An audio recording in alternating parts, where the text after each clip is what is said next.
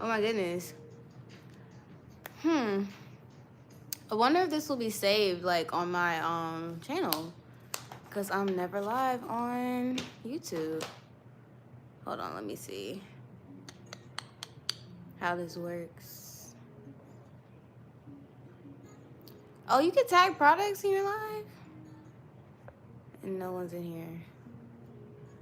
That's so crazy. Oh my goodness. Hi. This is kind of crazy. Whoa. I have never done live on YouTube like this before in this way. Usually it's like, on my laptop, but I think every app's trying to be like TikTok. So, hi. I usually go live on TikTok, but I was like, you know what? We're gonna get a live on here. So I like to do hair growth Q&As. So I think I might want to pin that. I don't know if I can pin comments on here, but I want to try to pin. I'm gonna start a Q&A, and I'm gonna say hair growth questions. Oh, this is perfect. Love this. 1 second. I'm so sorry. I'm like trying to figure it out. Oh, okay, perfect. Can I move this out my face? Okay. I guess not. It's gonna be stuck in the center. So let me lift this up real quick. Okay, there we go. So ask your hair growth questions, whatever, in this thing. Let me see if I'm able to. Oh wait, JK. Yeah, okay. I think it's like for a certain amount of time. So I'm gonna like shut off in like 5 minutes, and then I'm gonna answer all the hair growth questions. So just ask them in there. But until then, y'all can ask whatever. What's your favorite makeup product? I don't have one. Y'all don't really wear makeup like that. What do you think about herbal oils for hair growth? Awesome. Favorite food is ramen. Um, how long did it take you to grow your hair to waist length? About 3.5 years. So I big chopped in 2017, like May 2017. I remember it was the day after I graduated high school. And then I reached waist length, I know, like before I got on social media. So like it was in 2021. So like my first like viral video was waist length hair. What is a good shampoo? I have a bunch. They're my favorite products for 2024. But the one from Dinah's Recipe, just off the top of my head, not in any particular order. Um, Pattern has a good shampoo. Briogeo, their micro exfoliating shampoo, is really good. It's like in a jar. Um, yeah, I think that's all I can think about. Off the top, they're pretty sure there's more. Go look at that video because I don't want to tell you the wrong thing. Have you tried MSM? No. The thing with those hair growth, like minoxidils and stuff like that, like when it's properly formulated in a product, that's fine. But just using it straight out, like raw like that, you grow hair everywhere. And I don't want that. And I don't have a problem growing my hair, so I don't want to like, kick, mess anything up. By the way, y'all, my twist out is a week old. So that's kind of crazy. I'm gonna do a video. I'm gonna take these out because I had this for church. I'm gonna do a video, like sharing with you guys how to keep a twist out in for like 2 weeks. So if you want to see that, that would be cool. And don't mind my Christmas pajamas. I just like the material. So yeah. Let's see. I have 4C loprosity hair. So all of my it's like stuck. All of my hair growth tips and everything that I do is not based on porosity. So I can't really answer questions like that just because I don't know my porosity. I've never known my porosity. So I'm sorry. What's your opinion on rosemary water? It's a trend. I don't really think you need to do it. If you want to try it, awesome. Rosemary is a great ingredient in products, but just by itself, the whole Miel situation, I feel like a lot of that was just user error, but don't want to get in trouble. Let's see. I like the pattern edge control. Do you enjoy Shea Moisture? Yes. This actually is a twist out with Shea Moisture, so I did a video for them. But I always research products before I agree to any brand deals, so you know.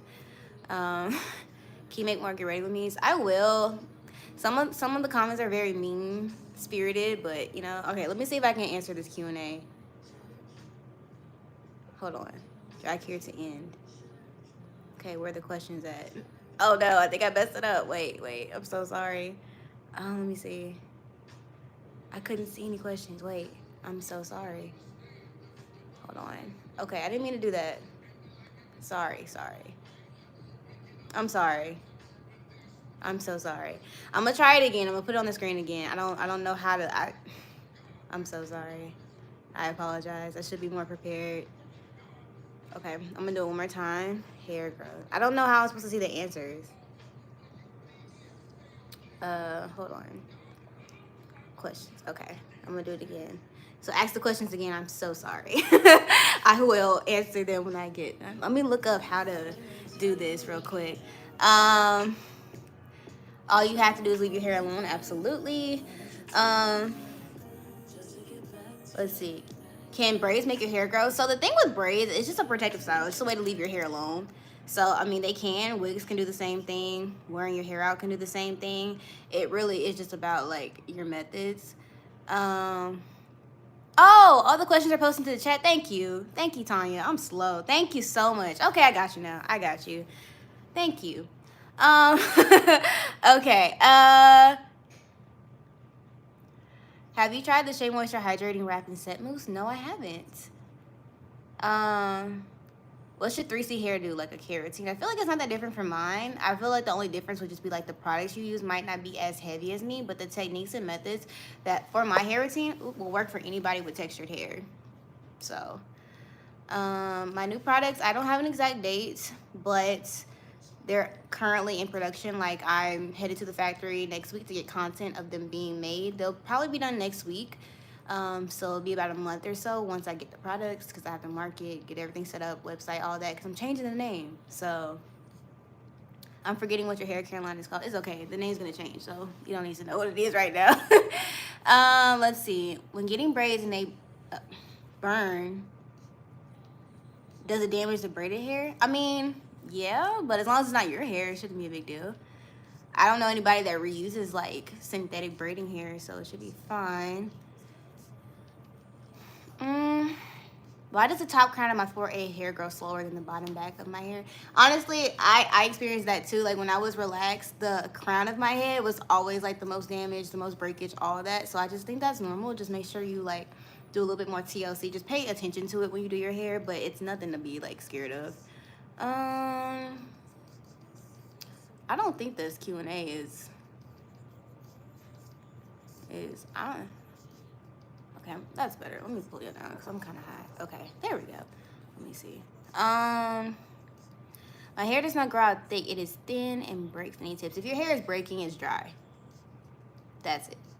In fact, most of like any issues you have with hair growth will be solved if you learn how to moisturize your hair. Like, think about anything that could be wrong with your hair. Moisture. Your styles don't come out right. 9 times out of 10 is moisture. Then it's your technique with your styles. If your hair is breaking, it's a moisture issue. If your hair struggles to get definition, it's a moisture issue. Split ends all the time, moisture issue. So yeah. Let's see. Okay. The person commenting about the twist out, I'm gonna post a video on that soon. But I have other videos if you want to check it out. Your question is too general because I can't answer like that in a sentence because it's a lot. But yeah, how do you feel about the meal controversy about it damaging rather than nourishing? So I posted a video on meal. I don't get a lot of backlash as a creator, which is good. Like, thank the Lord. I try not to be a dramatic, creator in drama and mess. But I know I'm very opinionated and I know I'm very honest to a fault. Like, there are certain brands I'll never work with because I open my mouth. But with the meal thing, I said what I said about it and I meant what I said. You can watch that video, but I don't want to gaslight because I do think people experience breakage and hair falling out, but that literally, if you look up any brand pattern hair falling out, TGIN hair, there's always going to be somebody saying their hair fell out, and they're always going to say it's because of a product. We think about hair growth the wrong way, and we think about hair loss the wrong way. We think hair growth is attributed to one product, which is not true. And we think the same about hair loss is attributed to one product. No. If your hair is falling out, it most likely is a combination of just things you've been doing over time. Also, people hopped on that rosemary trend, and when you use a highly concentrated oil like that every single day, dousing your scalp in that's gonna have some long-term effects. Now, do I think Mielle is a product line for everybody? No. But using a product one time and it makes your hair fall out, highly unlikely. But no. How do you feel about TGIN and Camille Rose? I like Camille Rose. I like TGIN. I definitely want to do a dedicated video on Camille Rose in the future. I haven't done one yet, but I want to. What's the best eyelash serum? One that I know is easily accessible is Grand Cosmetics, but it will give you gave me under eye hyperpigmentation, so you have to use it with a caffeine under eye serum. Um, let's see. Can kinky hair that's kind of straight get curly? If your hair is naturally curly and it just is it curling, then yeah. But if that's your natural hair texture, then I don't think so. That's like, me saying, like, can my hair get looser? Like, yeah, if I style it in a way that makes my, like, a twist out where my curls are looser, or if I do it, damage it. But, like, naturally, you can't, that's one thing I wanted to say. You can't change your curl pattern. I hope y'all know that. And that's okay if you thought that, because I used to think that. You gotta have to love your hair the way that it is. It took me a long time to love my hair. I will say, the longer my hair has gotten, the more I've loved it. I don't like my hair when it's short with the texture that I have. It's just not a vibe for me personally. I like when my hair is longer, because like that hair literally has to be like down here for it to shrink up right here. Like, this is my hair in a twist out. This is 7 days old. I'm probably gonna wear it for like another 2 weeks. Like I said, I want to do a twist out video for you guys. So I'm trying to see how long. I tried a new method. I'm trying to see how long it lasts. That way I can wash my hair and do the video again for y'all and actually show y'all what it is. So yeah. My hair stays dry all the time. What can I do? I would watch. That's been so long. There's a video on my channel called The Secrets of Hair Growth. Even though the products I use in that video I don't really use anymore, the method is the same. A lot of the times we're using like leave-ins and stuff like that, and we're not using anything to lock that in, or we're not using heavy, thick enough products that can actually hydrate but also keep the hydration. It's called moisture retention, help you to retain moisture. The more hydrated your hair is, the more your hair will learn to easily soak up moisture. Like my hair 2 years ago would take forever to like get water in it. The styles would look dry and crispy and all that. But now my hair looks really good. Y'all seen my wash day videos. It looks super hydrated, super defined, all that great stuff. I will collab with whoever, whenever. So yeah, I'm not really interested in collabs right now, but I mean maybe in the future. So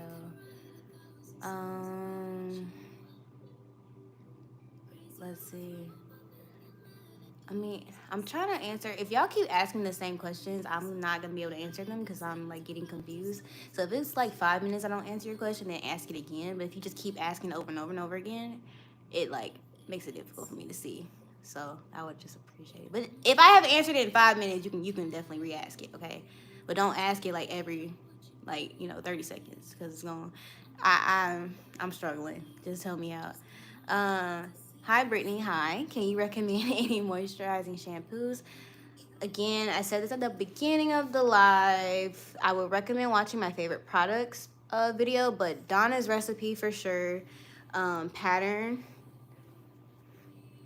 There's like, Way thick hair shampoo. That's my favorite.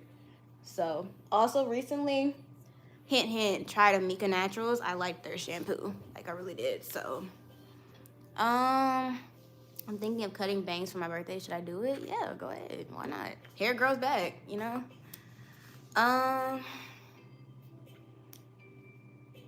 What product do you recommend for stripping all products once a month? Really any clarifying shampoo will do. You can always be like super affordable and do like an apple cider vinegar rinse. That will strip anything on your hair off without really drying it out. Is it better to add oil to your hair mask? I think so. I've been doing that for years. I would recommend it. I use a Shea Moisture hair mask and my hair is starting to grow. I'm telling you, go get it. I've had people like have beef with me, like working with Shea Moisture. I'm just like, y'all act like I haven't like posted about certain products from them since I've been on social media. Like, it's okay if they're not Black owned. Any Black History Month business product promo specials? We just ended one. We had one for 2 weeks for Valentine's Day, but it ended on Friday. So when it comes to my business, I'm struggling because I'm like stuck, because I know like the relaunch and stuff is happening within the next like month or so. So I don't want. I'm just kind of just trying to figure out how to navigate between still keeping the current business up and running while still working on the new business without doing too much of the current business. So I'll say this: the products we have will be available even when the relaunches happens until they're gone. But once they're gone, they're gone. And I would say the hair butter that we currently have is almost gone. Like we're about we have about a third of the inventory left, and it just restocked like a month and a half ago. So, but the new hair butter is the same. It just smells different, but it's the same exact formula. I made sure that nothing changed. Um, how much did your products cost? All the pricing is on the website. Um,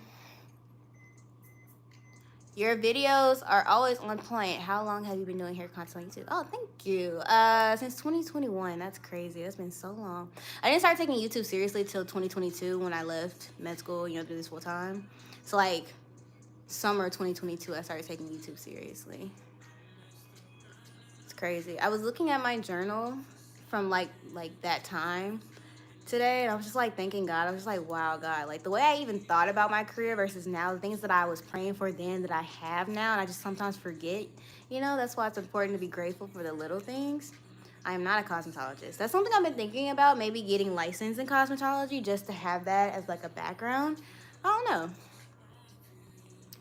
I think I'm pretty educated about hair, but it's mainly been self-taught. Um, but I think I would like to have that like educational aspect under my belt. I already have 2 degrees, but I mean, I'm blessed. I think I could afford cosmetology school. I also want to go to culinary school one day. Don't know when. How often should you do an ACV rinse? Whenever you just feel like you have a lot of buildup. Usually, honestly, y'all, I do them once every like maybe like twice a year.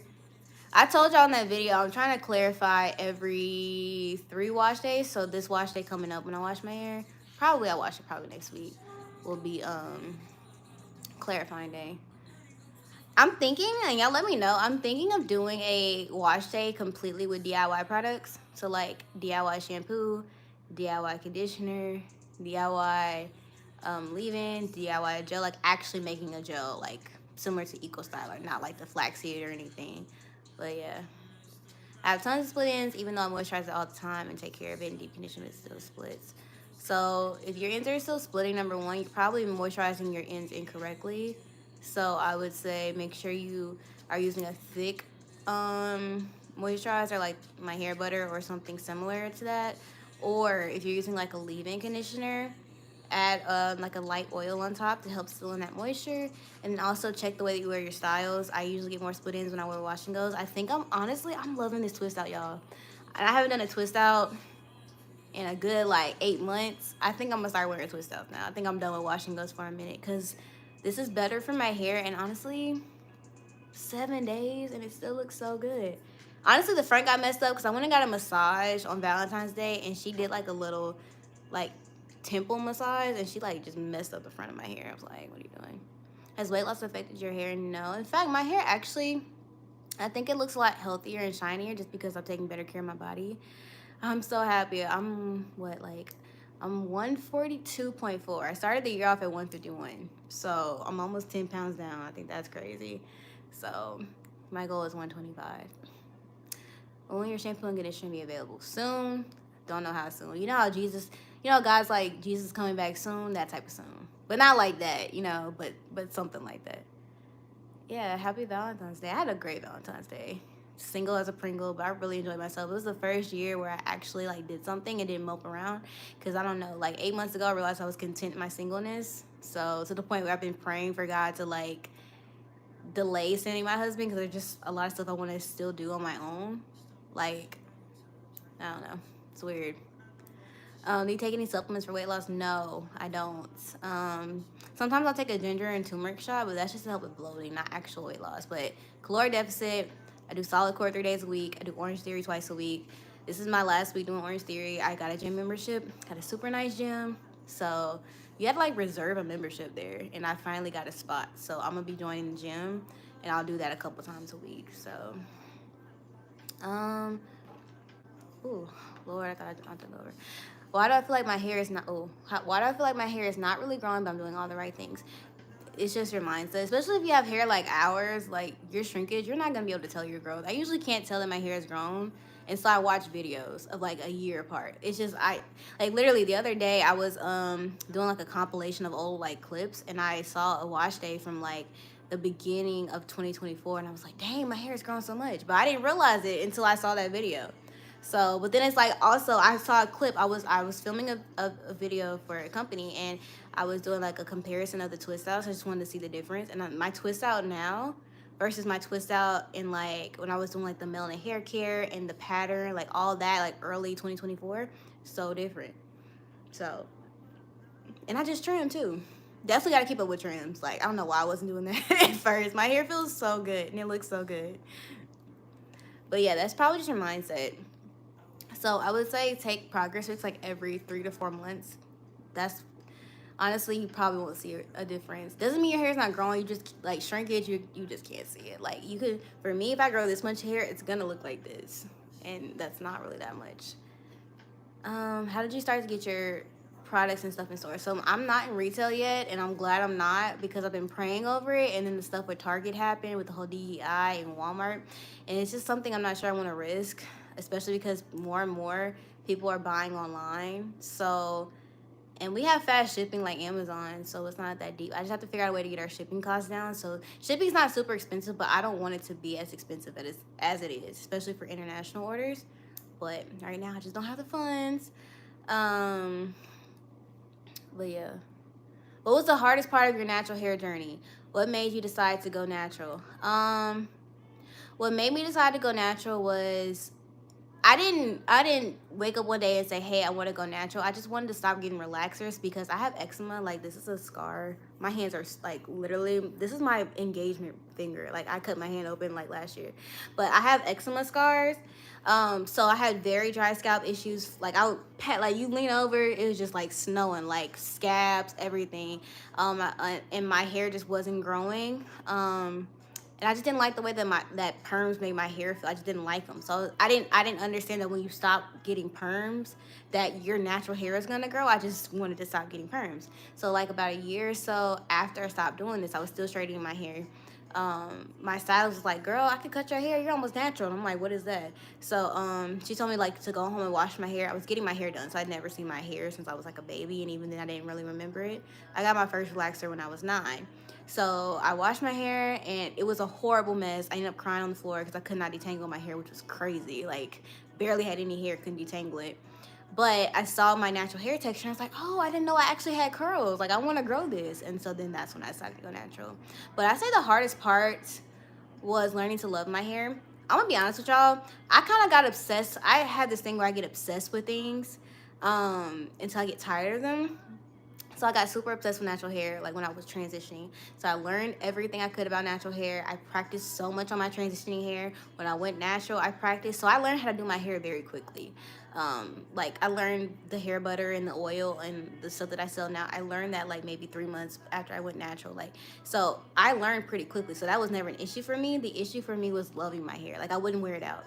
I didn't start wearing my hair out till like last year, which is crazy. Like I would bulk film stuff for y'all, so y'all think I was wearing my hair out all the time, but I never was. And you don't have to, but I was doing it because I just didn't like my hair. I didn't think I could wear wash and goes and twist styles, which is crazy. Because I prefer wearing my natural hair now.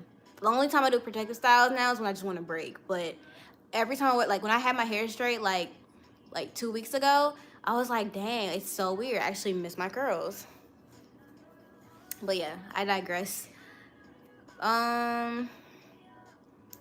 For product recommendations, because I see a few favorite products of 2024, that video is up. Check that out. If you don't want to watch it, everything is in the description. So made that easy for y'all. I was like, who is that in my apartment? Okay, is my apartment clean? It's clean-ish. I was doing a puzzle down there, so yeah. It's hard, so I gave up. Do I have the picture? Oh, it's all the way down there. Okay. This is what the puzzle looks like. I did the border, but I was like, all this part, no, I couldn't do that.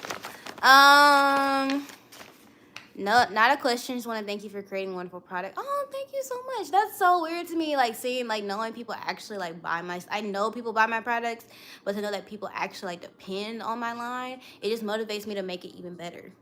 You know, like I really want to make products. I've been praying over the. I'm not gonna lie to y'all. I've been praying over the pricing of these new products because I gotta make a profit. But with the way the economy is now, there I have to move some stuff around because there's no way I'm gonna be like charging like, you know, $35, $40. I can tell you for a fact there's only one product that I feel like might be over $30, and it's gonna be like on the like $31. Everything else will definitely be under $30, but I'm trying to get at least one other product that I'm in my head under $25. I just have to move some things around. Like I don't have as many resources as large companies to make my products like dirt cheap, and my ingredients are sourced like they're really high quality. I'm not even gonna lie. So but I'm gonna figure something out. And I'll do bundles and stuff like that. We do a lot of sales, so I'm gonna make sure that y'all are straight. I don't want to be one of those people that just like charges a bunch. I could, and I know people would buy them, but I don't feel right in my spirit doing that. I'm gonna figure something out. I'm gonna figure something out. We'll do giveaways. We'll do sales. We'll figure something out. Um, we'll figure it out. I've been praying over it, so God will like let me know the right thing. Okay, I'm like catching up on comments. So if you commented something and I didn't answer, ask it again right now, please. Cause I'm like way behind. Um, let's see. Please bring back your exfoliating shampoo. I'm not right now. There will be a shampoo, but it's not exfoliating shampoo. Like I do not make my products anymore. They are professionally manufactured. I work with formulators. I work with the person who created Design Essentials, who created Tweezy Wad, who created there's another huge line that he's made. So I work with the like some of the top formulators in the industry to make my products. I'm in complete control over the formula. We work together with it, but like I like depend on his expertise in the industry. But yeah, so I don't make my products anymore. So yeah, I've been working on these products for over a year.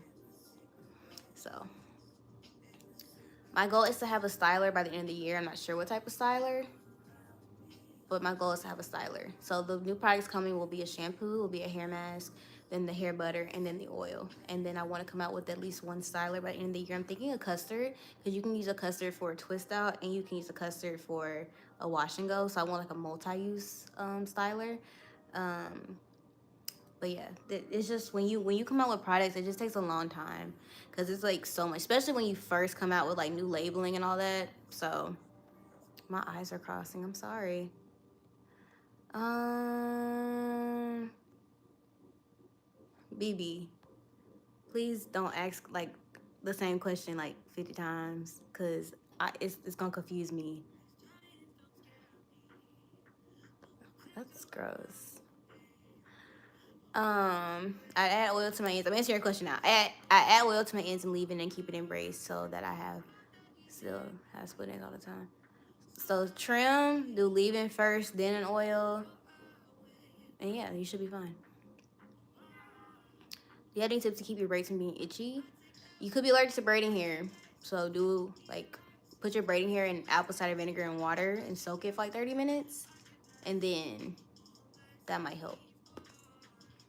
By the way, y'all don't have to. I'm gonna change this Q&A. I'm just gonna do questions because y'all don't have to just do questions. I mean here, because I forget I don't go live on here a lot. So I'm just gonna go back. I'm gonna say questions for me. Questions for me. So y'all don't have to be limited to answer hair questions.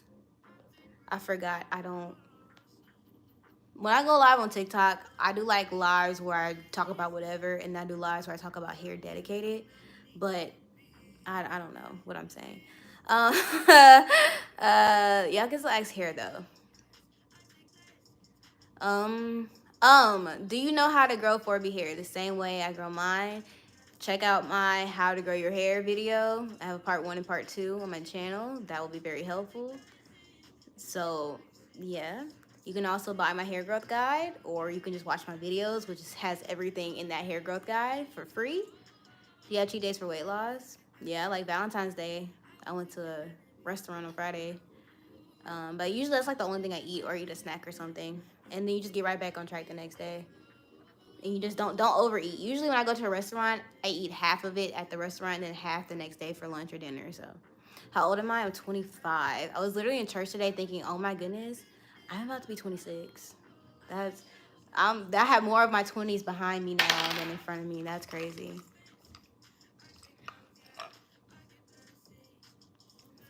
For on wash day, I have a mask and a conditioner. So I use both. Just you can use conditioner to detangle and then a hair mask to just put on your hair. Or you can just use the mask. I would say either just use the mask or use the conditioner in the mask. But you don't need to use both. How do you tell if you have split ends? Usually for me, my styles look gross. Because I can't really see split ends when my hair is curly, but I can tell my ends look and feel like crap. Also, when it's a little bit harder for me to detangle, that's a clear sign I have split ends. Like, once I did that trim, like last month, like the difference in my detangling was like night and day. Do y'all see how good my ends look? Look how good, like y'all see like the coils? Can't believe this is day 7 here. That's crazy, but y'all see how nice it coils? Nothing's like scraggly or hanging out. I still need to get rid of this heat damage in the front, but it's okay. I like keeping the hair in my front, the front of my hair in bangs. So once it gets long enough, I'm just gonna cut it. But right now, it's not long enough. Are you looking for a relationship? No. I'm actually content in my singleness. I know like that's an immediate eye roll for a lot of people, and it used to be an eye roll for me. But I'm telling you, like 8 months ago, I realized I don't want to date. I still like men. I just don't want to be with one right now. Like I'm good by myself. How do you look for a man with genuine faith? That's the problem. You don't look for him. You don't look for one. You let God send you one. Like he didn't ask for your help. That's what I have to tell myself. He didn't ask for my help. So, um, I don't have a rice water leave-in conditioner. I prefer early church service. My church has a 9, 11, and 1. I go to the 9 a.m.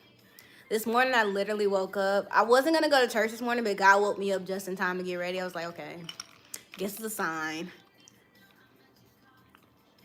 Will you be changing the name of your products? Yes, I will. How do you keep 2-strand twists tight at the scalp? Are you talking about a flat twist? I have a tutorial on flat twisting. Like a full video. Yeah, I do. I like the way your skin looks. How I get mine look like that. I have my skincare routine on here. Go to my skincare and beauty playlist and go look at the short. I have a skincare routine that I posted like a few months ago. It's pretty much the same as it is now. Do you get lonely as an entrepreneur? Do you have a good work-life balance? Oh, I have a good work-life balance. I like my job, so I like working.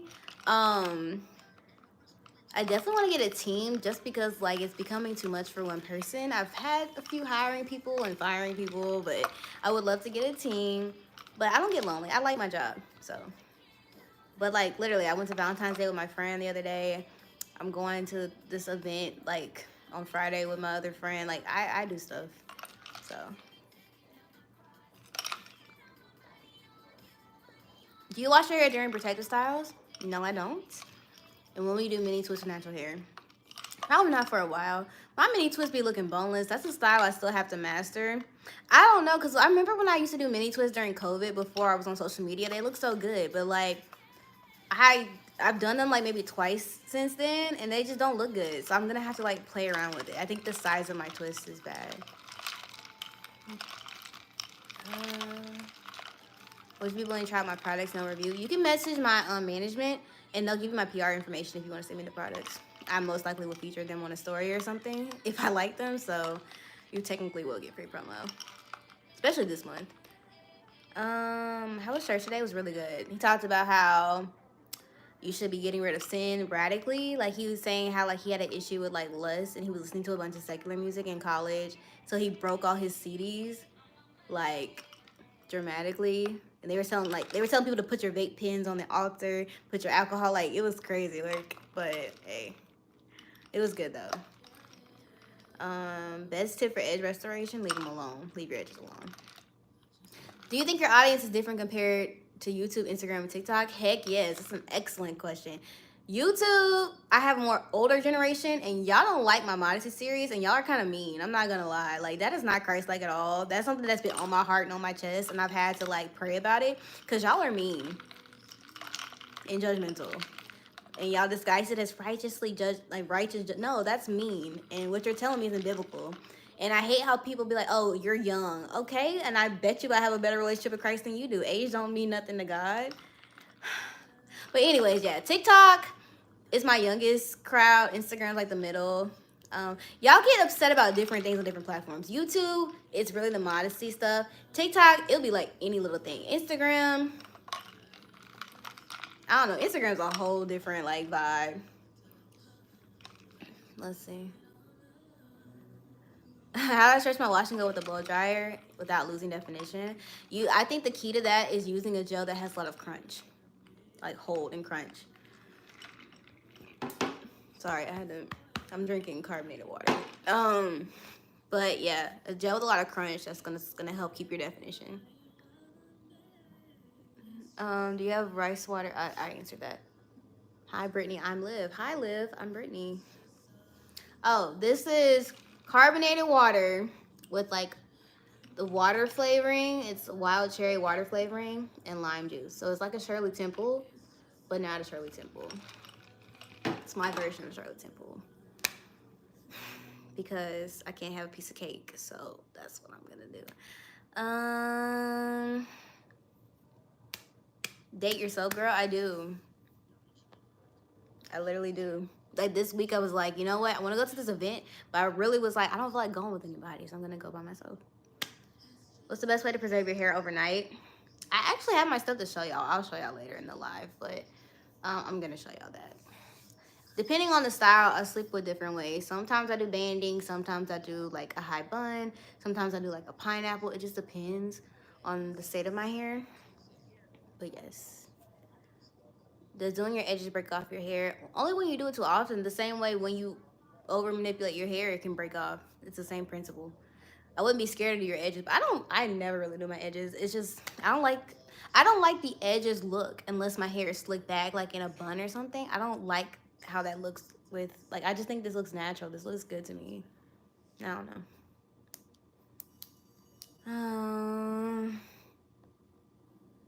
What are some of your goals for 2025? The only goal I had this year was to get closer to Christ and put him first.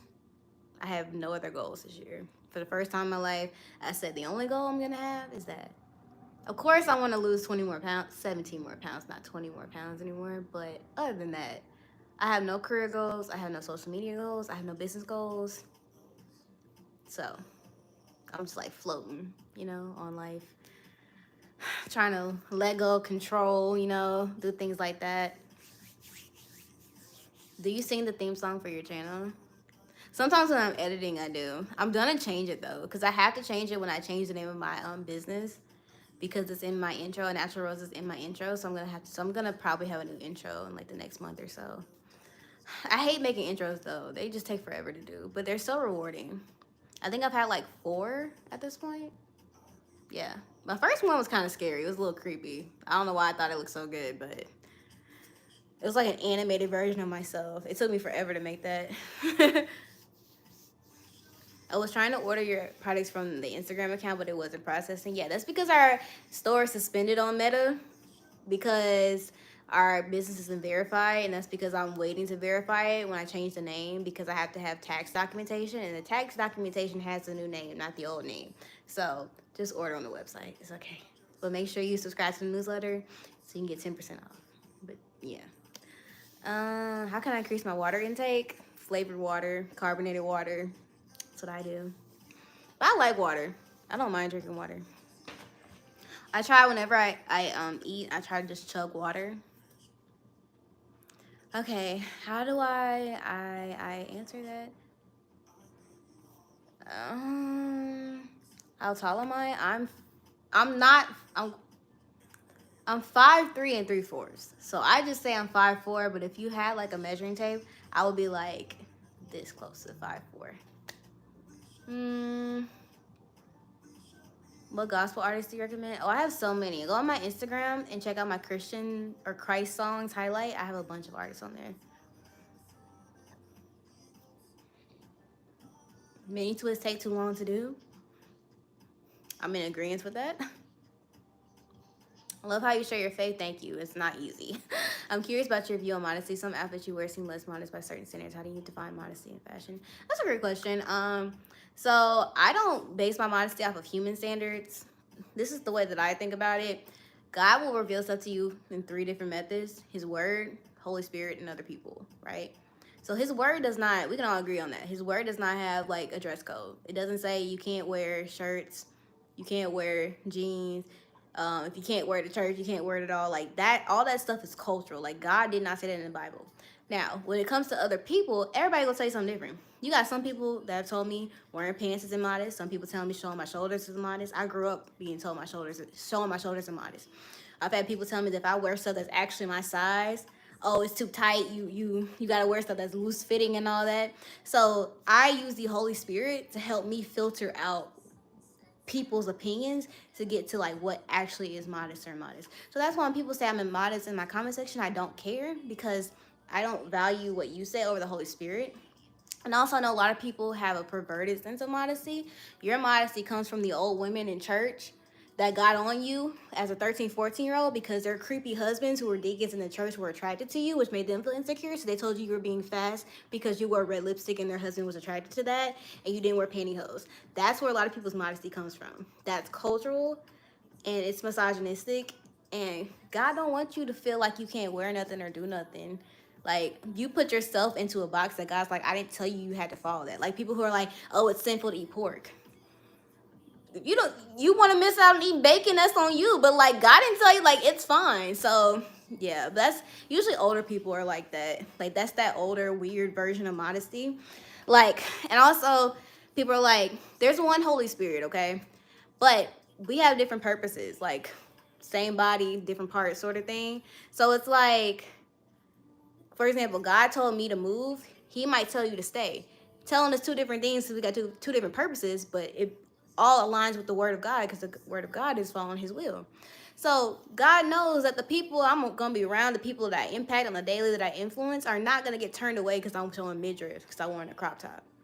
Now, if you're a pastor's wife and you run a ministry of 40, 50, 60-year-olds, wearing a crop top might be something that you get convicted over because of what God has for you. But nobody's out here saying, oh, I'm not going to be a Christian anymore because Brittany Rose is wearing a crop top. And they're not saying, oh, she's wearing a crop top, I'm going to wear a top that shows my titties. Like, nobody's thinking like that. I don't show my titties. I don't show my butt cheeks. I'm not out here wearing see-through stuff. I don't dress crazy. Like, I understand there's a time and a place for everything. You know, and then the people who are like, can't wear church, can't wear it at all. That's a cultural rule. If you want to follow that, that's great, but that's not biblical, and that's stupid, in my opinion. For example, I would not wear t-shirt and sweatpants to church. I don't think that's appropriate. Even on casual Sundays, I would never wear that. I don't think I would feel convicted about that, because there's a certain level of respect I would give to God's household. But does that make it immodest if I think it's okay to wear that to go run an errand at Walmart? You see what I'm saying? Like, I gotta think. Like, that's that weird type of perverted Christianity. I don't do that. I am monetized. I better be, because I don't know how else I'm gonna do it. Where's your next vacation destination? I think I want to go to Jamaica for my birthday, or St. Croix, or St. Lucia. I forgot which one. What's your overall impression of Orange Theory? I'm quitting it. I'm more of a low impact, low intensity workout. Like, I like stuff that doesn't make me sweat, but it's still cool. There's nothing wrong with Orange Theory. It's just not my vibe anymore. It's super intense. Like, Thursday, they made us do like a 12-minute run. I walked the whole time. Like, I'm not. Okay. Are you looking for a husband? No, I'm really not. I don't even want a boyfriend right now. I'm catching up on comments. If I didn't answer your comment, ask it again right now. Or question, ask it again right now up there. I answered the service one. Would you ever consider doing a Bible study on Zoom? I am considering it. What's the lesson you've learned from your relationship with God? To know my place. Sometimes I'll be acting like God, and He's like, I didn't ask you for your help. It's kind of like how you're cooking and a toddler asks you to help and you know they're just gonna make things worse because they don't know what they're doing. Sort of like that, I feel like. So just like letting God handle it. Like, what can go wrong if you just let God handle it? That's why this year I have no goals except for to prioritize Christ and just see what happens. I say, you know what? Every year I've had New Year's resolutions and I've never completed them and it's never worked out the way I want. Why not just try this year? Just put God first. That's all you gotta do. So that's what I've been doing. I've been fine. So yeah. Can you do a review on Paul Mitchell products for curly hair? See, that's the thing. I think they're for curly hair, not coily hair. I'll look at it though. What makes you happy? Jesus makes me happy. Let's see. Anybody that's asking about product recommendations, I'm gonna give you the same ones in my favorite products video. If you don't feel like watching it, the description is all the products, my favorites that I've tried this year. So, and it hasn't changed. So, well, maybe a few things have changed, but not that many. You'll be fine if you get any of them. What's your current fasting schedule? I eat at noon. I have a protein shake at 2. I eat dinner at 4. Well, today I had to cook, so I didn't eat dinner till like 6:30. But that's usually what I do. I have like a in between a snack and a meal. It's like that type of size for my first eating session, and I have dinner. So like I had, what did I have today? I don't remember, but I had chicken parmesan. I made chicken parmesan and roasted eggplant. Yeah, I'll be cooking. Period. Like, I noticed that you've been on a weight loss journey. I would advise you to look up lymphatic drainage on the arms because I think my arms are fat and I just needed some drainage. Oh, I'm gonna look that up. Thank you. Honestly, for me, the only part of my look, I was filming from the weight loss vlog, but for me, I hold most of my fat like from stomach up here. My arms, I'm not really insecure about them, honestly. I'm not insecure about my arms, my back, nothing. Favorite Bible verse, Psalms 55:22. For all you worry wards. Cast your cares on the Lord and he'll sustain you. He'll never let the righteous be shaken. What are your thoughts on people wearing bonnets in public? Do you? I wouldn't. I wasn't raised like that, so it just would be weird for me to do. But like if I see a girl with a bonnet on, I'm not gonna think anything of it. Like I wish I could be comfortable enough going to the store in a bonnet, but I just can't just because I was raised. It's just weird. So what you eat after dinner? I had a serving of Halo Top ice cream, which is like 100 calories. Or I'll do like the Lily chocolates or a popsicle. You watch NFL? No, I don't like football. So I don't like sports. And that's just because I have 2 brothers. So growing up, it was always like travel ball, going to their games, all that. So I'm kind of over it. How long does it take you to get monetized? Well, I know back then it was different. I got monetized like in 2021, but it was different back then. It was like you had to have a certain amount of followers, a certain amount of watch time. So I think it took me like maybe like 3 or 4 months.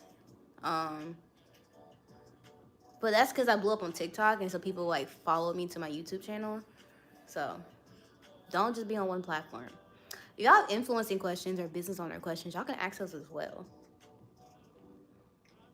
Um, my wash day was today, and it was such a chore, but I feel good now. Facts. I feel that. I don't really enjoy my wash days anymore, just because I have to film them. If I didn't have to film them, I think I would enjoy them more. But like it's so weird. Like I may have like 2 wash days during the year where I can wash my hair and not have to worry about filming, and I'm just like, this is beautiful. Because honestly, people think my hair takes forever to do. If I wasn't filming, I could be done with my wash day in 3 hours. Like it'll take me 45 minutes to shampoo my hair and detangle it, sit with my deep conditioner for like 30 minutes, and then take about an hour to apply the products, an hour to dry, and I'm done. Like especially like with a twist out, just do your twist, sit in the dryer for 30 minutes, go to bed, wake up, take them out, you're done. Girl, when's the shampoo coming? I'm not giving exact dates, but I promise y'all it's soon. I know that I said that last year, but like literally they're in production right now. Like I could call my manufacturer tomorrow and he'll tell me, okay, yeah, today we're working on the oil. Yesterday, like I know last week for sure they did the oil. Like the oil's done. So I'm literally annoyed. I have to search your videos on YouTube because you took me out of the algorithm. It makes me sad. Why are some Christians so mean? I don't know. I don't get it. They'll praise their blue in the face, but an hour later they'll be mean to someone. Yeah, it's sad. Would you do a review on smaller black-owned brands like She Sent It and Nature's Little Secret? I've never heard of those, but I will definitely look into that. When you launch your business, you still have a full-time job? I launched my business when I was in medical school, or like 2 months before I started medical school. It was June of 2021. So I did not have a job. Before I was on social media, I started social media in between during my gap year. So I graduated college in 2020. I graduated college in 3 years. So I graduated the summer of 2020, and then I went to med school the fall of 2021. It's like that whole school year.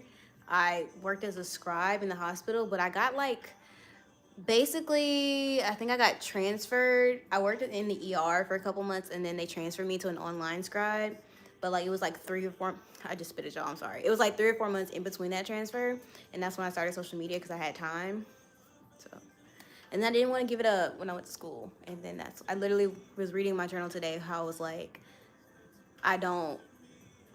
It was just so weird, like just seeing my thought process of like deciding whether to leave med school or not. It was crazy.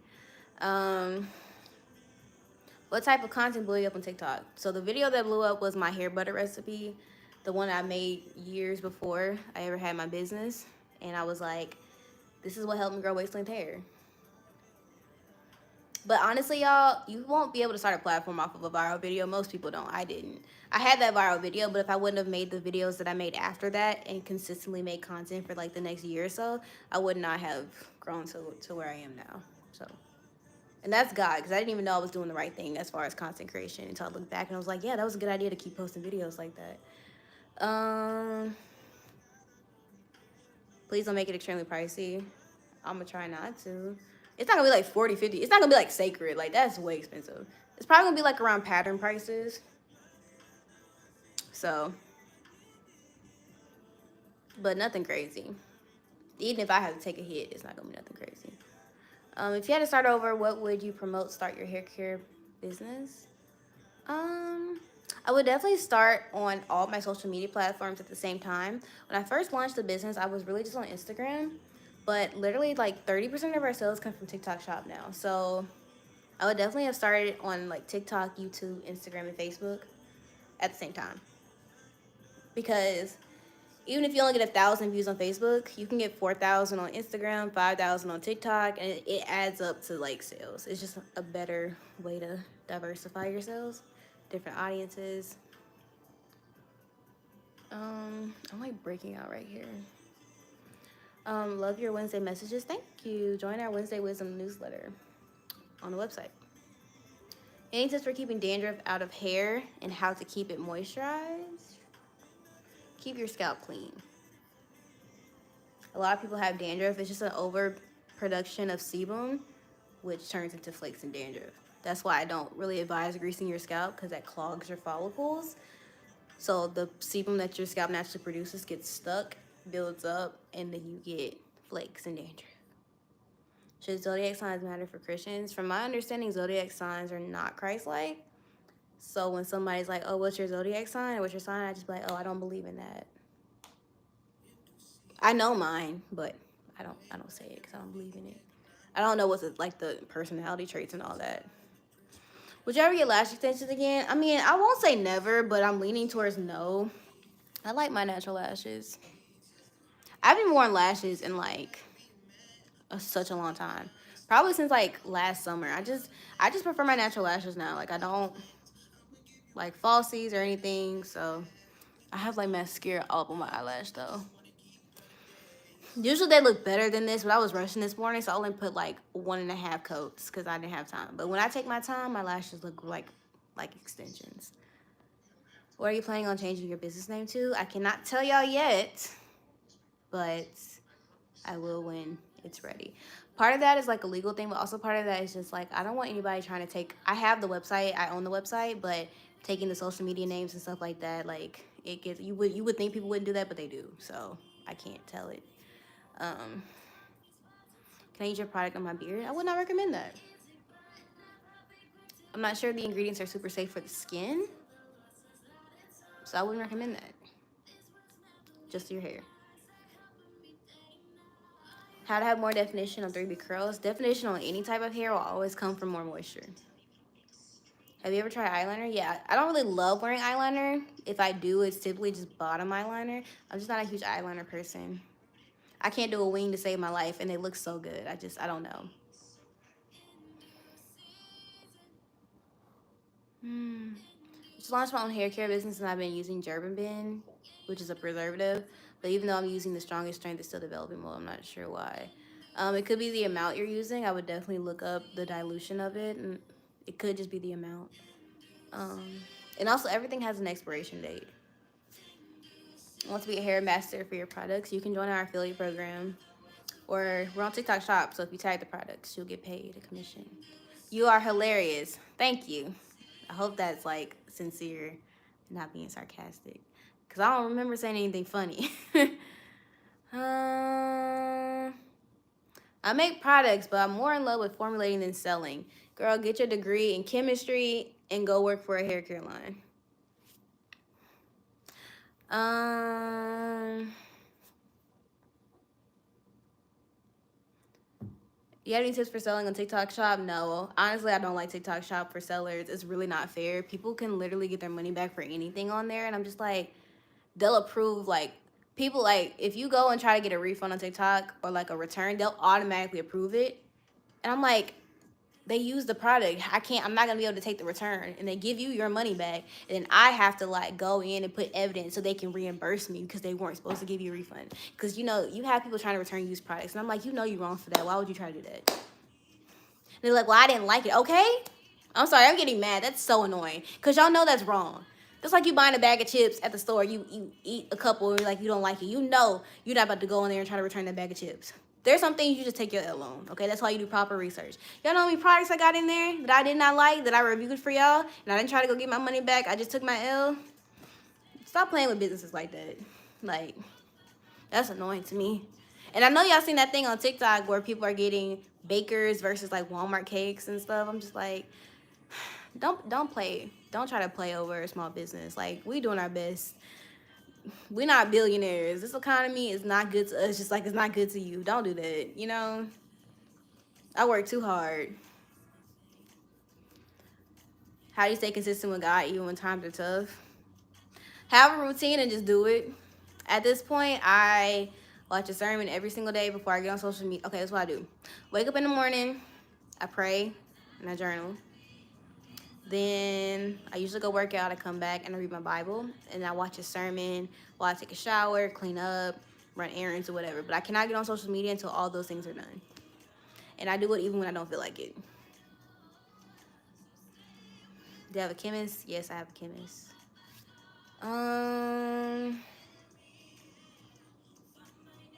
I'm sorry if you said it already. Why are you sorry? Why are you still in medical school? No, I'm not. What's your favorite movie? 7 Pounds. Be With You is a Korean movie. Um, A Walk to Remember. Period.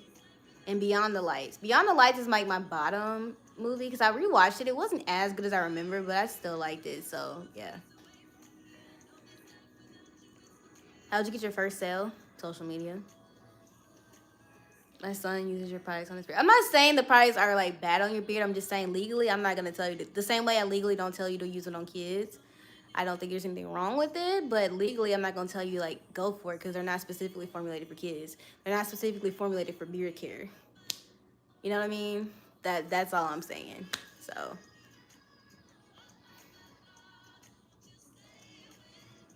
Mm, are you gonna trademark your new business name? It's trademarked already, or it's in the process. It takes like a year to get trademarked, but. Are you single? Yes. Gladly, happily single. Loving every second of it. If you asked me that 2 years ago, I've been like, I hate it, but I love it now. It's so weird. Like, literally, how like you fake, like, being content because, like, people say, like, whenever you're content, that's when God will send you somebody. So you'd be like, God, I'm content, I'm out here living my life. But, like, I actually feel like that for real.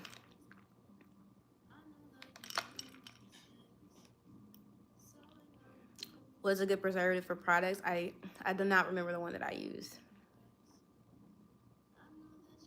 But if you look it up, you'll find a good one. Myra, why you asked about 10 times whether I was single? You must have really wanted to know. Why is your upper lip so black? I don't know. That was a hidden comment. I just wanted to read it. I don't know. You can ask Jesus. You cannot make me feel insecure about my face. You can like literally. My face is T, okay? Everything else, my body, all that, I gotta work on that for myself. But my face is T. You'll never make me feel insecure about my face. Especially my eyes. That's my best feature to me is my eyes. Like that, you can never make me feel insecure about my face. You could try it though. That you ate though. I'm gonna show you. I'm gonna show you a comment just so. Slim Shady, you are being shady though.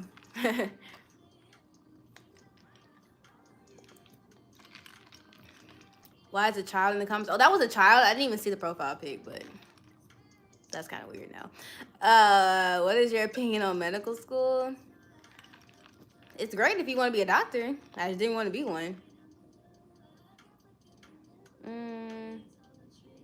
I have not signed up for grants for my business. Okay, I'm starting at I'm refreshing the comments. So if I didn't answer it, then ask again right now because I just updated.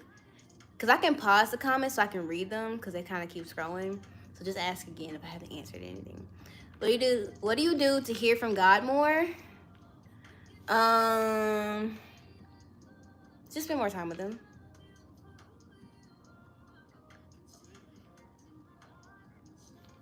Should I use shea? Ooh.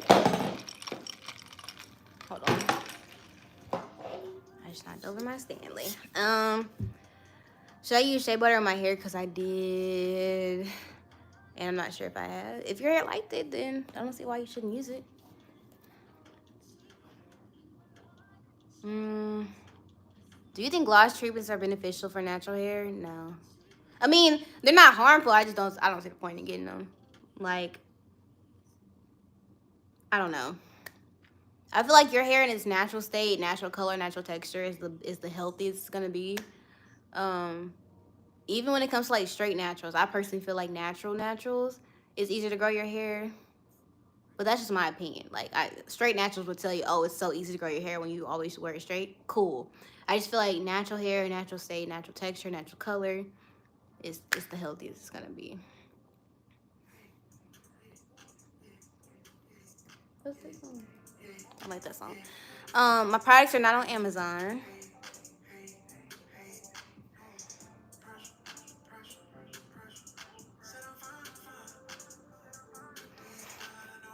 Not you switching up, Slim Shady. Cause you know good and well, if you actually meant that, you would have said that from the beginning. You know good and well that does not correlate. So she says that she's goth and she needed a dark lip liner. She said, "How do you get your upper lip so black?" That is, you know good and well that's not how you ask a question about a lip liner. Like, be for real. I might be slow, but I'm not that slow. Don't switch up now. You thought your stuff could stay hidden? That's funny.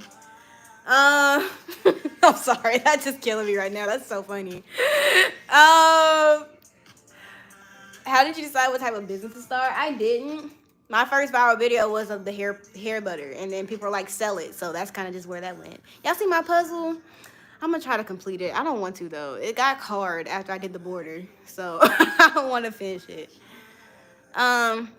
Did you ever imagine you would be a successful business owner? No, because I didn't never want to run a business. Out of all the careers I ever wanted in life, that was like not on my list. That was like, I just never thought about it, you know? Tips on staying motivated on your long hair journey. Understanding that it's gonna require patience, and if you keep doing what you're supposed to do, your hair will grow. Is it safe to wash your twists? Yes, if you do it right. I'm dealing with major breakage. My hairstylist says it's probably Captain Corey. Re-ask your question because I think you had a typo, so it like throws the whole question off because I don't know what you're asking me and I want to answer it. Is that current hairstyle wash and go? It's a twist out. Thank you. It's 7 days old too. Crazy, right? Look at that. I'm mad. She messed up the front when I got a massage, but the rest of it looks good. I'm gonna have to figure out how to fix that.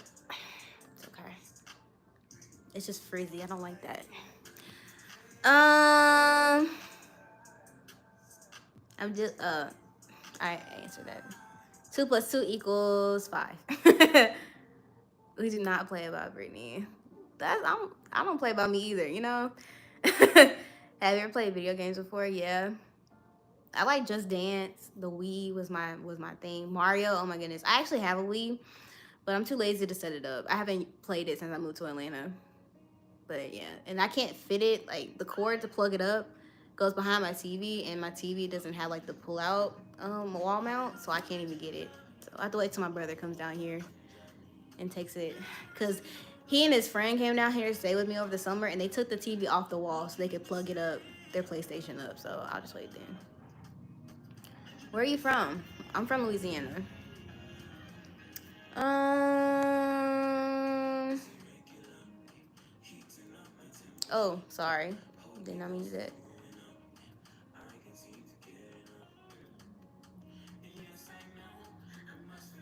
What's the difference between a deep conditioner and hair mask? It's the same thing. It's just some people will say hair mask, some people say deep conditioner. It's some marketing things. It's the same thing. I don't plan on doing skincare. Where's your nose ring? I don't know. I lost it. It depends on how I feel. But right now, my focus is getting a full hair care line.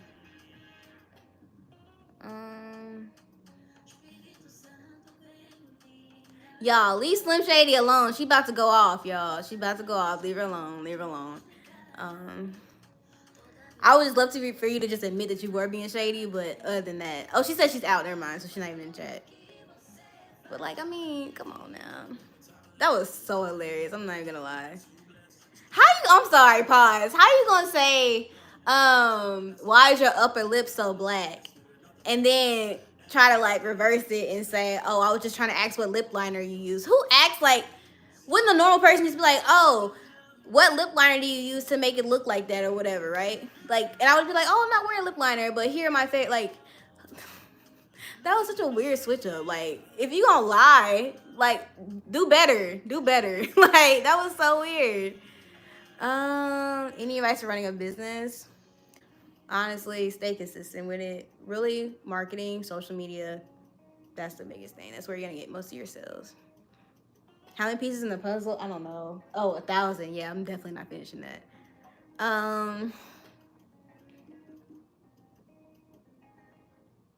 Song request, Can't Get Enough by Aja Walls. I got you. I like that song.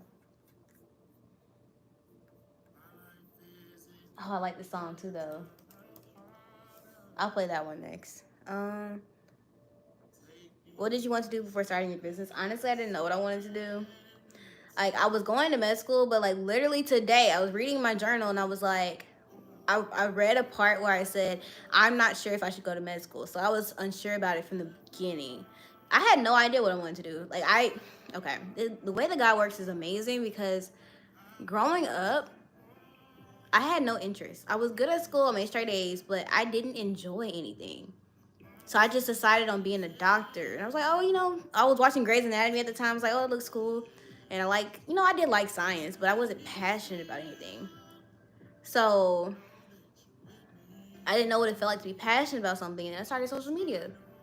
And then I started running a business. I was like, oh, this is what it feels like to be passionate about something. So, yeah. But I had no idea what I wanted to do. Like, I can't even tell you. One thing I did want to do was be a pastry chef because I really like baking, but I still want to do that, but not. I just want to learn how to bake. Not. I might go to like pastry school just because. Hmm.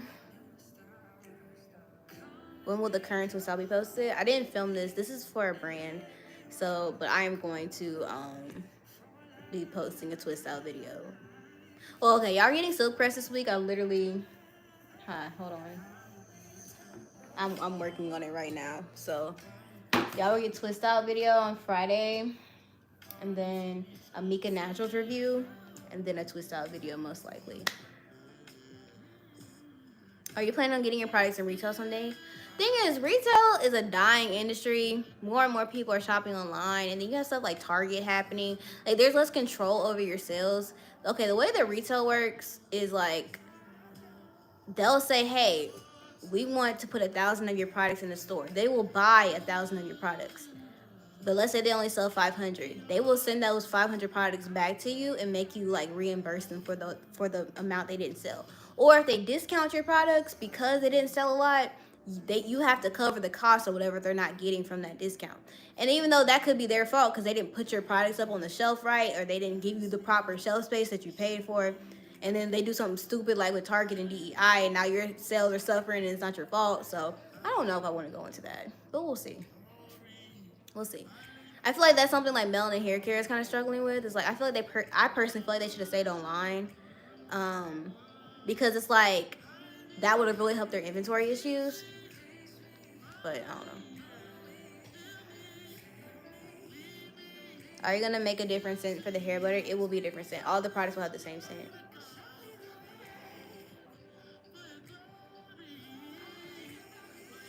Mm,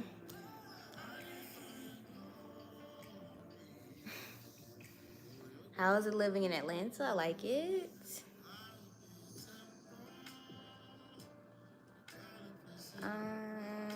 Let's see.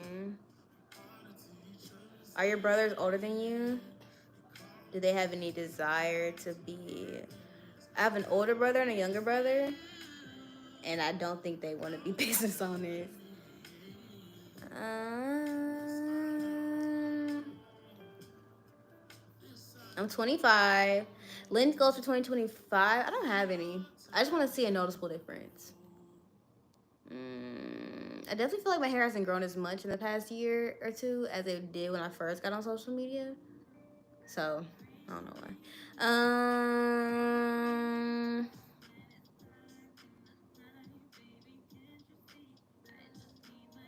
okay. Ask your questions again. I'm caught up on comments. I keep seeing that. That's why, like, I keep like when y'all keep asking the same ones over and over again. I can't see the ones that I haven't answered outside of yours. So just ask it again right now. What are your goals in 2025? I don't have any. Just prioritizing God. I'm just going with the flow this year for the first time in my life, and it's scary. But do you like Kendra Scott? I don't know who that is. Thank you for recommending the Briogeo charcoal shampoo. Oh no, it's so good. Is there a is there a deep conditioner you recommend?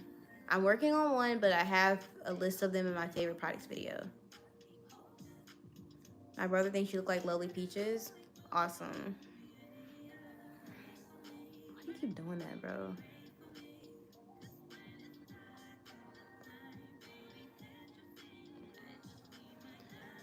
Um,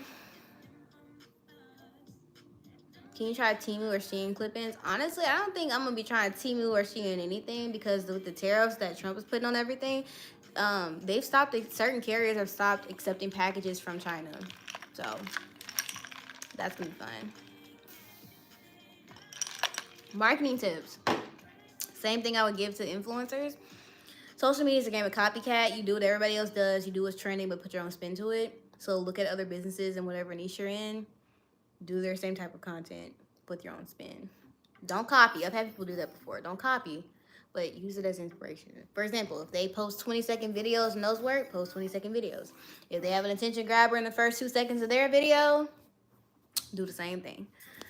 Have you ever had an encounter with lions in Atlanta? Unfortunately.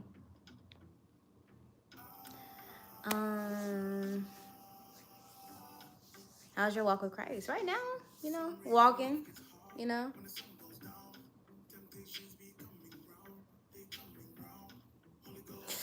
I ain't gonna do it. I was like, I don't want to have a repeat of Slim Shady. Let me not. What are your favorite books? Right now, I'm reading a Christian romance book. A Christian romance series. I had to stop reading like regular romance ones because they're like smutty, and I was just like, this is the same as like watching, corn. Like I can't be doing this as a Christian. So there's this series called Withered Rose. No, I'm sorry, that's the second book. It's yeah. It's called hold on, I'm gonna find it. It's really good, y'all. Like it's by Felicity Elaine. Just type in Withered Rose. It's a trilogy. It's about this girl. and she's forced to get married to this guy in the mafia. Like New York is run by like mafia bosses. It's not run by the police anymore. And like basically she's trying to bring her husband to Christ so they can end the mafia in New York and like get the city back under control. It's so good. And like it has like it talks about sex in it, but like when they have the sex scene, which they don't even have sex in like the second book. When they have sex, it doesn't like detail it. It just like it alludes to it in a way that's like super nice, you know. But they're married, so it's not a sin. It's just like really good. It's a Christian book. Like it's crazy. Uh, anyways, hmm. Jesus ain't run nowhere. I don't know what that's about. Yes, the products are available on my website as of now. Um, who's talking about my forehead? Y'all cannot make me insecure about my face. I'm sorry, y'all can't. Face card is giving tea. Like it never declines. That's the one thing. Even though I've had insecurities about my body before, my face, I've never been insecure about my face. So I feel like my hair just makes it 10 times better. You know. Mm, let's see. Okay, I'm gonna do a different Q&A. Let's see. Hmm.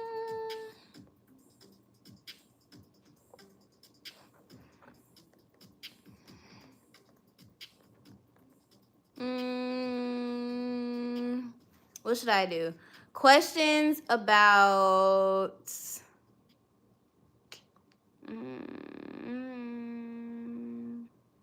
Oh, I'll do this. Questions about me that you want to know. What are things about me that you want to know? Oh, I forgot to play somebody's song request. Hold on.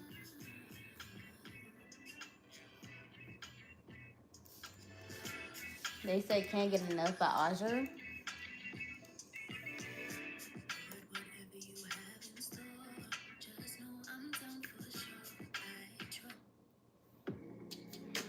Okay, are you going to do more debates? Never in my life, ever again. I will never, ever, ever.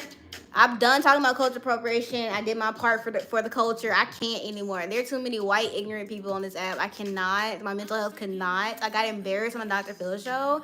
I should have realized what type of platform I was going on. And then I had people trying to gaslight me into thinking that I was wrong. And I'm like, I'm not crazy. Like I know what I experienced as a black woman, but then that had black girl was trying to tell me how I was supposed to feel. Official Gabby, I answered that question. Please stop asking it. Thank you, thank you. Appreciate you. You can ask another one though. I have a Christ songs highlight on my Instagram if you want to see like all my Christian song suggestions. My hair type is what is my I don't know my hair type. It's that was my ice and maker in the fridge. Type 4. Are you in a relationship? No. And I don't want to be. Y'all can ask me how I got content in my singleness. So, how do you keep your face so clear? I drink a lot of water, but I naturally have dry skin, so I'm not prone to breakouts like that.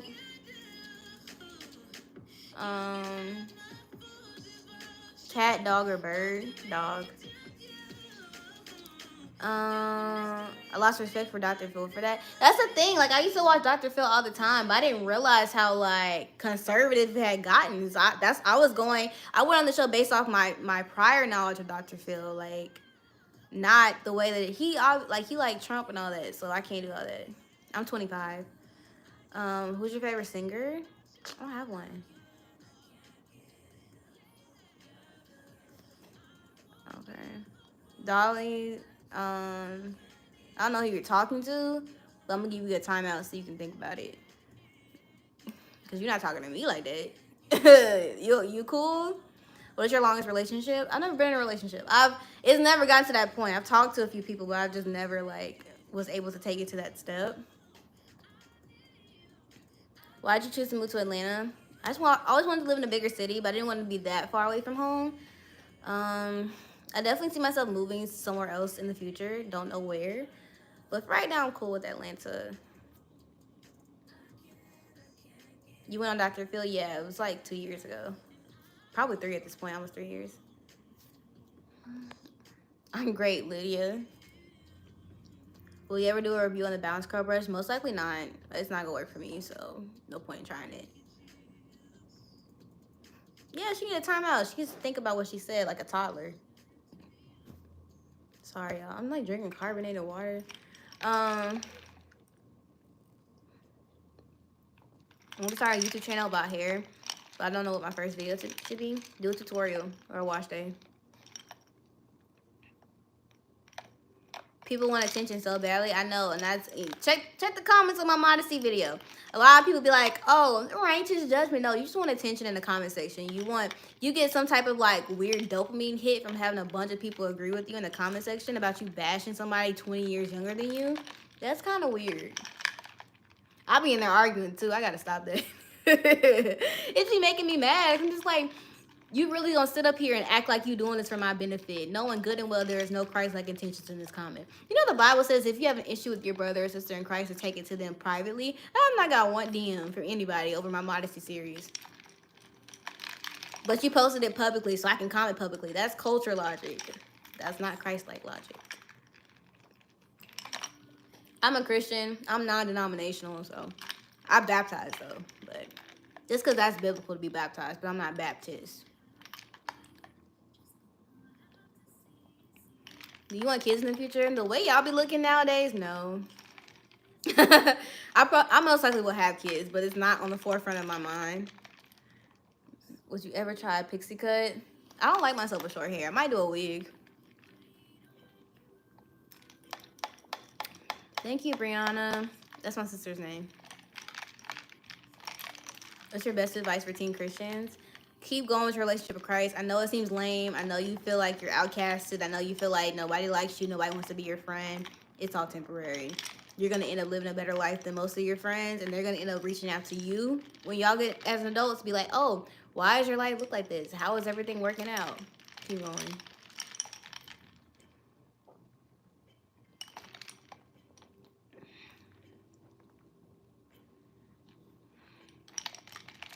What advice would you give to a 15-year-old wanting to start a business as well as start medical school?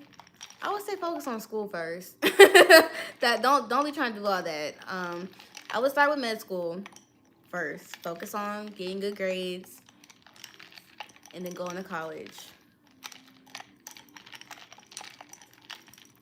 What did Dr. Phil do so I can write an angry email?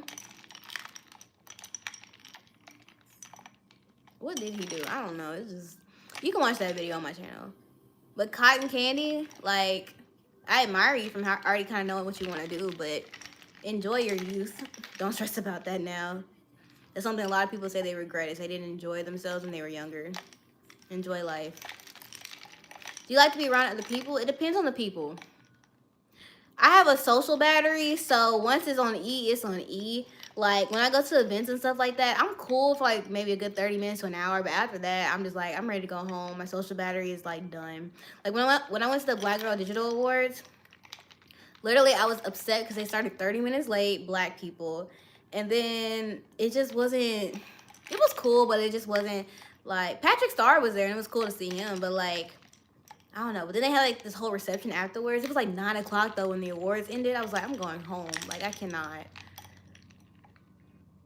How'd you come to accept never being in a relationship? I feel like it's uncommon and people are very judgy. Oh, no, sis. Don't misunderstand me. I'm not saying I never want to be in a relationship. I'm saying right now, I don't. Like, one day I would definitely like to be in a relationship. I just don't desire it right now. I'm not saying I'm committing to singleness for the rest of my life. No. I don't want to do that. I'm just saying I'm content with singleness in my life right now. Like, I genuinely, like, today was the first, well, this week was the first Valentine's Day where I genuinely was, like, cool being by myself. Like, I actually enjoyed my Valentine's Day. I didn't mope or feel, you know, some type of way because I didn't have a date. Literally, I went to a restaurant, saw all the couples, and I was like, oh, y'all look cute. And I sat down, and I had my truffle garlic bread, and I had my smoked prosciutto chicken parmesan, and I had my carne de whatever, some raw meat sort of thing. And yeah. You plan on putting your hair care line in Target or Sephora? So basically, do I want to put my hair care line in retail? At the moment, no. For several reasons. Mm, what's your favorite hairstyle with your natural hair? If you would have asked me that last week, I would have said wash and goes. But this twist out is given, so it might be this. And I feel like this twist out is easier to maintain. Do you only listen to Christian music? I would say 98% of my music is Christian. Every now and again, I might listen to a residuals, you know? Like, I watch the halftime show and stuff, but I don't have any Christian music in my, like, playlist. So,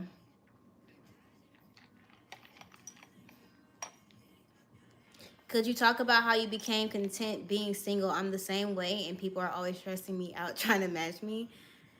Trying to match make, it's irritating. Honestly, I don't know. Like, for years, I struggled with it. And I can't, it wasn't because I had like friends in relationships. The friends that I had were single. I just, I think I was looking for something that I felt like I was going to get in a relationship. But I think I found it in God. So now that I don't desire it anymore, I don't know. I just,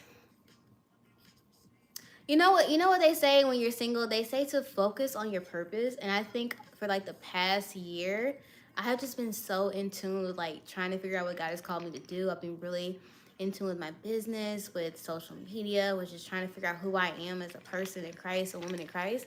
That I don't know. I just feel like at this moment, a relationship will be a distraction for me. Like, one thing I always say is I want to reach my goal weight before I ever get in a relationship because I don't want my confidence in myself to be dependent on what my man tells me. Like, oh, you look good. I want to feel like that before I even meet a man. And I'm getting there. I'm getting there. I definitely feel way more confident in myself than I did even 6 months ago. But I want to be like 100% confident in my body before I ever meet a man. Also, my career, like there are certain things I feel like I feel like being in a relationship would naturally distract me, and there's certain things I gotta be focused on right now. Like, I don't know. I can't really explain it. It's just like I just realized, like, I think like towards maybe the fall of last year, I just realized like, dang, I just don't want to be in a relationship. I don't know when it happened, but I remember it got to the point where even my parents are concerned. My dad, who's all like, "Oh, you're my little girls, my babies," and stuff, was asking me like, literally the other day I was on the phone with him. It was like the day after Valentine's Day, and he was like, "Your standards so high. You need to." I'm like, "Dad, like, why do you care? Like, this is what you want." He literally. I wasn't. We were in the car one day like a few months ago when I was at home. We were driving somewhere, and he was just like, "So you're not dating anybody or nothing?" My dad never asked me about my like love life ever. And he brought it up. We weren't even talking about it. I was like, oh my goodness. He's like, you gotta do something. I was like, I'm not your oldest, right? I don't know what that was about. But yeah. I'm like, comments from haters are called dopamine hits. What is dopamine? I guess it's the opposite of dopamine. Do you have to get baptized in public or can you do it in private? I think it has to be public. Because I think it's about like a public declaration, a relationship with Christ. Yeah, I think it has to be public. Favorite food is ramen. Do you know how to stop cursing as a Christian? It's just a habit thing. Like, it's just habit. The same way you gotta have a habit of like not listening to secular music. Like, it's just a habit. You just have to like watch it. Also, like the music that you listen to will affect your cursing. What you watch will affect your cursing. All that good stuff. I'm sorry, I keep burping. Oh my goodness. What was your first job? I worked at a place called Rib Fins. It was like barbecue and seafood, and I'm allergic to seafood, so I don't even know how I did that. But my dad got me fired because they wouldn't put me on the schedule because the place wasn't in a great location, so it wasn't like super popular. So they would always tell us to go home early because of like labor hours or whatever. And so one day my dad came up there because I only worked like 2 hours that whole week. And he was all rah, rah, rah. And so then the next day I came in, I wasn't even on the schedule. I was on the schedule when I came in. They had taken me off the schedule. So I ended up, they just fired me because of my dad. So and every time I'm like, "Dad, you got me fired," he just laughs. So he also ruined my friendship of 4 years. So if y'all want that story time, y'all can let me know. But that was crazy. So let me put up a poll. Because that's a whole thing. Let me say this, y'all want.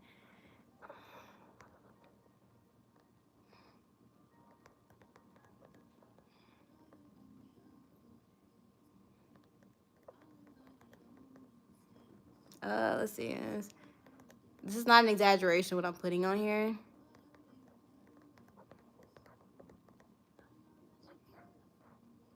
Let's see. Oh. Okay, there you go. If y'all want that, click the poll. That's I've never told that on here, so I feel like that would be really fun. So that will be the last thing we do, and then I will do my hair for y'all on here, like put my hair up, and then yeah, so I'll be on here for like another hour. So that's crazy work. I'm on 49%.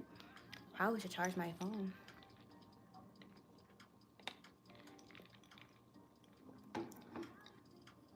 Okay.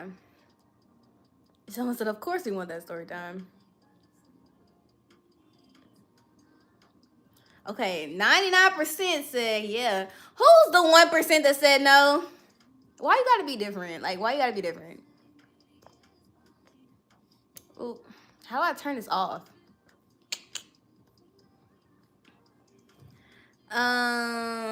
Okay. Okay, info. Okay. That's what we're talking about. So if somebody comes on here and they're like, what's going on? Y'all can just say it. Slim Shady pulling no. She got in timeout for 24 hours, so she not on here no more. Cause she asked me something else that was so weird, and I was like, yeah, you're being shady. Um, so I know some people have heard this because I've told it on Instagram and TikTok before, but I've never told it on YouTube. So most of y'all haven't. Okay, so this is a story of how my best friend of almost 4 years tried to scam me, and that is not an exaggeration. Okay, you ready? Ready. Okay, so we met in 2020. This was my junior year of college. He was a year younger than me. We're gonna just call her Bestie. That's gonna be her name. So she was. Let me make sure I have, because I have to look at text messages to tell the story right. Because I'll be forgetting. Hold on. Sorry. 1 second.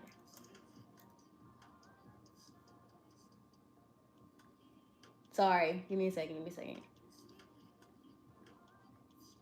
Okay, I got it.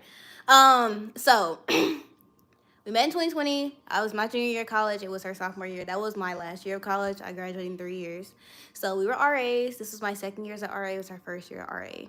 Don't know what an RA is. It's a resident assistant. You're basically like in charge of like the living facilities of whatever. So my second year, my first year as an RA, I was in the like athletes dormitory. So I had like a bunch of football players, my residents. It really wasn't what I thought it was gonna give. Like it really wasn't. But my second year, I was an RA of the y'all. It's crazy. I gotta do the receipts because like the story gets crazy. But my second year, we were RAs of the apartment complex. I went to LSU, so Louisiana State University. They had 2 apartment complexes on campus, 3, and then they had like a bunch of dorms. So each RA gets assigned to whatever. So I got assigned to the apartments, one of the apartment complexes. And so the apartment complex, I think, had like 16 buildings. So there was an RA for each building. I was 13, she was 10. But the way that the apartments were set up, like the buildings were right by each other. So we were literally neighbors. I could walk 30 seconds to her front door, right? So we met during 2020. This was the start of the school year, like maybe a month before, because RAs had to come in like end of July, August for training for like 2 weeks before the school year started. So we met during RA training, and she kind of like, I want to say she chased me, but like I'm an introvert, as I kind of talked about earlier in the live. So she kind of was just like, would sit by me, talk with me, chat with me. And eventually I ended up like opening up and like would talk to her too and chat with her. And we just got super close, and we got close very quickly. Like by the end of training, we were like this, right? And then like after a few months, everybody knew like if you saw her, you were gonna see me somewhere, right? Like we were just like we just got close super quick. And I was like, oh my goodness, because in college it's hard to find friends that are genuine, that are of God. Like she didn't drink like me, she was a Christian like me. And she didn't just say she was a Christian, she was about it. Like, we would go to church, we would watch sermons, like, we were friends. So this was fall 2020, school year starts, okay? So we had a very cool boss. He would let us like all of his staff. He would do like host like dinners and stuff in his apartment for the staff to come. He would let us come and get food if we needed to. And he would also let us use his car because a lot of us didn't have a car to go grocery shopping and stuff. He would just be like, oh, just stop by Sonic and get me like a whatever, whatever, whatever. He ain't needed his big bag, but he would just like do that. Like, but he would let us use his car for stuff. So I remember that I had a license. She did not have her driver's license. Now, mind you, I'm 20, she's 19. She didn't have a driver's license. Okay. So she was the type of person that would always ask for stuff. Like, I'm the type of person, I'm the opposite. I hate asking people for stuff. I hate asking people for help. I literally would just do everything by myself if I could. Like, right now, I'm thinking of, like, oh, should I actually go and, like, pay to get, like, a photo shoot for my new launch of products and stuff, like, professional, or should I do it myself? Because I don't want to feel like having to do that. So I just hate asking for help. So she would, and because I had a license, she would ask me, she'd be like, hey, can you take me here? Can you take me there? And like, she's my friend. And I didn't think anything of it. It wasn't a big deal. I'm the type of person, if you ask me and I can do it, I'm gonna do it. Like, that's just how I've always been. I like being helpful. I prefer to give versus to receive. Because for me, I feel like if you give me something, I feel like I owe you. And that's an internal issue, but that's just always how I've been. Probably because I'm the oldest girl, you know, that type of struggle. Super independent. So, yeah. So she would always ask me stuff. But it did get to a point where I was like, she was asking a little bit too much for stuff. But I didn't say anything because I didn't want to, like, make her feel any type of way, because I didn't want her to think that she couldn't ever ask me for stuff. But it had gotten to a point where it was starting to get a lot. But I didn't say anything. So then, one day, y'all remember when I first got on social media, I had braces. So when part of me getting braces, I had to get 4 teeth pulled. I had to get 2 at the top, 2 at the bottom. And I had to get them all at the same time. So my orthodontist told me to, like, schedule, you know, an appointment with the dentist or whatever. So with getting your teeth pulled, you're under, like, anesthesia or laughing gas or whatever, right? So obviously you can't go by yourself, right? You're gonna need somebody to go with you so you can be in your right mind. So I asked Bestie, this is the first time I asked her for anything like that. I said, hey, can you come with me, you know, drop me off at the thing? So, like, because I can't, you know, be by myself, you know, because I'm basically getting whatever. So she was like, yeah. So, sorry. Like I said, she did not have her license. But there was this other girl, we're going to call her L. So L, she was friends with us, but she wasn't as close as me and Bestie, but she was still, like, close to us. She knew Bestie first, but she also became friends with me. So we weren't, like, super close like that, but we were pretty good friends. Remember L, though? My goodness. So L drove me and her to the dentist, okay? So I get out and I go into the dentist. I'm thinking, oh, okay, they're just going to wait for me in the car with my appointment, right? So I go, get on the laughing gas, whatever, get my teeth pulled, whatever, yada, yada. I come out, look at my phone. I have a text from her saying, or I text her saying, hey, where are you? Because I didn't see them in the parking lot. I'm, like, out of my mind, though. And she was like, oh, we had to leave because Elle had to go get her lashes done or something. I don't remember what it was, but she had to go do something. And she's like, and I didn't have my license, so I couldn't just, I couldn't tell her whatever. I'm just like, I'm thinking you could have came, like, okay, you have to go, that's fine.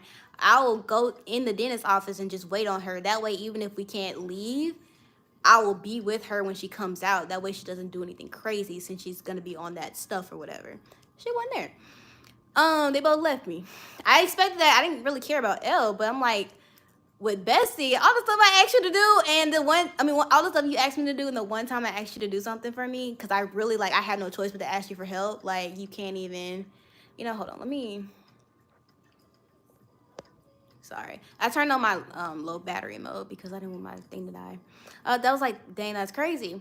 So thankfully, I had enough sense. I had this guy friend, and so I called him, and I don't know why I called him, but I'm glad I did because he kept me, like, in the office. I didn't really know what was going on. I was really out of it.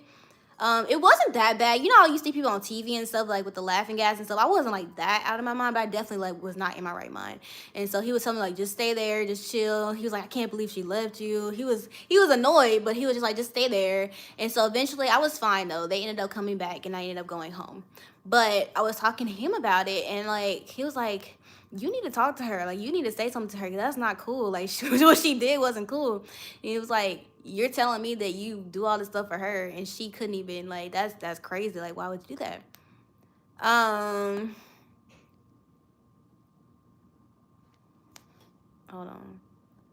Sabrina, you thought you ate. I'm gonna put you in timeout so you can think about how you didn't. Anyways, so what's up with y'all attacking people's looks? That's so weird to me. Are you that insecure? I'm gonna pray over you for real. That's not okay. No, for real. Pray for Sabrina. I'm not even lying. That's so weird. Because you don't know me. You're attacking my parents. Like something's going on with you. But anyways, so I eventually talked to her, and I told her like, hey, that wasn't cool. I told her like, I feel like you asked me for stuff, and like it's been getting a little bit out of hand lately. And on top of that, you left me the only time I asked you to do something, you left me. So so we talked. I don't really remember what happened, but I remember she like chilled out on asking me for stuff, and we were good after that. Like she took it well. She didn't be like, "Oh, you're tripping." Like she heard me and stuff like that, and she was wrong, and she was like, "Oh, I'm sorry. You're right. I was wrong." I think at the time she said, "Well, she had to go somewhere, and I didn't have a license, so it's not like I could stop her or anything." And I was telling her, "Well, you could have stayed in the." It was whatever, but yeah. So we moved past it. So So this was, like I said, this was like 2020, the fall, like that first semester. So yeah, so that was like towards the beginning-ish of the year. So then fast forward, I think around like, I want to say October-ish of that same year. So we were friends at this point for like 3 months, right? But we were really close. Um, she had like season passes to the football games. I had season passes my freshman year, but after my freshman year, I really wasn't into football like that, so I just never really went to any more games after that. But like I said, she was a year younger than me. She was a sophomore. And so the thing is, when you work as an RA, when you're working on the weekend, it's called being on call whenever you work. So when you're on call during a school day, let's say I'm on call Monday. That means from Monday night at 7 p.m. through Tuesday of 7 a.m., I am not allowed to leave the apartment complex at all. And then you have to walk around the apartment at like 7, 10, and 12, I think, to like do rounds, is what it was called. And you have to be on call. You have the phone, like the on-call phone. Somebody calls, something happens, yada, yada, yada. So, but when you're on call for the weekend, you cannot leave from 7 p.m. that Friday through 7 a.m. that Monday. Like, you can't leave. You can go leave for like 30 minutes to get food, but that's it. Like, you have to be there, right? And so we all picked our schedules and stuff like that at the beginning of the year. And then if you wanted to switch shifts and stuff like that, you had to like go through the system and like request for somebody to take your shift and or whatever, right? So she was on call for a weekend that we had a football game. And she was telling me, she asked me to cover for her because she wanted to go tailgating on Saturday and go to the game. So she was there Friday, but Saturday she's like, I just want to go to the tailgate and go to the game. I'll be back, that night. If you could just, nothing ever really happens at the apartments on the weekend anyways, even on game days. So I didn't think it was going to be a big deal. So me having no boundaries and being too much of a giver, I said, okay, sure. And I think I had an exam that Monday, so I wasn't even leaving anyways to do anything because I had to study. Like, this was my senior year. I was taking like physiology and microbiology. I was taking some crazy classes. So yeah, I couldn't do anything like that. By the way, if you're new, I'm telling the story time of how my best friend of 4 years tried to scam me. So just recap, we met in college. Okay, that's the recap. So asked to cover for me. I said sure I would cover for her. So she went with Elle, the same girl that was driving the car and that left, right? Again, I didn't get mad at Elle because like I wasn't super close to Elle, but I got mad at Bestie because she should have stayed at the dentist office. So they both go tailgating and like that afternoon, and I'm trying to remember. So they went to like a restaurant, like they walked to a restaurant that was a little far from like campus, maybe like 10 minutes from campus, right? And like I said, we had a cool boss. Like, he was pretty cool. So she doesn't drink. I just want to keep that in mind. She doesn't drink. So they were having a good time or whatever. This is what I'm assuming happened. She calls our boss and asks him to come pick up her and Elle because they didn't feel like walking back to campus to go to the football game. They wanted him to pick them up and drive them. And he was like, Bestie, that's the name we're calling her. Aren't you on call? Aren't you supposed to be working? And then I did graduate college. And then she lies and she was like, oh no, I'm not on call today or something like that or whatever. I'm like, y'all, get this in your brain. I'm covering from her. I'm not supposed to be, because if you switch shifts or whatever, you have to do it through the system. We didn't tell anybody about this. I said, okay, because you're my friend and I knew I was going to be here anyways. You called the boss. Like, that's how much she just did not care about the fact that you're putting my job. By the way, if you lose your job as an RA, you don't have a place to stay on campus, and your meal plan, like, they cover your meal plan and they cover your, like, living expenses. So if you get fired, you don't have any of that. And you 9 times out of 10 have to live off campus because all the places are filled up, and you don't have a meal plan anymore, right? So I'm like, she calls we would have gotten away with it, right? She calls the boss, like, she forgets that I'm covering for her. And that should have been a sign, like, your best friend is covering your shift, putting her job at risk so that you can go to a tailgate and go to a football game. And you don't even remember that or care enough about that. She calls the boss. And so basically, after she called him, he calls me and he's like, Brittany, are you covering for Bestie? And I'm like, yeah, I am. And he's like, okay, when I need to see y'all in my apartment tonight. And I was like, oh crap. And the crazy thing is, she didn't even come back. Like, she still went to the game and everything. Like, she didn't even come back and be like, oh, well, let me come back since he knows. She didn't even come back. So after, like, that night, went to his apartment, and he was like, I was gonna fire all of y'all, but because Brittany told me the truth, I'm not gonna fire y'all, and I'm not gonna report this to upper management. But he said, try it again and y'all are gone, basically. And so then he was like, so then we all got to leave, and he basically was like, Brittany, like, stay back for a second. And he was telling me, like, you need to stop letting people take advantage of you. I know you're nice, but don't let people get you fired. Don't let people mess you up. He was basically giving me that talk, and I was just like, I was crying, and in my head I was thinking, like, but she's my friend. Like, she wouldn't do that to me. Like, she doesn't care. She's not a bad person. Like, she's a good person, and she just, I was like, oh, like, this is in my head. I'm thinking, like, oh, she didn't intentionally do this. Like, she cares about me. Like, she's my friend, right?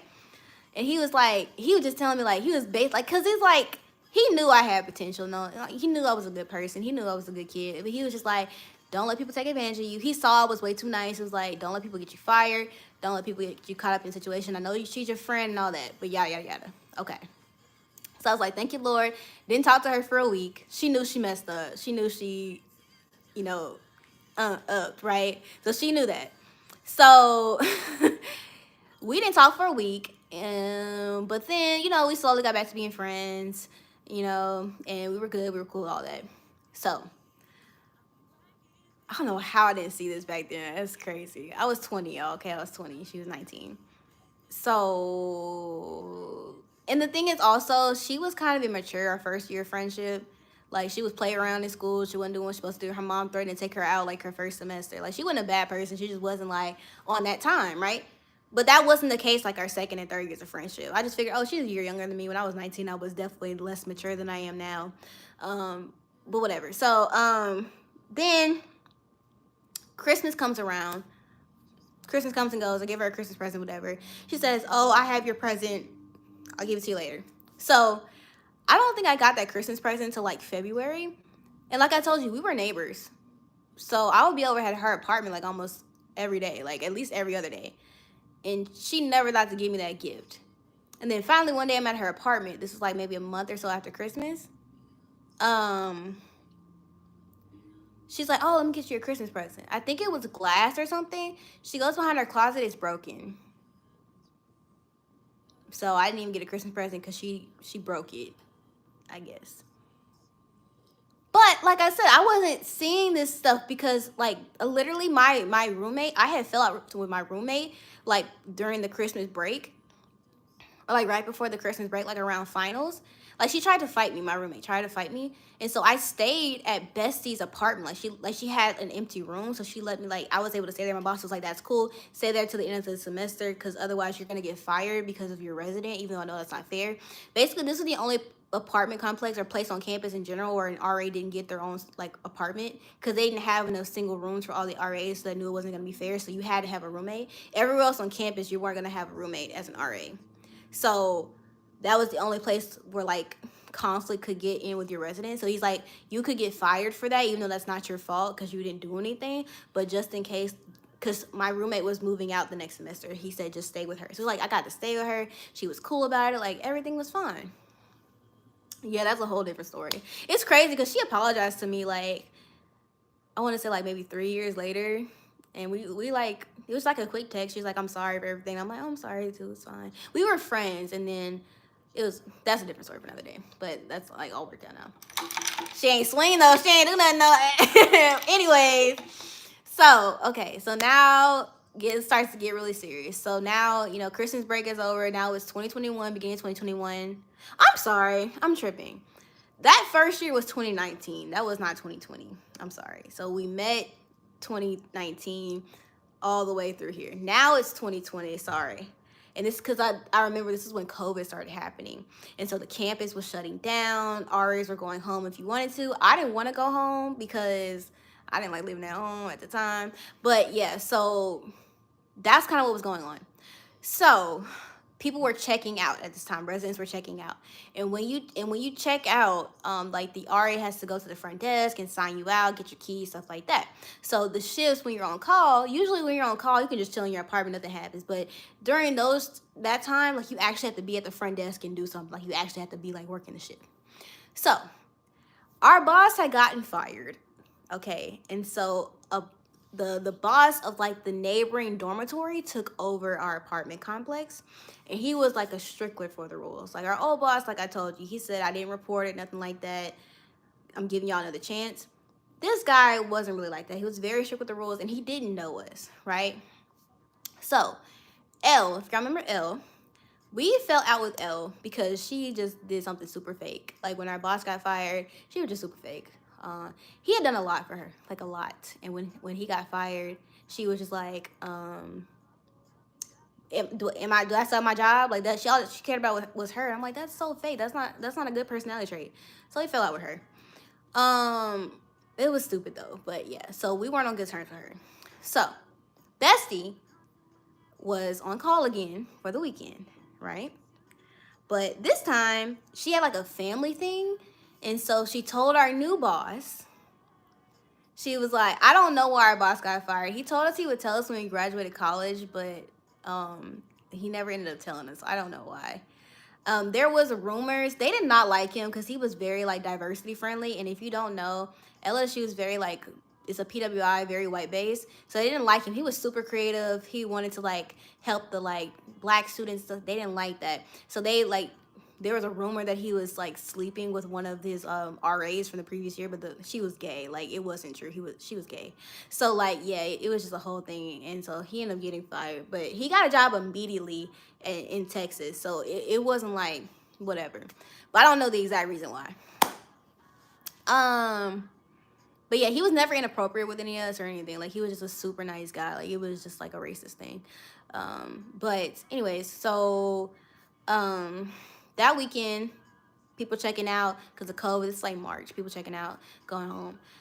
So you had to work shit. So she was on call that weekend, and it was a Saturday. But she had told our new boss, she was like, hey, I know I'm on call, but I have a family thing, but I'll be back at 4 or whatever. Is that okay?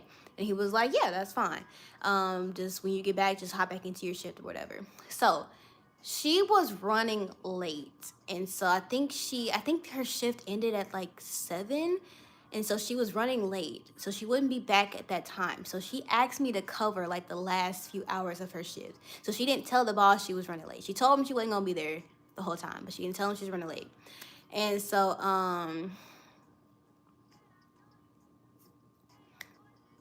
was he a white guy? No, he was black. My boss is black. Who was Lily, y'all? Anyways, So it reminds me of Modern Family. But so she asked me to cover for her like an idiot. I said yeah again. But she was on call with L, the girl we had fallen out with. So um I was at the apartments, but I was doing my sister's hair. I was like doing braids. Y'all know when you do braids, it takes a couple hours. But I said yeah because only like 2 or 3 hours left in the shift. It wasn't that deep. I knew nothing was gonna happen. So when the girl L heard that I was on call, she was like being petty, and she was like, "Oh, somebody needs to check out. Can you run?" She was already at the front desk. She just wanted me to come up to the front desk and do it because we fell out and she didn't like me, whatever. And honestly, I was being petty too, and so I lied, and I said, "Why are you trolling? Like, stop. That's not cute. That's not how you should get attention. Stop." Um, but I was being petty, and so I told her I wasn't there. And like I told you, you can't leave the apartment when you're on call. So I told her I lied and told her I wasn't there. So she went and snitched to our new boss. Now, mind you, everybody knew that whenever she was on call, she would not be on campus. So she snitched just to be petty, cause she like it's not like she was perfect and she was a stickler for the rules. She snitched to literally get back at me. Like it was nothing but just to be petty. Like there's so many times she should have gotten fired, and everybody knew it, but nobody said anything. So she snitched, and I got fired. It's an RA. And then Bestie, she just got like a slap on the wrist. She didn't get fired. I got fired because I lied and I wasn't helping my coworker. And I remember when I got fired, I went to the meeting, and they were trying to be petty with me. They're like, "Oh, Brittany, you know this means you can't be an RA next year." And I was like, "I'm graduating." And you're like, "Oh, I didn't know that." Like, girl, shut up. But it didn't matter though because God is good. He protected me, even though He shouldn't have, because I made the same mistake twice. Um, what does you being African have to do with you trolling? Like, stop. Just stop. Stop. Like, I'm trying to tell a story. You're distracting me. Stop. But yeah, so I got fired. But God is good because people were going home anyways. The campus was shutting down. So it's not so I like going home wasn't a big deal. It wasn't like I had to find some place to go on campus and stuff like that. Like God really covered me. I don't think we should call her Bestie anymore. I don't want to call her. If I don't, I'm gonna say her real name. So we're gonna keep calling her that. This is like not even the worst part. I just want y'all to know that, okay? How'd you get into Christianity after you're done? I was raised in a household, but I didn't find my own relationship with Christ, so I got older, like for myself. Hold on. I'm gonna put her in timeout for 30 minutes because I can't. Okay. So yeah, so I got fired and I went home. Yeah, it gets way worse. I didn't even get to the scam part yet, okay? So I got fired and I moved back home. So I lived 2 hours away from where I went to school. And she lived like an hour away from the campus. So we were like 3 hours apart. So like we were long distance. I didn't talk to her for like so yeah, so I got fired in like March, and I remember like she had so much of my stuff, and that was a thing by the way. When I started becoming an influencer and stuff, I would give her wigs. I gave her my old Rev Air. Y'all know that blow dryer cost like $400. She had about like 1,000. By the end of our friendship, she had at least like 1 to 2 grand worth of stuff that I had gotten in PR. I had bought her like $600 clip-ins. Like I did not play when it came to her. Same way I didn't play with my sister. Like so yeah. But anyway, she had a bunch of my stuff because she would always ask for stuff. And so I told her like to come to my apartment and give me my stuff. And I tell you, I did not talk to her. I grabbed my stuff from her, closed the door, and I kept it pushing. So I go home. I didn't talk to her for about a month and a half. But me being me, she apologized and everything. Like she apologized. She knew she was wrong. I just was upset. I didn't talk to her. Her birthday was in May, the end of May. And I remember like for some reason I still wanted to be friends with this girl. And so I had a friend before her that had a birthday like a day apart from her, and I didn't know whose was who. So I remember reaching out to her and saying like, I'm still basically pissed at you, but I don't want to forget, like I don't want to like not tell you happy birthday because we're still friends. So could you let me know when your birthday is? Like, because it's like I said, we've only been friends for like 6 months, so like we hadn't even reached the birthday stages of our friendships yet. And so she told me it, and then we slowly started talking after that. So yeah, so this is 2020, right? Everything's shutting down, COVID's happening. Has she ever given you anything besides broken glass? Yeah. I got a purse from her, that Aldo bag that y'all see me have all the time. I got that from her. And then she gave me a pair of shoes, I believe. Like, it was like she gave me my Christmas and birthday present like at the same time because she couldn't give it to me for my birthday. We were long distance friends though. Um so yeah, so we started slowly talking again, and then I graduated in 2020. You know, she couldn't come, but I didn't even have like a ceremony, so it wasn't even like nothing like that. But yeah, she posted me, supported me, all that. And so for the next year, our friendship was really good, and I think that was just because she couldn't ask me for nothing because we were long distance, and so I couldn't put myself in a situation. She couldn't like boundaries or couldn't be crossed because like we weren't near each other. Just think about it. All of our issues was because she would ask me for stuff. So we were great. So now it's 2021, and she's graduating college. She graduated in 3 years like me. So she graduated. This is May of 2021, and so I remember so I had my orthodontist was where I went to school. So like every month I would drive down there like 2 hours to go and get my braces tightened or whatever. So I remember this was before graduation, maybe like 2 or 3 months before her graduation. So it had been almost a year since we seen each other since COVID. So this was maybe like February, March of like 2021. I went down there to see her. It's been like almost a year since we had seen each other. It was great. I stayed with her for like 2 days, and it was fun. The only thing that now looking back was weird was if I'm staying with you, I'm not gonna really ask for stuff or do anything. I'm gonna be like super shy because it's just like, oh, you're already letting me stay for free. I'm not trying to be a burden or anything like that. So whenever she'd be like, oh, what do you want to eat and stuff like that, I'd be like, oh, whatever you want, whatever. And like I said, she lived down here because yeah, like she stayed down Cape. By the way, she got fired as an RA like maybe 2 months after me because she went and got a key to open a door in her apartment complex. And you're not supposed to get keys without the permission of like the boss. So she ended up getting fired. But she literally told on herself. She was like, one of her old residents had left a suitcase in one of the rooms in the apartment, and so she went to check to see if the suitcase was in there because the resident had texted her. So she went and got the key from the front desk instead of asking the boss if she could. So she just did that to herself. So she ended up getting fired. So when I went to see her, she was still in school, but she was living off campus. This was like the next year. So she ended up getting fired. So yeah, the only thing that was weird about that visit, this is the first visit we had in a year, was that, like I said, she asked what I want to eat. I was like, oh, whatever you want, yada, yada, yada. So we ended up getting this Mexican place. If you know me, I hate Mexican food. I don't hate Mexican food, but it's my least favorite, like, genre of food. It's not my favorite. Like, I'll do Chinese, I'll do Korean, I'll do Italian, I'll do soul food. If you ask me where to go, a Mexican restaurant is gonna be last on my list, right? So we got Mexican food. Like I was fine with it. Like she knows good places down here, whatever. I don't think she knew I didn't like Mexican food though. Yeah, I don't think she ever knew that because I didn't tell her that. Because like I said, we were long distance by the time we were old enough to like go out and eat places, so we just really didn't have that many opportunities to learn each other's food preferences. Um, what's your type of Christianity? Just having a relationship with Christ.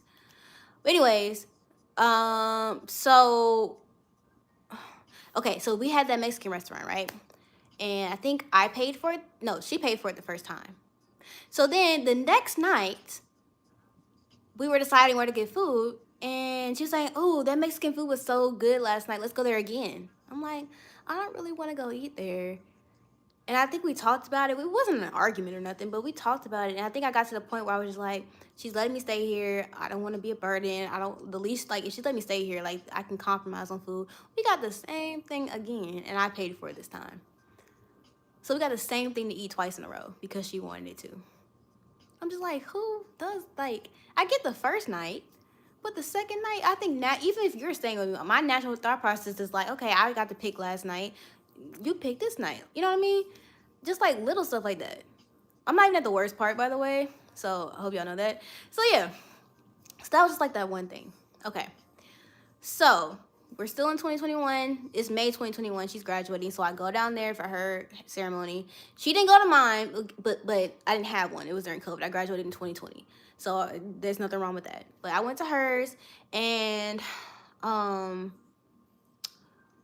she decided that like I said, her birthday is in May. So she decided, she wanted to go on a trip for her graduation. I'm like, oh, that's cool. That sounds fun. So we decided, this is where you got to pay attention, okay? So we decided that we wanted to go to Pensacola, Florida, okay? So basically, after her ceremony, got in the car, drove to Pensacola, stayed there for a couple days, drove back. That was that. I drove, but I wanted to drive. Nothing to do with her. She paid for her share of the gas, but and on that trip, we both like she would pay for lunch, I paid for dinner. Next day, she paid for breakfast, I paid for lunch. Like money distribution was fine. All that was great. But this is why I want y'all to remember this, okay? Her, okay. This could be weird because I don't have this relationship with my mom. I don't really have a relationship with my mom, my biological mom. But and I'm close to my stepmom. Like I'm really am. Like she's basically my mom. But like I don't even have this type of relationship with her. Maybe because I'm very independent. But she had this super weird relationship with her mom. Like it was like codependent. It's not like, oh, you, it's not, I understand that like daughters and mothers are best friends. It wasn't like that. It was like she couldn't breathe without her mom saying, yeah, you can breathe. It was very, no, she was black. It was very codependent. Like I'm talking like, how do I explain this? Like, if she wanted to buy something, I'm talking this girl's like 20, 21 at this point. Had to call her mom, hey, can I buy this? I want to go here. Hey, can I do this? And her mom was a pastor. And so she would be kind of like, oh, my mom is like spiritual discernment over stuff, which I understand. Nothing weird about that. And so she relied a lot on her mom's advice and stuff. But like, it was very cool. It's like she couldn't move without her mom saying like, yes. And I don't know if that's normal. It wasn't like a best friend relationship. It wasn't like that. Because I get that. Like, moms and daughters can be best friends. It wasn't like that. It was like, it was like cold. It was like she could not do anything without her mom. And so I just thought that was like one time, for example, we went shopping and this pissed me off so bad. She would do this all the time, but specifically this time. At the time, I wasn't super confident in my body. I was like, this was when I left med school, so I was like almost 170 pounds, wasn't super confident. So where I liked to shop and where she liked to shop was different. One thing I give her, her body was T. She started weightlifting when we first became friends. Her body was T. Abs, booty on point, body was T. Like, and it wasn't even like, I was never jealous of her body. I was just like inspired by her body. Like I loved being by her because she just made, like, she just looked so good. And I was just like, body tea. Anyways, so we were in Zara one time, right? She loves Zara. I love Zara now. I didn't back then. I was too big. But we were shopping and like she knew I wasn't really a fan of the store, but like I didn't mind going in it because like we went to stores I liked. So she saw something for her mom, and that's normal. Usually something, whatever. And so she took a picture of it and she like texted to her mom. Her mom did pay her bills. She texted to her mom. But the thing is, my parents are paying my bills in college too, but I didn't have that type of relationship like that.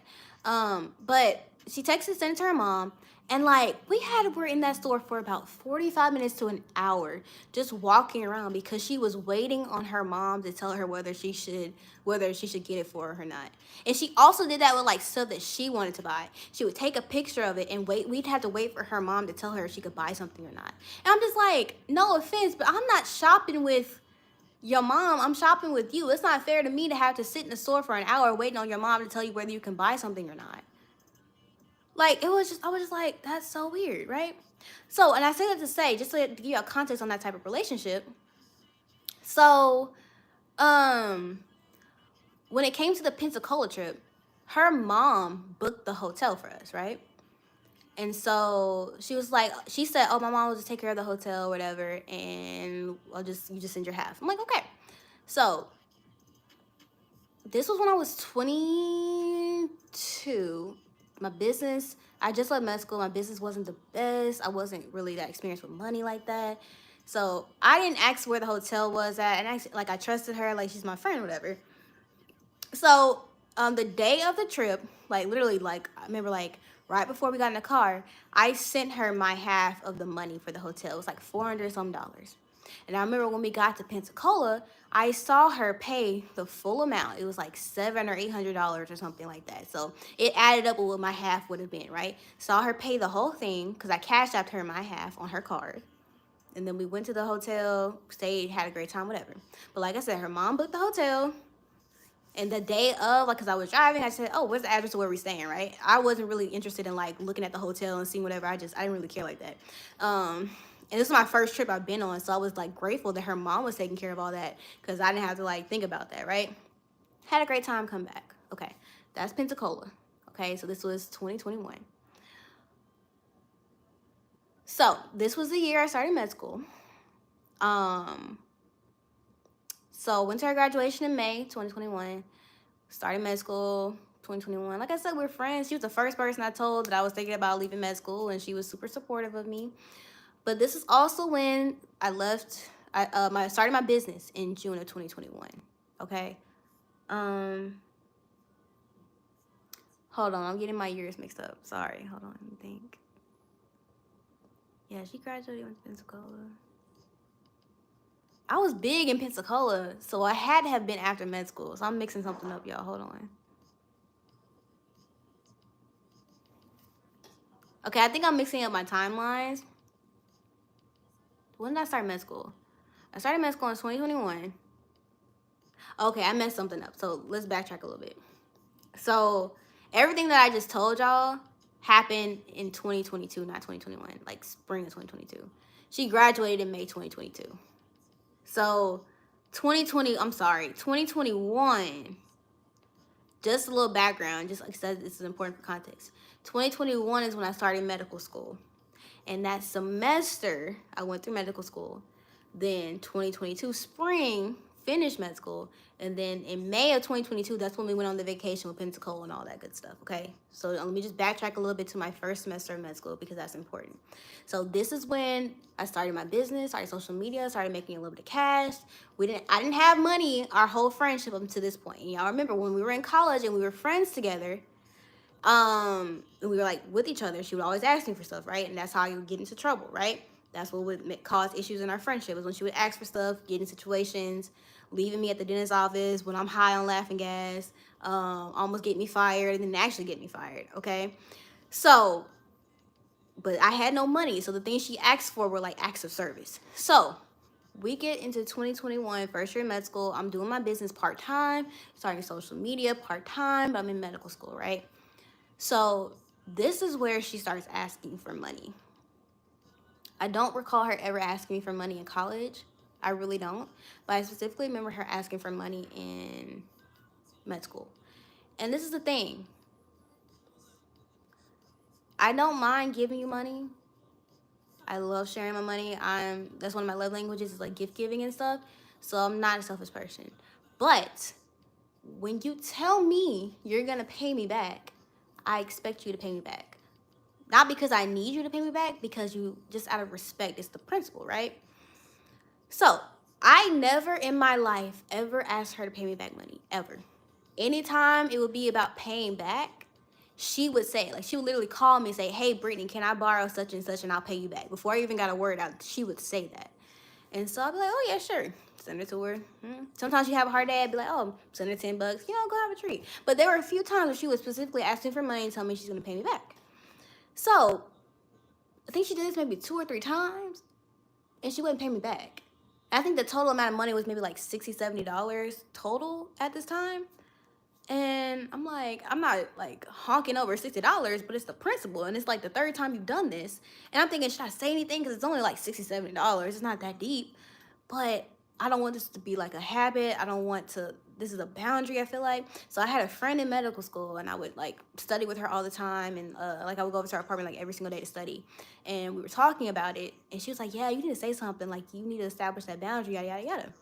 So I don't remember how the conversation went, but I know I did talk to her about it, and I don't think it went left or anything, and she ended up paying me back. Okay. So that was the fall of 2021, my first semester in med school. So then now we're going into May 2022. That's when she graduated, and then we went to that Pensacola trip, okay? And in the hotel, y'all paid attention to all that. Sent her my half of the money the day of the trip before we got in the car. She paid the full amount of the hotel when we got there. Everything was good. Her mom booked the hotel. I got the address of the hotel the day we went to the trip because I just needed to know where to go. Didn't care about knowing where the hotel was or anything like that because I didn't want to stress about it. My first trip, I was glad her mom did that. So this is where things get bad, okay? So, 2022. This is when I left med school, started doing my business full time, social media full time. So this is when I was in New Orleans during med school, but I was living on campus. So I moved to my own place, and I might have to pause this live and go grab my phone charger, but it's okay. We'll see. So I'm trying to think. Hold on. Okay, so I had my own place in New Orleans, and at this point, she had graduated, but she was getting her master's degree, so she was still in school. And so, me being me, it's like I'm starting my career, so I'm naturally gonna have more money than you. And my thing is like, you're not a bum, you're in school. So I don't feel some type of way maybe paying a little bit more than you do for things that we do together because I know you don't have it like that. Not because you're just a bum, but because you're in school getting your education. And I know she was trying to be a lawyer. Once you become a lawyer in like 5, 6 years, things will switch and I'll be the one getting princess treatment, right? I don't mind that. Even with my siblings, I'm like, I do it anyways, but I know one day it's gonna switch to where they have their careers and they paying for stuff for me. So, it's just the way that natural life and the order of things go. So whenever she would come down, and for me, it's like I told you, one time I did go down and see her, and I stayed with her. I stayed with her that one time when I was going to the orthodontist, and then another time when she was graduating, I stayed with her for the graduation.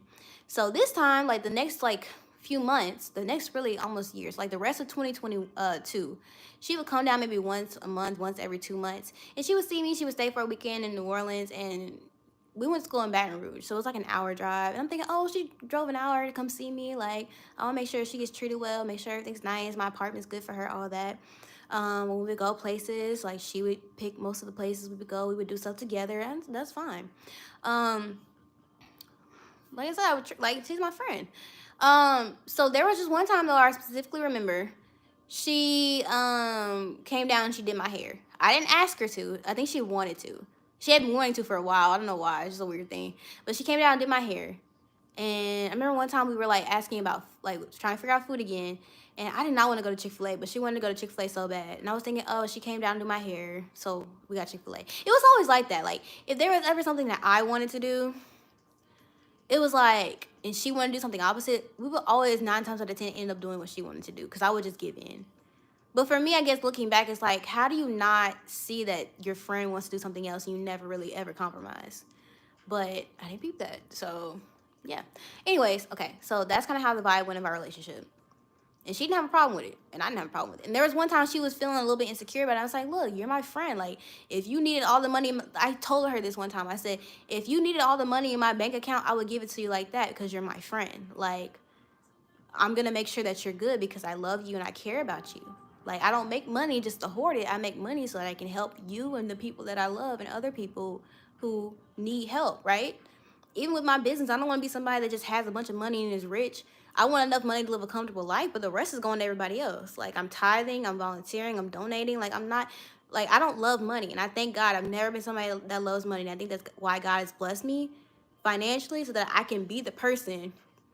You want people who don't love money to have money because they're going to do the right thing with money. And I've never loved money. Now, I might love success a little bit too much. Got to check myself. But I genuinely don't love money. Spending a lot of money makes me uncomfortable. Having a ton of money makes me uncomfortable, right? So, yeah. So that's how I felt. So, now it is 2023. And this is where our friendship basically ends. So, like I said, like a month or two ago, we had that conversation about money. And I told her she doesn't have to feel uncomfortable if I pay for more things, whatever, because I know she's in school, she's working hard. And I know, basically I told her, I know you're not taking advantage of me, but I guess she really was. So, this is when I was thinking about moving to Atlanta. And so I had, wanted to basically go to Atlanta to sightsee, whatever. And she's like, oh, that'd be fun. She said we can do it because she was graduating again for her master's. She's like, oh, we can make it like a combo trip. Like we can go to Atlanta, celebrate my graduation because I don't really want to do the ceremony this year. And then we can go to we can also go to Atlanta for you to department shop. Okay, I'm sorry. I just thought of something. Okay, I got my dates confused again. She graduated twice. The first year she graduated, that was 2021. The second year she graduated, which was 2022, that's when we went on the Pensacola trip. And So yeah, it was 2 years she graduated twice. So now she was going on her third. So this is her third time graduating to get her second master's degree. She kept putting off going to law school because she kept putting off taking the LSAT because she kept feeling like she wasn't ready. No judgment there. The MCAT was super hard. Okay, so you're right. I did allow it. I'm take full accountability for that. But I'm gonna tell you right now, I did not see this coming. So now that I know. But literally, the reason why this friendship went the way that it did was because I didn't have real friends like that. So she was my first real friend. So when I tell you, looking back, I'm like, how did I not see this? Crazy work.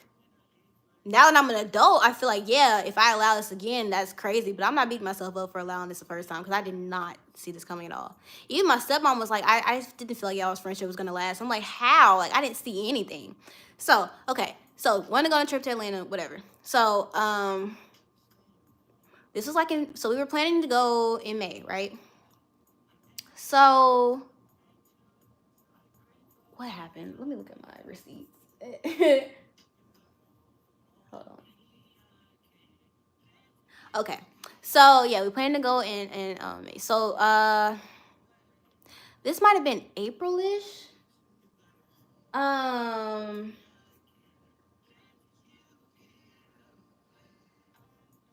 sorry. I'm looking at the text messages right now because I don't want to get the dates messed up.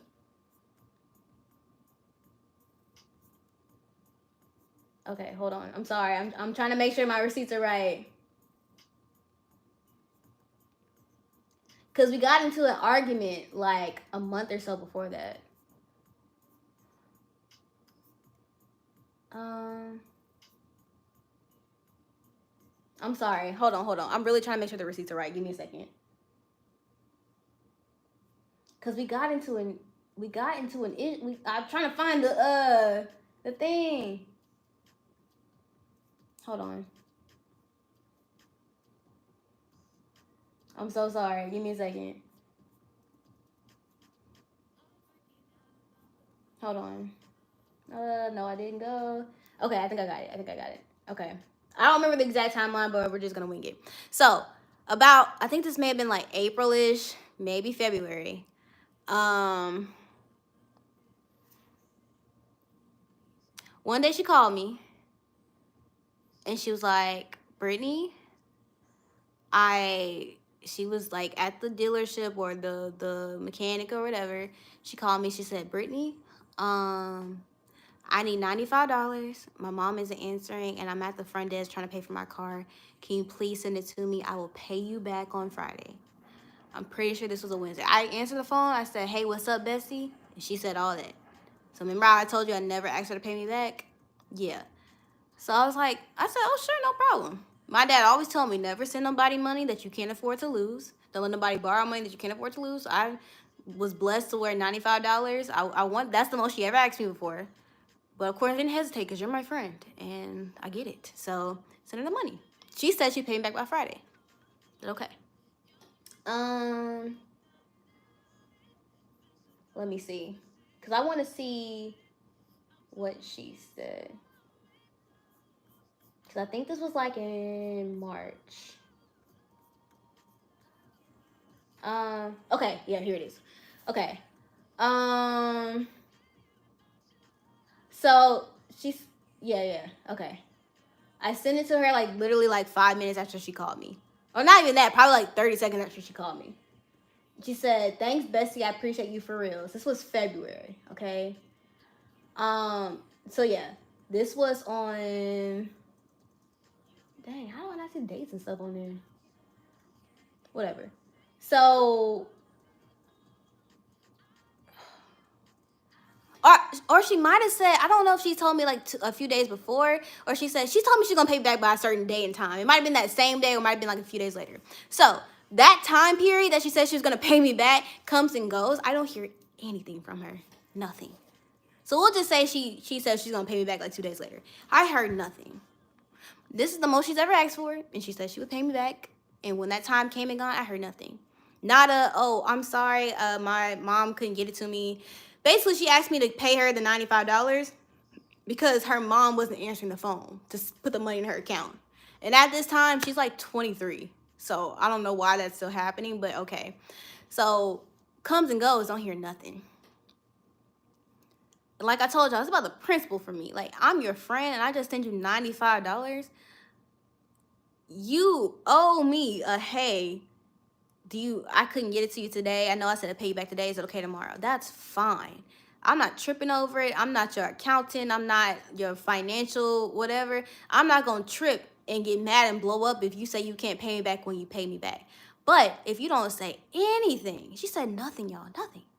I had to reach out to her, I think maybe a day later. And I said, because she told me she was going to pay me back when her mom goes to the bank or whatever like that. So it was dependent on her mom. So I reached out to her and I said, did your mom give you the money? Question mark. That's all I said. And then she didn't answer me. I messaged her that basically at like 12 a.m. on whatever day. Like, she was supposed to pay me back all day and she didn't. So like 12 a.m., like midnight, I texted her. I said, hey, did your mom give you the money? Question mark. That's all I said. She did not message me back till the next night at 7:30 or 7:21. So I messaged her. It's like, if I message you at midnight tonight, you don't get back to me till Monday night at 7. And she says, hi, sorry for the late response. She's been really busy today, but I just got off the phone with her to remind her about it. And she's going to try and make it to the bank before it closes. And then I said, okay. So that's all that happened that day. So then I say, okay, bet.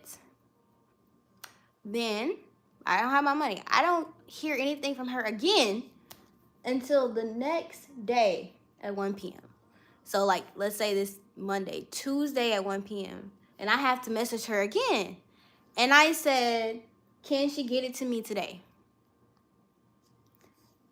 And then she says, no problem. I'll message her now. Then that night, so this is now 11 p.m. of the same day, I said, okay, cool. What did she say? And then she just sends me the money. She doesn't respond. She just sends me the money, the $95. And then I respond like maybe 3 hours later and I say thanks. So it was clear she had an attitude with me, but it's like basically 3 days goes by past the day that she said she's supposed to pay me back before I get my money. And I have to reach out to her twice because she would say like, oh, I'll ask my mom today to remind me. Okay, cool. A whole day goes by, I hear nothing. And I'm like, oh, did your mom get, she just didn't care. And I'm just like, and usually, because she's my best friend, I know, like, when she gets super polite, she has an attitude because she's not polite. She how she is, so she's not polite. So I'm like, you cool? Like, you know what I mean? So yeah, so that ended on February 23rd. So I didn't hear from her for about a week. By the way, during this time, we were talking about the Atlanta trip. We were going to combine it with her graduation and with me going to apartment shop because I was trying to move to Atlanta. And we had the conversation on the phone, and I was like, listen, I understand you're in school and your finances aren't the same as mine. This was before she asked me for money or anything. And I was like, I don't mind paying for a little bit more of the trip because I wanted to go to apartment shop and I didn't want to go by myself. So I was like, I don't mind paying for a little bit more of it. We can like figure out the cost later. Just know I don't mind that. She's like, okay, she was fine with that, right? But then after this incident, she texts me a week later and she says, basically, I can't afford the trip and I know we talked about it, but I don't feel comfortable with you paying for more than like your share, so we can't go. And I said, it's all good, bruh. I really get it. No worries with the heart. And then we don't talk for like 2 weeks after that. I sent her a TikTok like 2 days later because I wasn't mad or upset or tripping over anything, and she didn't respond to me. So we didn't talk for 2 weeks. Then she texts me and she's like, are you busy? Can I call you real quick? Are you awake? Whatever. And she calls me and she's like, oh, I just wanted you to know that, like, I know okay, basically, this is what happened. So, I was on Instagram, and she said she couldn't afford the Atlanta trip. Well, she has a friend that we, like, I knew she was her friend in college, like, super nice girl, um, who moved to DC. She's a flight attendant, moved to DC. And so, I saw on Instagram that she went to DC to visit her during those 2 weeks we weren't talking. Um, I being slow, I didn't think nothing about it. I was like, oh, they look good. Like heart. Like I said, I wasn't mad about the situation. I sent her a TikTok like 2 days after it happened. I was not mad at all. So when I saw them on Instagram, I was just like, liked it, didn't think nothing of it. I'm like trip. I'm cool. So she basically calls me. She's like, I know I said I couldn't afford the Atlanta trip, but I didn't want you to I saw basically she saw that I liked the post, and so she was like, I don't want you to think that I said I couldn't afford it with you, but then I went to DC. And she said basically the real reason why she said that was because she was upset about the whole like money situation. I'm just like, so we talked about it. I figured she was upset after she didn't respond to my TikTok like for 2 weeks. Um, and she was basically saying she felt some type of way because I asked her for the money. Because to her, it made it seem like I didn't trust her to pay it back. She's like, we're friends. Like, why wouldn't I pay you back? So when you asked me for it, it made me think that you didn't trust me to pay it back. And I'm like, I almost said her name. I'm like, bestie. I'm like, only reason I asked because you didn't pay me back when you said you were going to. And you didn't say anything that day. And I don't remember how that conversation went, but somehow we ended up being cool after that. But I'm not gonna lie to y'all. So like this was like March, right? At this point. In January, my spirit was kind of telling me to let this friendship go. Like I just wasn't really feeling our friendship anymore. Like when we would talk on the phone, didn't have that same like friendship vibe. I just felt distance from her. So like I think this was just God just like giving me more and more signs that this isn't what you need to be doing, like with your relationships. We're about to get to the part where she scammed me, by the way. So yeah. So but we ended up being cool. I don't remember how we did. And so then we decided that we were still gonna go on the trip. Like I said, it's March, so like um we decided we were still gonna go on the trip in May, and we would still go apartment shopping. I think I already so, no. During the 2 weeks we weren't talking, I went with my stepmom to Atlanta. So I already went. Because I really needed to go apartment shopping because I was trying to move that summer, and I did end up moving in June. But she wanted to go back, and I was like, okay, we originally planned it. That's fine. Um, so like the Pensacola trip, she said, "Oh, my mom will take care of the hotel," and I'm like, "And I'll just tell you like how much your half is. You could just send it to me." I'm like, "Okay, cool." Last time with the Pensacola, her mom took care of the hotel. I did not ask where the hotel was. That probably was my fault on that end. But like I said, it was my first trip, and I don't like thinking about stuff like that. So I was just grateful that her mom got a place. So I wasn't like being like too particular about it. And I just sent my money, and I saw her pay the full amount, so I know I sent the correct amount, right? So this time she said, my mom will take care of the hotel and all that. I'm like, okay, cool. So we've been friends for almost 4 years at this point. So I can tell when she's being weird. So, like a week and a half before we were gonna go, this is like May, okay? Um, she texts. I'm gonna find it before I trip. I'm gonna find it. Hold on. She said, this is May 11th. She's like, hey, my mom's going to book the hotel the same way we did last time. I'll let you know the amount to send once she gets the details. Should have it tonight or tomorrow. And I said, okay, do you know where the hotel will be? Like what area? And she's like, oh, it'll be somewhere in the Peachtree area. So at this point, I didn't live in Atlanta, so I didn't think anything of it. But like Peachtree, y'all know, is like all of Atlanta. That's not really specific. But like I'm thinking, okay, her mom's still getting the details. She hadn't picked the hotel yet out. It's cool. She's not gonna know exactly where it's at, right? So same day, that night, she's like, can you send $480 so we can book it? We were doing a Thursday through Saturday night. So that's Thursday night, Friday night. That's 2 nights. No, that's 3 nights. 3 nights. We're going there Thursday, gonna check out Sunday. So Thursday night, Friday night, Saturday night. And my half was 480. Okay. So that was like May 11th. So the next day, I didn't respond. I don't know why. It wasn't intent. Like I wasn't mad or anything. I was at. I remember I was at home. I was visiting my family at home. We were doing family stuff. We had family over, so I wasn't really paying attention to my phone like I normally would be. That was God covering me. Okay, so she messaged me the next day, and she's like, "Hey, you there?" Didn't answer. It really wasn't intentional. I promise it wasn't. I just really wasn't looking at my phone like that, and I don't know why, because I normally do. It was just really God. So then the next day, I was like, "Hey, what hotel are we staying at?" Like nothing. I just genuinely was curious. And she was like, I'm not sure the exact hotel, but probably a Marriott. So in my head, I'm thinking, oh, okay, her mom just told her the amount, but didn't tell her like the exact address or whatever. So it's not weird that she doesn't know what hotel is at. And she's like, do you have a preference or something? Oh, I'm skipping steps. I'm sorry. She texted me, hey, you there?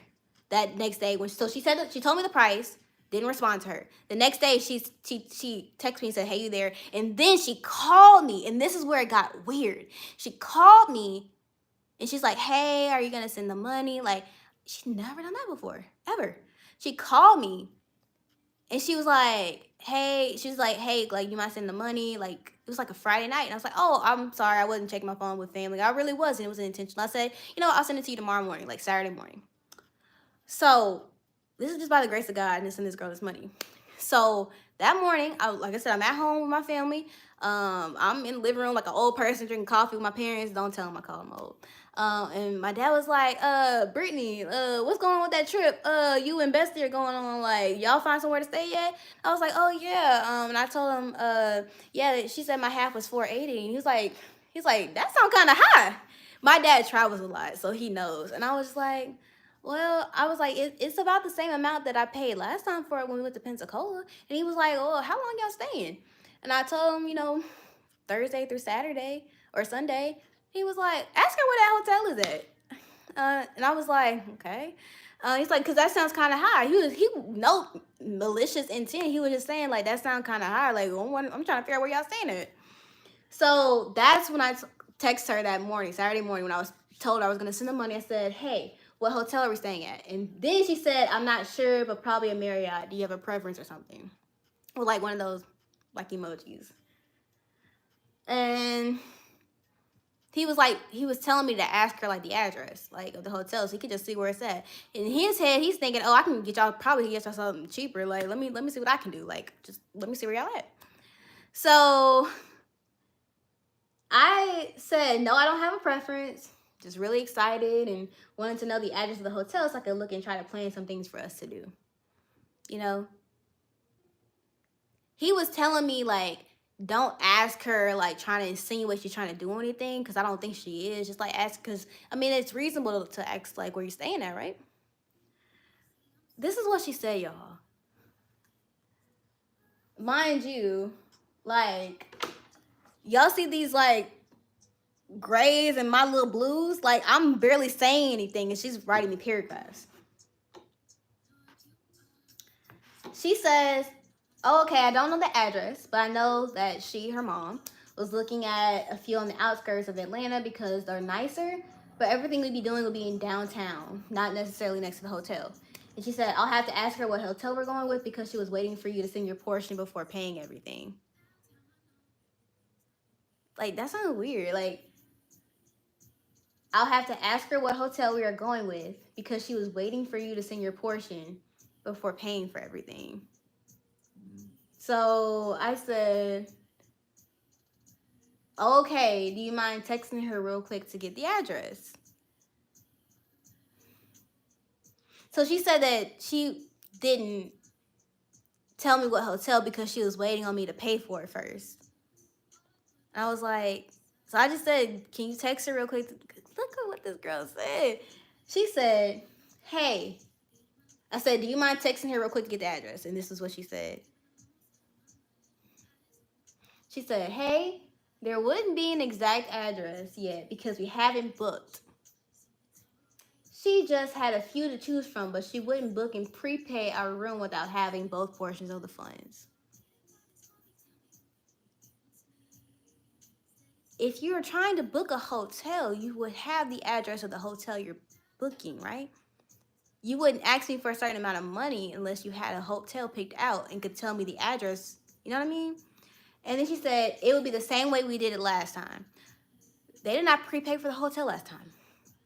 I sent her the money the day we went on that trip. I'm pretty sure I still have the Cash App history. Like, matter of fact, can I look that up? Because I have never looked that up before. Cash App history. I don't know. But yeah, so I paid when we went to Pensacola, I sent her my half of the money the day we went on the trip, and they didn't prepay for the hotel. I literally remember seeing the, cause you know how I am. I literally remember seeing the card reader or whatever, and it said like $800 something. They paid for the hotel, like, when I'm trying to look at the Cash App history just to make sure. But we paid for the hotel when you get there, right? That's what you normally do. When I went to oh crap, I don't remember mine. Hold on. I'm about to get locked out of Cash App. Yeah, okay, I'm not even gonna try it. I'm gonna get locked out of Cash App. I don't remember my PIN.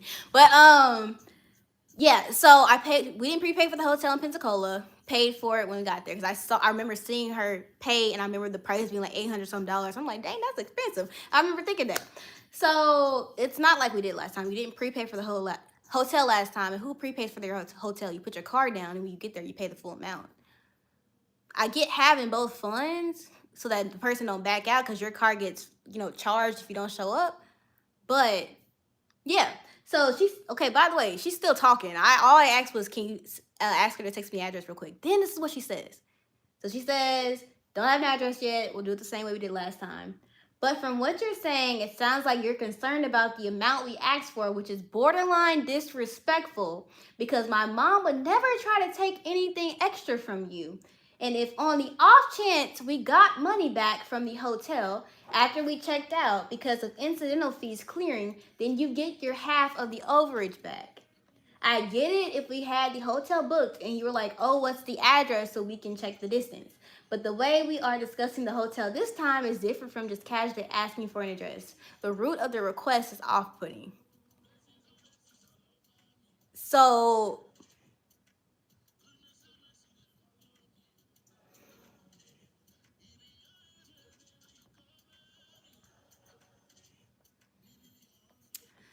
somebody said, I think that depends on where the online mom was booking. She cites from Priceline and Hotwire. They don't tell you where you are staying exactly until you pay. They give you a general idea of hotel star and location. I don't think that's... How you gonna pay for something without knowing where it is? And she asked me for a specific amount of money. Keep that in mind. She is a Christian. She asked me for $480 the day before. No, 2 days before. She asked me for $480. So Thursday she asked me for $480. Friday she called me to ask me if I was gonna send money. Today's Saturday. I was about to send it, but my dad was asking me to ask her where the hotel was at because the price sounded high. So basically she's saying that me asking for the address of the hotel I'm paying for is off-putting. She said it'd be different if they had already went and booked the hotel. Basically, if I had already paid for the hotel, then asked where it was. I guess because last time I didn't ask where the hotel was until the day of, so I knew where to drive to. But even if I did that last time, how is that weird? And how is that... The fact that your mind automatically goes to me saying you're scamming because I asked for the address of the hotel, that just shows what you're doing. Like, the fact you got... Look, this is all... Cover her name, what? This is all... This is what I said. This is all that she said. Like, she just went straight. All I asked was said, do you mind texting her real quick to get the address? That's all I said. And she went on to say, you borderline disrespectful. Like, all that good stuff. I'm just like, you know what I mean? Like, that's weird. Hotwire definitely tells you a price without the hotel name. But, okay, that might be true. But she said she's doing it the same way they did it last time. They didn't do that last time. They didn't prepay for the hotel last time. So I sent them the money the day of the trip. So they couldn't prepay. They put their card down. I sent my half. And then when we got there, she paid the full amount. So even if that is true, that's not what they did last time. You know what I mean? So, you see what I'm saying? And that's the thing. Why wouldn't she just tell me, oh, I'm using Hotwire, so they don't give you a price yet, right? Why didn't she just say that? She said it was, listen, she's saying it's disrespectful and it's off-putting that I would ask for the address of the hotel before we booked. So you know what I'm saying? Even if that's true, all that other stuff she's saying don't add up. You know what I mean? I don't think she was telling the truth, if I'm being completely honest. Because even if that part was true, what was the point of all that other stuff? You being disrespectful, you saying my mom trying to, all because I asked for the address. That's normal to ask for an address. So the fact that you would go all the way left, that don't add up to me. You know what I mean? So, anyways, I said I never said anything about the money, which I didn't. All I did was ask for the address. I never said anything about the money. I was asking for the location and trying to see where things were around the hotel, which makes sense. I'm also a little confused now because you said I need to send 480 to book the room, and now you're saying that you haven't booked the hotel. I messed that up, but I was basically saying you're asking me for money, but now you're saying you don't even know where the hotel is. You know?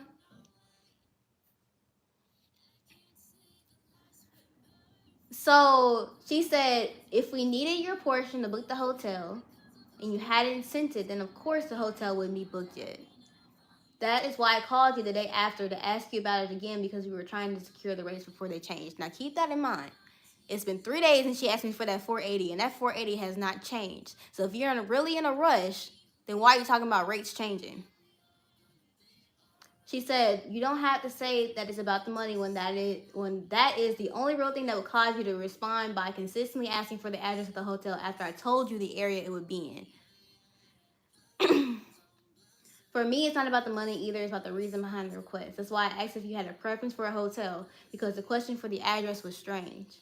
If it was just about the area / places around it, then you would have only asked about the area, but that's not the only reason. And I said, I just asked for the address, ... She said, okay. That's my thing. That's the thing. Even if they were right and they were pre-booking the hotel and they didn't have an address, why couldn't you just tell me, oh, we don't have an address yet because we're using Hotwire and they don't give you an address yet? Problem solved. Like, you know what I mean? Like, that problem is solved. Be like, oh, we don't have an exact address yet because we gotta, like, that's what I'm saying. It's like, oh, let me look up Hotwire because I don't know. No. And the thing is, like she said they did this last time. They didn't do this last time.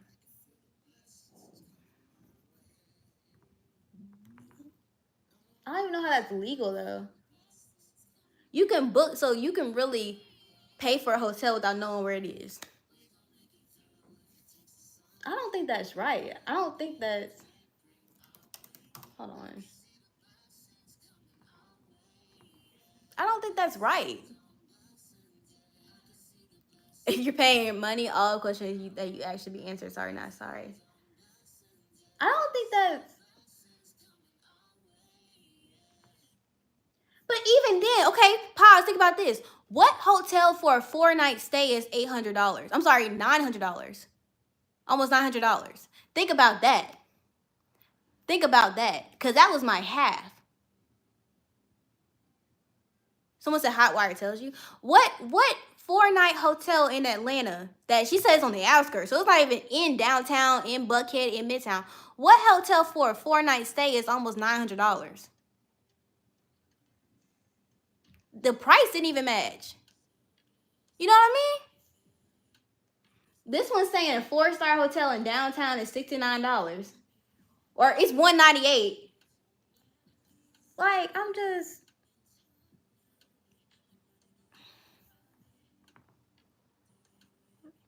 Like, that's how Hotwire works, but it's usually a lot cheaper.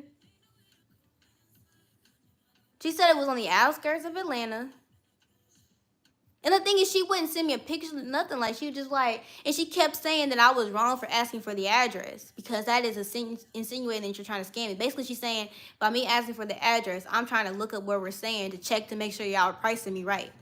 When it's normal, like, if you're going on a trip with your girlfriends, it makes sense to send them the address of the hotel so everybody can agree that's where y'all want to stay before everybody sends in their portion.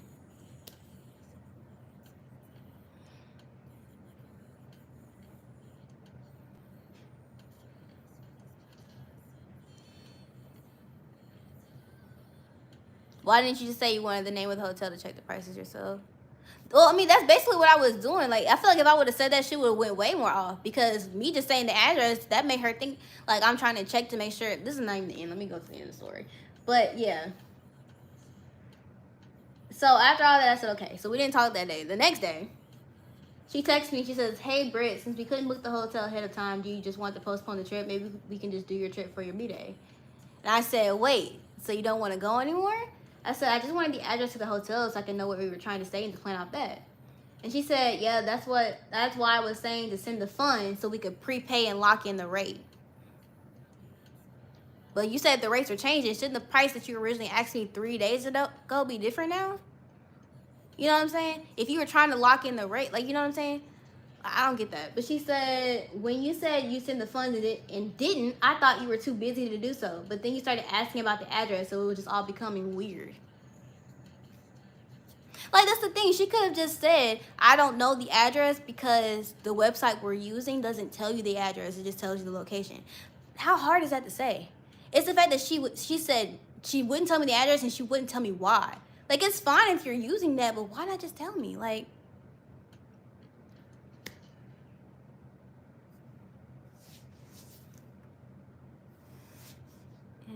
Sheenie Beanie, thank you for providing that insight. I think that definitely helped.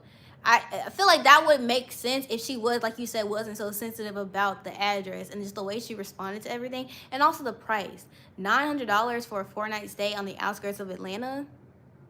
Even a Marriott. Like, that's kind of crazy. Stayed in a fancy hotel and it was for 3 days. It was, yeah, that's what I'm saying. It wasn't even in town. It wasn't even in Midtown. Like,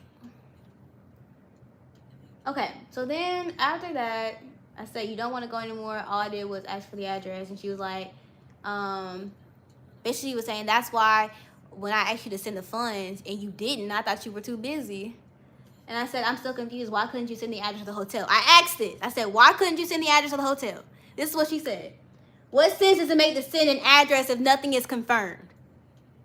So you want me to send money, but you don't have a hotel confirmed. To see, she could have said, oh, we don't have the address because the website we're using doesn't tell us the address because we're getting a discount. She could have said that. She said, what sense does it make to send an address if nothing is confirmed? Like, the hotel couldn't be booked without the entire amount.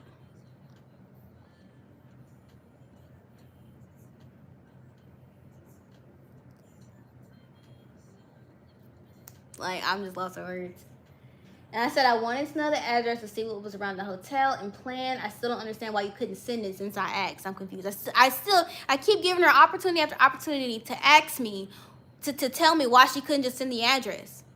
And she could have just said, oh, I don't know. The website we're using doesn't tell us, right? She said, like I said before, attitude. This is where things started to mess up. She was like, there were different options for the hotel, so all I could tell you was the area we were looking to book the hotel in and not the exact hotel.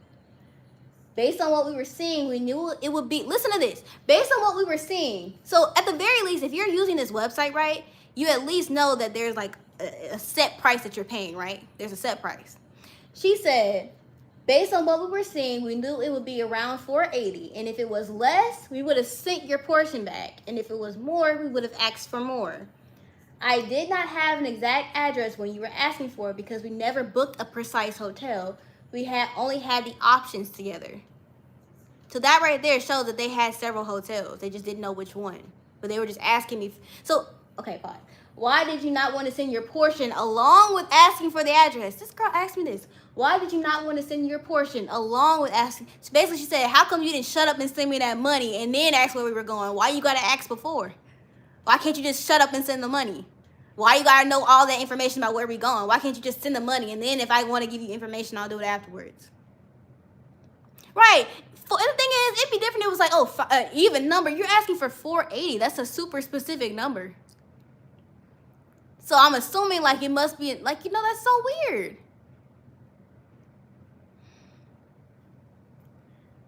Why did you not want to send your portion along with? So basically, why didn't you shut up and send the money? Why are you asking so many questions? Just shut up and send the money. You can ask for the address after I get that check. Why would you ask me to pay my portion of the hotel when you hadn't even picked the hotel and don't know the actual rate of the hotel? I'm confused. So I'm asking her, why are you asking me for $480 for a hotel that you haven't even pictured? You can't even tell me the exact location of the hotel. What am I paying for? Like, And she said, I'm not sure how else to explain this. We were prepaying the hotel the same way we did last time. Like I said, they did not prepay for the hotel last time. So all I could do was tell you the price that it was at the time and wait for you to send it. You didn't immediately, so the rates changed. Listen to that. The rates. She's lying. She said you didn't send your like the payment immediately. She asked me on Thursday. Today's Saturday. No, I'm sorry. Today's Sunday. You didn't send me the rates immediately, so the rates changed, which is why I did not have an address. Thursday, she asked me for that money. I didn't send it immediately, right? She asked me for 480. If the rates had changed, how come on Friday you were still asking for 480? How come on Saturday you were still asking for 480? If the rates changed because I didn't send the money immediately on Thursday, how come the price was still the same on Saturday? Why should there be a different price for you? Be like, hey, oh, the rates changed, girl, because you didn't send the money on Thursday and it's Saturday, so here's a new price. She just told on herself. She just told on herself. She said, you didn't send your payment immediately. She asked me on Thursday. So I'm a dog to her. I got to send myself immediately when she asked for it. But I didn't send my payment immediately on Thursday when she asked. So how come Friday you asking for this money and the price is still the same? How come Saturday you asking for this money and the price is still the same? The rates didn't change. If the rates are supposed to change because I didn't send it. She said the rates, you didn't send your money immediately, so the rates changed, which is why I did not have an address because we'd had to find a different hotel in the same area. So if the price was different, but you're still asking for the same price, and you're still asking for money, and you just said that you had to find a different hotel had to find a different hotel in that same area. So you're still asking me for the same amount of money as the old hotel, but now the rates has changed. You're trying to find a new hotel, but the price is still the same. And that means you're still asking me for money, but you don't have an address for a hotel. And that also proves that she's not using that website because she's saying we're still trying to find a hotel. She's saying she's specifically finding hotels. She's not using that website. She said we did this the same way last time, which is why I was confused at the address. Oh, I forgot about this part. We did this the same way last time, which is why I was confused at the address question because there wasn't all this confusion or pushback last time. So she my mama. Like I'm giving you lip. I'm talking back to you because you asking for 480 and I'm talking back. I'm asking questions. I just gotta send it immediately. But if I ask a question about, oh, where's the address of the hotel we staying at? That's pushback. Last I checked, I'm a year older than you and you not my mama. How is that pushback? Cause I asked for the address and you won't give it to me. That's pushback. She told me to shut up and send that $500. I'm sorry, that $480. You send it immediately when I ask, so you don't ask no questions. I don't like all that lip. I don't like all that talking. You send me your money when I ask for it. That's what that's giving. I was like, who the H she talking to? I was like, hold up now.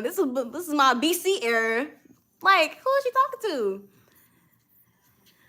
So then she says, you simply sent she said last time you were a good boy, you're a good little dog. You simply sent your portion. We prepaid for the hotel to secure the rates. Neither you nor I had the exact address until literally the day of. We just knew we were going to Florida and there was no problem with that. When we got there, they confirmed the rate and then my mom paid for the extra incidental charges since it was in my name. That's not true. She paid for that full, just like any normal person. They put that car down and booked that hotel. I sent them my money the day before, like the day of the trip, like when we left for Pensacola. We got there. She paid that full amount when we got there. The same way I did when I went to Puerto Rico. I put my car down and I paid the full amount when I got to the hotel. So yeah, so that was the end of that conversation. So after this, we didn't talk for like, I want to say a few days. And obviously we didn't go on the trip. But I remember just talking to my dad and like my stepmom. I was delusional. I was like, even though it was in my face like this, and then literally, even now, it took me like, so this was in 2023. It's now 2025. It took me an entire year before I could read this and actually see what she was doing. So for an entire year after this friendship, I was literally like, there's no way she did this. I was like, there's no way she scammed me. Like, there's no way she tried to do that. I'm like, there must be something I'm missing. There must be something I did wrong. There must be something like I just didn't understand.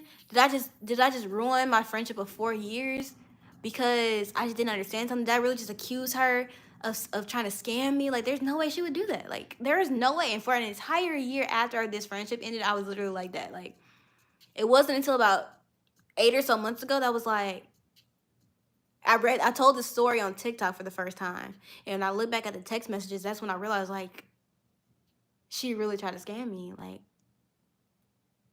oh my goodness. So then after that, I was like, I have to talk to this girl. This is like a day or so after. I was like, I have to call her because there's just no way she would do that to me.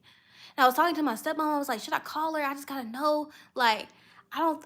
There must have been some misunderstanding. Like, there's no way she would scam me. Like, there's no way. I just told this girl like a month or two ago that I would give her if she needed money. All she had to do was ask. Like, I would give her all the money in my bank account. So they're like, it's not like I was a hoarder. I literally told this girl to her face, if you need it, I got you.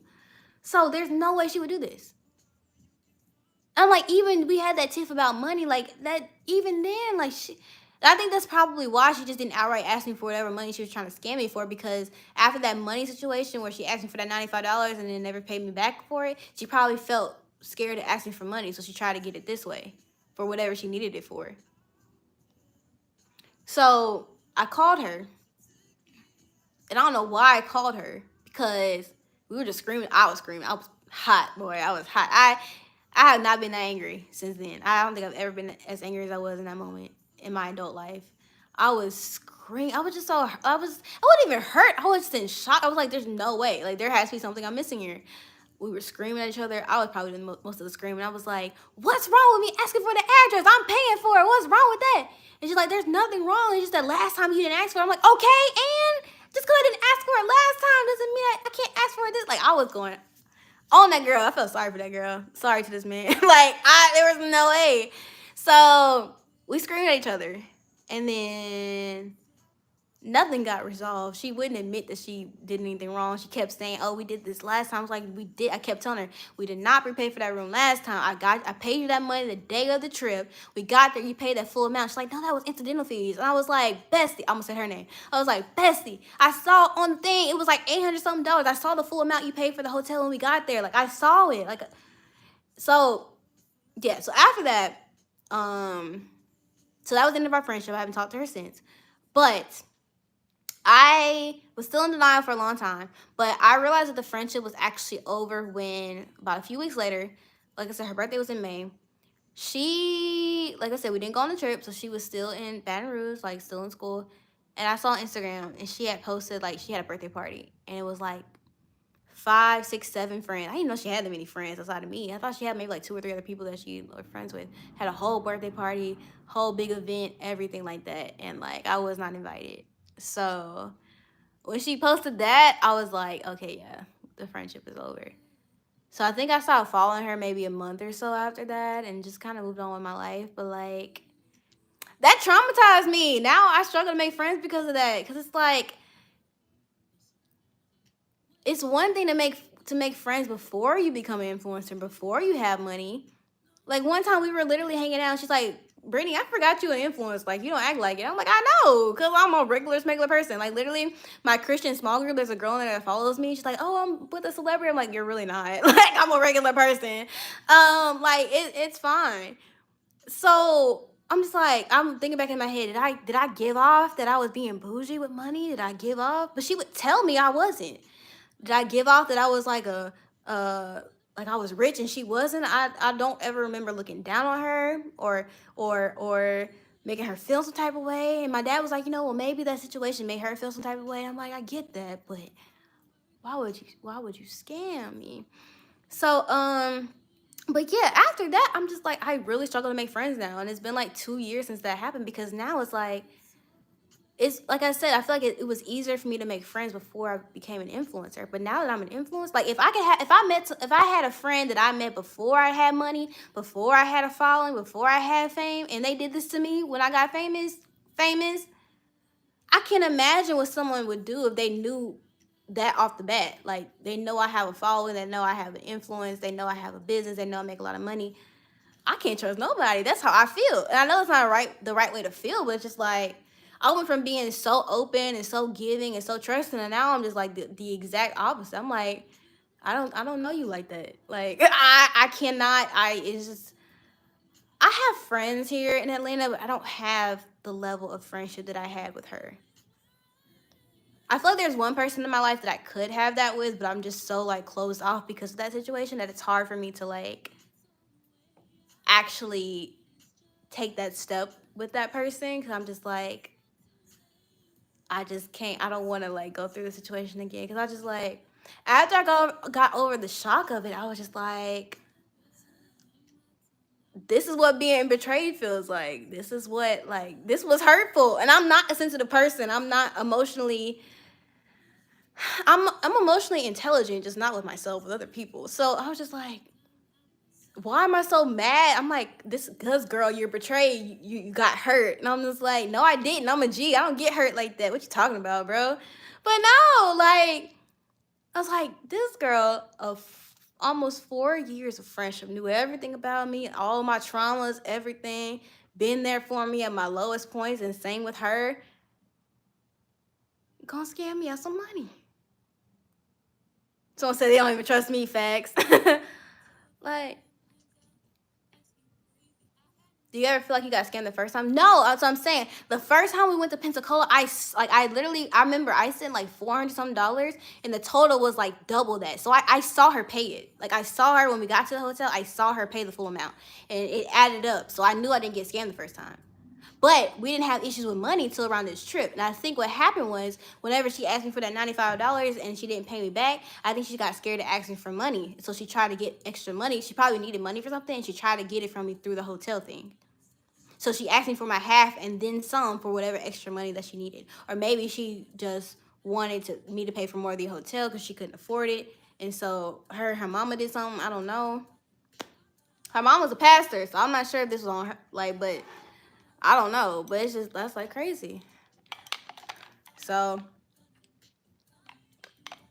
my dad was looking out. But I still tell him he ruined my friendship, but he messy too. He was all in it. He was like, "What she say? What she say?" Every time she would respond, I'm like, "Dad, this is not a reality show. This is my life." Um, when you're saying you're trying to get to that level with someone else, do you mean not saying personal things about yourself anymore? Um, yeah, like, cause now there's the fear that like if I get close to someone, there's a possibility they could expose me on social media. Like I'm not like a terrible person who's like an undercover racist and homophobe. It's not like nothing like that, but there are certain things in my life that I would not want social media to know. Like personal things I've been through, personal traumas that I've experienced that is not for the public. But that's something that you would share with a friend. But there's the fear that they could go and expose it on social media if something happens. You know what I mean? Like I'm sorry, I'm just thinking like there's so many things that like I had never shared on social media in the 4 years I've been on here. And I never will because not only is it personal to me, like it affects my family. There's things my family has been through that have been very hard for us with other family members, scary things. Still got nightmares about some of the things, right? So I've been through some stuff, and like I would share those with a close personal friend, but I wouldn't want those things in the public, you know?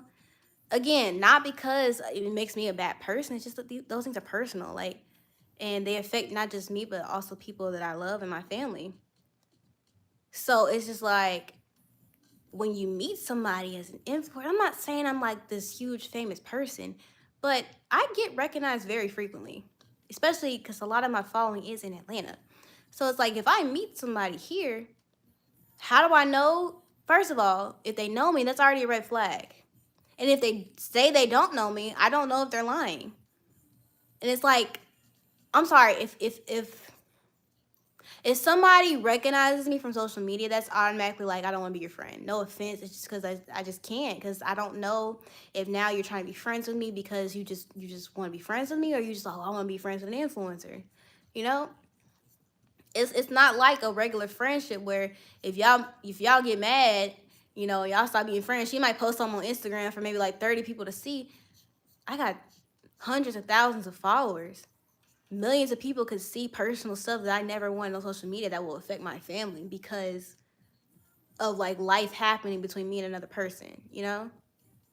Or, I'm not perfect. And there are some things, mistakes that I've made that I don't want on social media because I was young and dumb and I was stupid when I was younger. And there are things that I made quite a few mistakes. Some that I definitely will be biggest regrets of my life. And I don't want those things on social media because you know how people are. They'll judge you for your mistakes. They'll ignore who you are today, and they'll say, "Well, oh, she's a Christian, but she did this." Like, we all have a BC era. And it's just like, you know what I mean? So it's just like I don't understand. It's something I've been praying about. I don't know how to navigate that because I want community. I want friends. And like I said, I do have friends. Like I can call up somebody right now and we can hang out tomorrow, right? But I don't have anybody at that level. Like if I'm going through something, I don't have anybody outside of I can call my sister, but like she get on my nerves. But there I don't have a friend that I can call and be like, hey, like I'm really struggling with this, or like this happened, or I'm feeling this type of way, or I just don't, I don't have anybody for that. This is why folks need NDAs. That's the thing. Like, I don't want a friendship that's like that. Like, so yeah, it's just like a true friend wouldn't expose you on social media if y'all have. That's the thing, but you don't. Sometimes you don't know if they're a true friend until that happens. Some people think that's their true friend. Like this girl, I thought we were gonna do life together. I thought I was gonna be the auntie to her kids. Like I thought we were like locked in. Like we clicked so fast, and like she was just as open as me as I was with her. So this wasn't a one-time sided thing. Materialistically, I definitely think like I was giving more than like she was, and she was taking. But like emotionally, it was about equal. Like I would tell her stuff. Just now, I feel like she might have told me a little bit more than I told her. But like there's certain stuff that I've been through. Like I said, stuff I still have nightmares about that she knows. So and I thank God that when we broke up as friends, she didn't do nothing, but she could really expose everything you know what I mean? So, have you tried therapy maybe? I feel like I want to go to therapy. I don't have any like huge mental issues, but I think everybody needs therapy. Like therapy is good. Therapy is helpful, especially if you have a Christian Black therapist. I want to try that. Like there's always ways to improve on yourself. Like I said, I don't think I'm a bad person. I don't think I have like extreme mental health issues, but I definitely think there are areas in my life that I could definitely benefit from therapy for. So it's definitely something I'm considering. I just don't like talking to people, but it's whatever. Brittany, your spirit would never let you go astray. Trust. That's the thing, though. Sometimes the sermon don't be hitting the way it should. You know. Do you have anyone in your church that you would consider a friend? No, I just started going to my church though.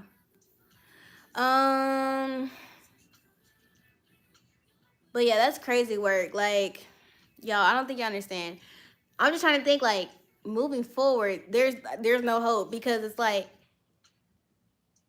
there's always gonna be that risk. Like you meet somebody, they either know who I am or they're gonna find out who I am, and you don't know what they're gonna do with that. So, wolf in sheep's clothing sort of thing. They seem like the nice expose it first. No, I'm not gonna expose it first. That's like opening the door for something that don't need to be open. I'm just gonna be by myself forever. So I'll open up when I get a man. Even then, like, being vulnerable with a man, ugh. I need to drink my water. Ugh, that's gross. Men, gross. Like, like, ew, gross. Think about that. Like one day being in a relationship and like having to like with a man, like, oh, that's my Stanley. No, that's gross. God really done changed me because I was fiending for a man. I do not want one now. That is crazy work. Let me put my hair up while we talk. I'm almost done with this live anyways. I'm gonna show you how I sleep with my twist out. But like, that's crazy work though. I always say I'll never tell my husband traumas. I say that for God, a close friend up there. But just like the thought of being in a relationship, like just think about that. I love having my time. But when you get in a relationship, especially marriage, your time isn't your own anymore. And then kids, ew, kids on top of that, that is gross. Like, I just cannot do that. I'm gonna keep this in. No, we don't have to move it each time I. But, y'all, that's so gross. I'm sorry. You're gonna be singing a different tune when you find your husband. Well, right now, I like the tune I'm singing. It just not a, like, have y'all experienced that? Like, I'm still kind of like, it's like profound to me, like the concept of like actually being content in singleness, like not a pretend contentment, right? Like, again, y'all know how like people say that when you're not thinking about getting a husband or getting a boyfriend or whatever, I just turn my music off. When you're not thinking about any of that, how it just like naturally comes. And so I would have points in my singleness where I'd be like, God, I'm content now. Like, I haven't done anything. I haven't talked to anybody. I haven't gotten on Tinder. I used to be on Tinder, Lord. I haven't done any of that. So I'm content now. And I'll pretend to be content just for the sake of like trying to trick God. But now that I know what it feels like to be content, I'm like, girl, what were you doing? Like, you were not content. But like, it's just like the desire to be in a relationship is just gone. Like, how do I explain it? Like, I know, like, logically speaking, like, just from a logical standpoint, I know eventually that I'm going to want to be in a relationship because I would like to get married, maybe have kids and a family, all that. Like, I would like a husband one day. But, like, emotionally, I don't feel like that. Like, when I think about the plan of my life, I know that, like, that's something I would want to happen. But, like, I don't, like, when I went to dinner on Friday for Valentine's Day, and I have like, I see all these couples and stuff. I'm literally like, y'all cute. There's no jealousy. There's no comparison. There's no like, God, I wish that was me. God, it's literally just like, oh, y'all look cute. And I was looking, sitting pretty and cute. Me and my friend went to dinner and we had a nice dinner. Like, she ate it up to her outfit and we were just, like, I felt nothing. Like, I was just like, God, am I okay? I'm like, I like men's, but I'm just not liking nobody at this moment. Like my attraction to men is still there. Like, I see a man, I'm like, oh, he's fine. But it's just like, relationship wise, I'm just like, I don't want it. Like, when I see a fine man online, I'm like, Lord, he's like, for example, if y'all watch Mr. Plankton, he fine. That's a fine Korean man. He is fine. But when I think about being in a relationship, I'm like, no, no, no. It's just not giving. So I don't know. There's just no desire. So don't know how to feel about that. And then when I like think back about all the experiences that I had with men, like 19 was my last experience I ever had with a man. And I think that kind of like sealed the deal for me. 19 was something else, bro. He was crazy. Like, it's funny.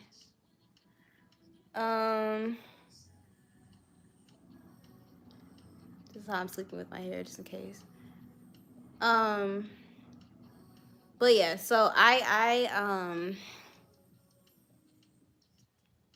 just I don't want it. Like, yeah, I love K dramas. Like, some I don't share. I like it. Mr. Plankton, I didn't like that one. That one was not okay.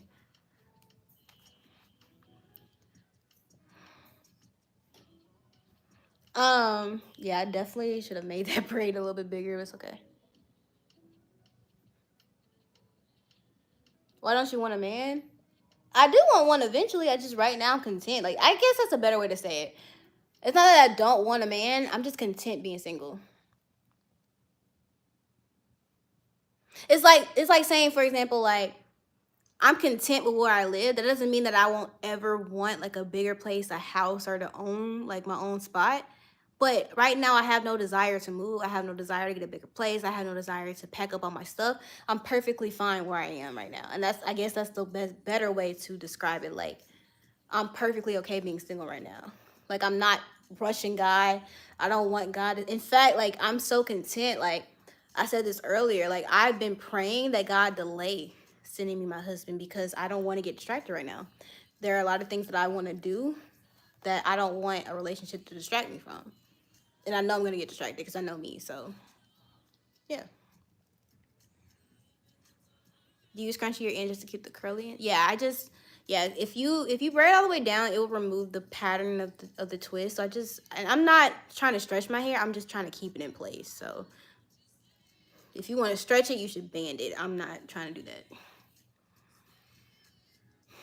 And when my hair is newer, I just do like 2 braids. But because my hair is older, I do a little bit more. Let's see.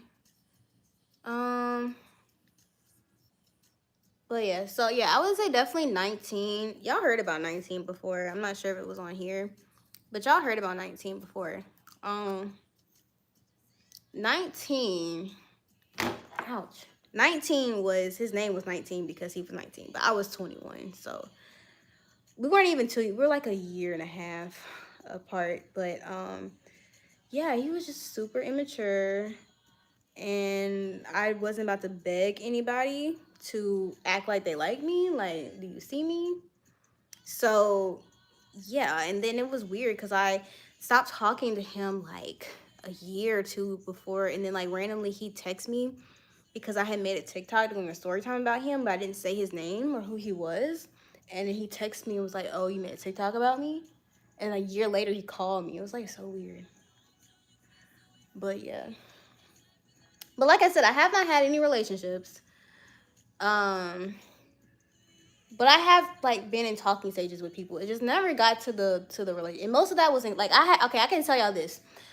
I have not romantically talked to anybody. Like, I'm talking like no phone numbers, no social media messages, nothing since,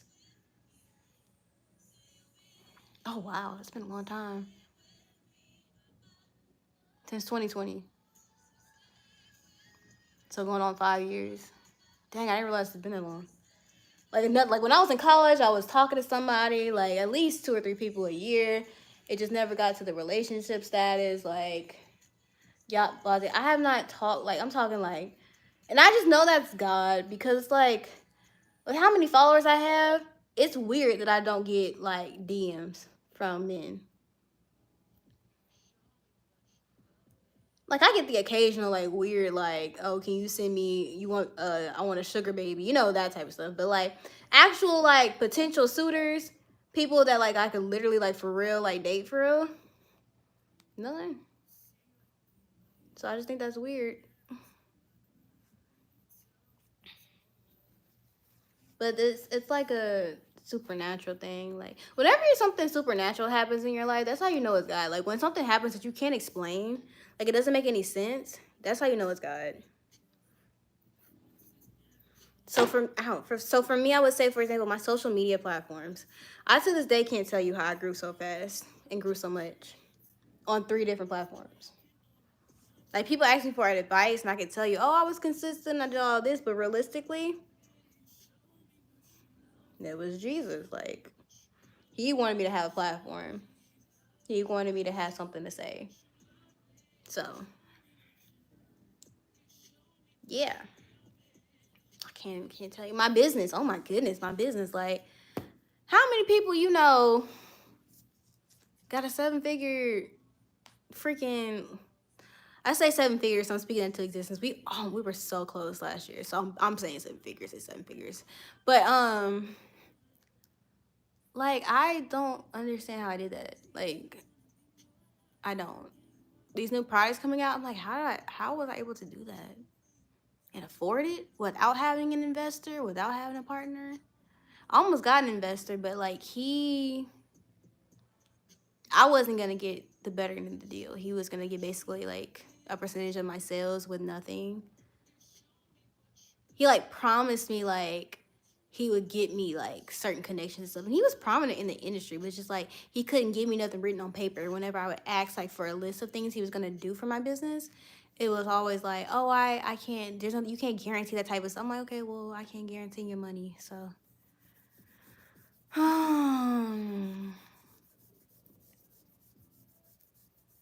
Okay, I'm gonna put another questions up there. I'll stay on here till 10:30, but I'm gonna put another.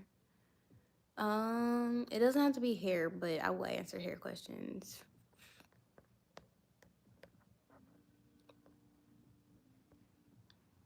Oh, okay. I wonder if you could save this on YouTube.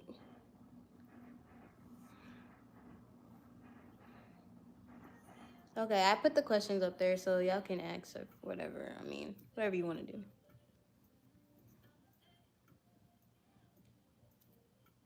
How are you mentally? I'm great, actually. Things are changing mentally, especially with weight loss. Oh my goodness. Like, the way I used to be like a big bag for food, it's so weird now. I started like putting God first with that. I don't crave food like I used to. I still crave food, but not like I used to. Would you ever consider Shark Tank? I would go on that show just for the promotion and the exposure, but I wouldn't accept the deal. They give awful deals, y'all. The only one that got a good one was Scrub Daddy. And maybe a few other ones, but they white. Like, no. I would go on there so people would know what my business was about. That's literally it. That's what most people do. But you're just not guaranteed for your episode to be aired. But yeah. You look like you get your nails done. I never get my nails done. I do too much hair content. It's just not worth it. What month are you in with weight loss? Okay. I started my weight loss journey in the last week of September. So I'm going to say October. So month 5, but I didn't start locking in really. So I started at 156.6, and by the end of the year I was 151. So I lost 5 pounds in like 3 months. But in the past almost 2 months, January, February, I've lost almost 10 pounds. So I actually locked in this time. So that's good. My goal is 125. I want to be done losing weight by my birthday, which is in July. I'm doing a super loose braid in the front. I don't want nothing crazy. My hair is so moisturized. Crazy work. Do you have any Bible study tips for people who find it hard to be consistent? I would do like pick a topic and then look up like on Google Images like scriptures about this, this, and this, and literally just do one verse a day and do the SOAP method. So write the scripture, write what you observe from the scripture, use a commentary like during the words to get a better understanding.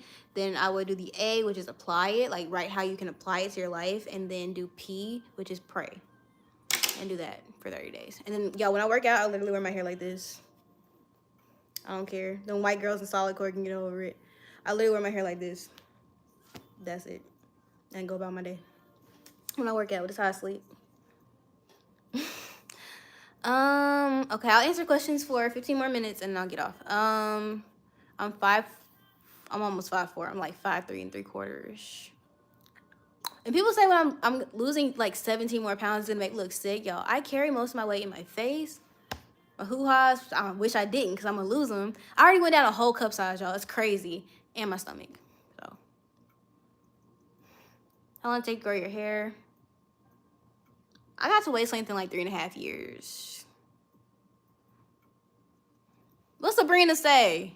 I'm not paying attention. Came back to see. Oh, you want to be in timeout again? I got you. I put you in timeout before. I was hoping you thought about your you thought about what you said. I was just giving you a chance. I'll put you in for you need another 30 minutes to marinate. Girl, the whole point of timeout is for you to learn your lesson. Girl, you need to reflect over that. We do ship internationally. I seen your mini twist style and I want to try it on my hair. Do you have any advice or tips since it's my first time? I would watch that video because haven't done mini twist in a while, so I don't remember what I said. But I do know that the size of your twist depends on your hair type. I don't know a lot about that, but if you look up on TikTok, you'll have a lot of good mini twist videos. How can I regrow the front of my hair? take care of it the same way you take care of all the rest of your hair. You can watch my how to grow hair video for that, because that's kind of a little bit too general. What do you use on skin on dark spots left behind by pimples? Niacinamide. I'm blanking. BHA. Turmeric, kojic acid. Your skincare routine should depend on like what you do for your skincare routine should depend on the ingredients you use, what you're looking for. So if you want dark marks, get rid of hyperpigmentation, niacinamide, kojic acid, turmeric, moisture, hyaluronic acid. If you want like glycolic acid, if you want smoother skin, yeah. Christians are Catholic, did you know? So the way that works is there are different denominations of Christianity. So there are Christians that could be Catholic, but no, the only way you're Christian is if you believe that Jesus died on the cross for your sins and he rose on the third day and you'll be saved. Now, if you want to believe that and also be a Catholic, okay, but what's the point of your comment? Like, I'm sorry. I know your product is still in production. You have a timeline for release. I don't, but as soon as I know, y'all will know. How much time did it take to start your business? About a month, but it was a rough draft of what my business is now. Basically, I did research, worked on the products. Once I got the formula together, ordered all the inventory I needed, so ingredients, products, labels. I got my labels printed and sent to me, and packaging, set up my website, make videos. There you go. They said the thicker your hair is, the smaller the twist and vice versa. I think it depends, really. Because when I do small twists, they be looking boneless. But then if I do them too big, it look like a twist out. How was the transition from medical school to being a business owner? How did the family react? My family, they weren't happy that I left med school. But, you know, sometimes God will tell you something that they don't tell your family. I mean, there's something they could do about it. I was an adult, and I mean, I was already running my business during med school, so I had enough money to move out and get my own place to run my business. And then once it started to take off and I became successful, then they were like, oh, okay, we understand it now. So they silently supported me. But also, you got to think about it, like, my family didn't really understand the social media thing, so they didn't understand that that's an actual career now. So they just were worried about me. But I mean, that's what it is. My dad was always like, if you need money, you better say something.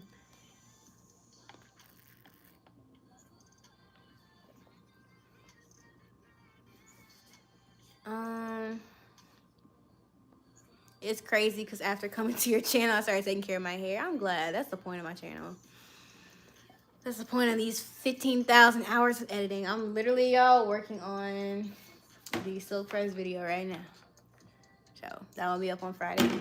I've been thinking about posting YouTube videos twice a week, but it's just so much work.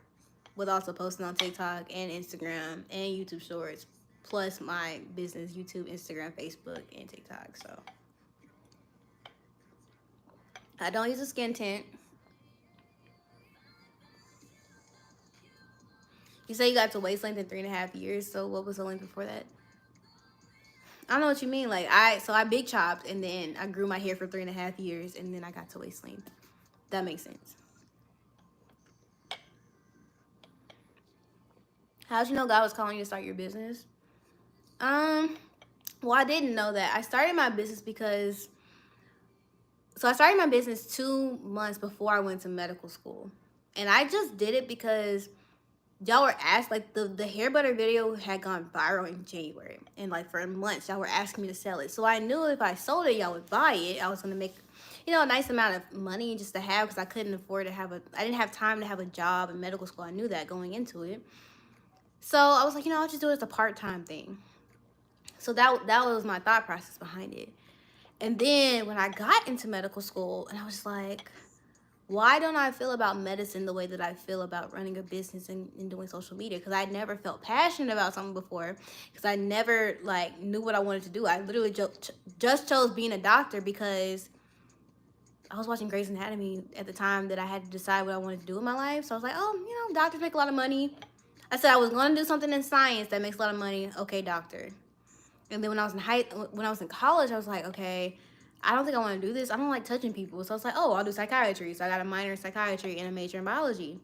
So I went to med school to be a psychiatrist. And then I had to dissect a cadaver. And I was like, oh, no, I'm not doing this. And the thing is, if you're passionate about something, even though it's hard work and you might not enjoy that part, you enjoy the core of what you're doing. I didn't feel like that about medicine. Like, in medical school, everybody was stressed out. Everybody had a ton of work. Like, think about the amount of material that you have for a college final. That's what you have for every single exam, like once a month in med school. It's like so much work, so much studying, so much memorization. But I could see that the other medical students, they enjoyed learning, even though it was a lot of work. They enjoyed learning, enjoyed the cadaver lab. They enjoyed doing extracurriculars and going to professors and getting extra stuff because they just wanted to learn. I was doing bare minimum. But with my business, I would spend hours researching. I would spend hours running it. I would literally stay up. Any free time I had, I was making products. Sometimes I would stay up 48 hours because that's all I had. I was like passionate about it. Same thing with social media. I don't know how. I was barely getting by in med school, but I was posting every single day on TikTok. I'm like, how are you doing that? I would like split up my days to where it was just so weird. So yeah, so I was like, okay, the fact that I feel passionate about this but not about medical school, something's not clicking here. So that's when I started praying. That's a whole nother story time for a different day. But like in that video, it's on my channel. But like my friend at the time, she made a joke and she was like, why don't you just quit then? Because I was just telling her how I didn't really feel like, I just didn't feel like doing the work. And she was like, why don't you just quit then? And I was like, maybe I will. And that's how that happened. And I prayed about it and I fasted though. I didn't just leave. But what would you do for $100? Hold out my hand so you can give me $100? What kind of question is that? I don't need to do anything. Do you see this face? Honestly, I deserve a ban right now just because you're in my presence. Like, let's be for real. Now, you talking about $1 million? We can have a different conversation. But $100, like, be for real. You gotta offer me something I can't get myself. How you study the Bible right now? I'm doing a Bible study on comparison. Basically, what I just told the other person. I have a verse. I do that. Do the soap method. Talk to God like I'm talking to a friend. Pretty much it. When you try various products from different lines on your hair, does it change your hair texture and make your hair fall out? No. So one thing that y'all don't know, because I obviously don't tell y'all, is I heavily research the products that I review. I don't just randomly pick products out and just review them all willy-nilly. Yeah, when I make the videos, it really is my first impression using them. But I really do my best to pick products that I feel like my hair is going to like. Like, I know my hair at this point. I have a lot of experience with formulation and all that good stuff, so I can look at ingredients and stuff and tell what's what.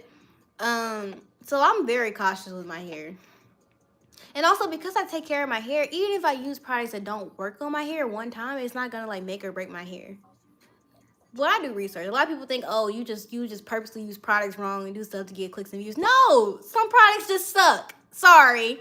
Some natural hair products just suck, and they know they suck. You put that stereotypical dark-skinned girl with a short, forsy hair on that product, knowing good and well it wasn't going to work for this. You put that gel with that type 4 girl, knowing her ends just got a little curl, everything else is puffy, talking about, oh, this is defining. Shut up. Like, don't make me mad. Because now you got me and my followers wasting money. Like, it's one thing to make me waste money, but I don't play about y'all. So y'all wasting y'all's money, oh, we're going to have to fight. We're going to have to tussle. Like, that makes me so mad. If you didn't make it for us, just say that. It's okay. Not every brand has to cater to type 4 hair, but don't pretend like you do. Be bold about it. Be like, we didn't make it for you cotton balls with your cotton textured hair. You niggers, like, we didn't make it for y'all. Just say that, okay? Just say it. That way I can keep it pushing it and give y'all lines that actually work for y'all. But don't sit up here and pretend. That's what makes me mad. Like, because now you're playing games. And I don't like that. That makes me so mad. Y'all know how frustrating these wash days are. Just imagine your wash day. Now imagine mine, which is double the time because I have to film everything. Sometimes I have to film things twice. And for me to do all that just to waste my time with products that because I try them because y'all asked me to for a good reason because the people on there said it works for us. Sacred. For you, Icia. Like, disrespectful. Anyways. By the way, niggers is not a cuss word. I'm black. I say that all the time. With a hard R.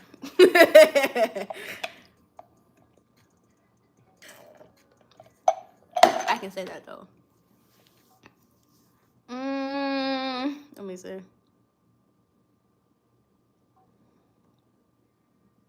Do you like Donna's recipe? I will watch my review, but yeah, for the most part I did. Some products I was like, the line is I feel like for old school naturals, like if you like the LCO, LOC method, you'll like that line. I don't really do that with my hair anymore.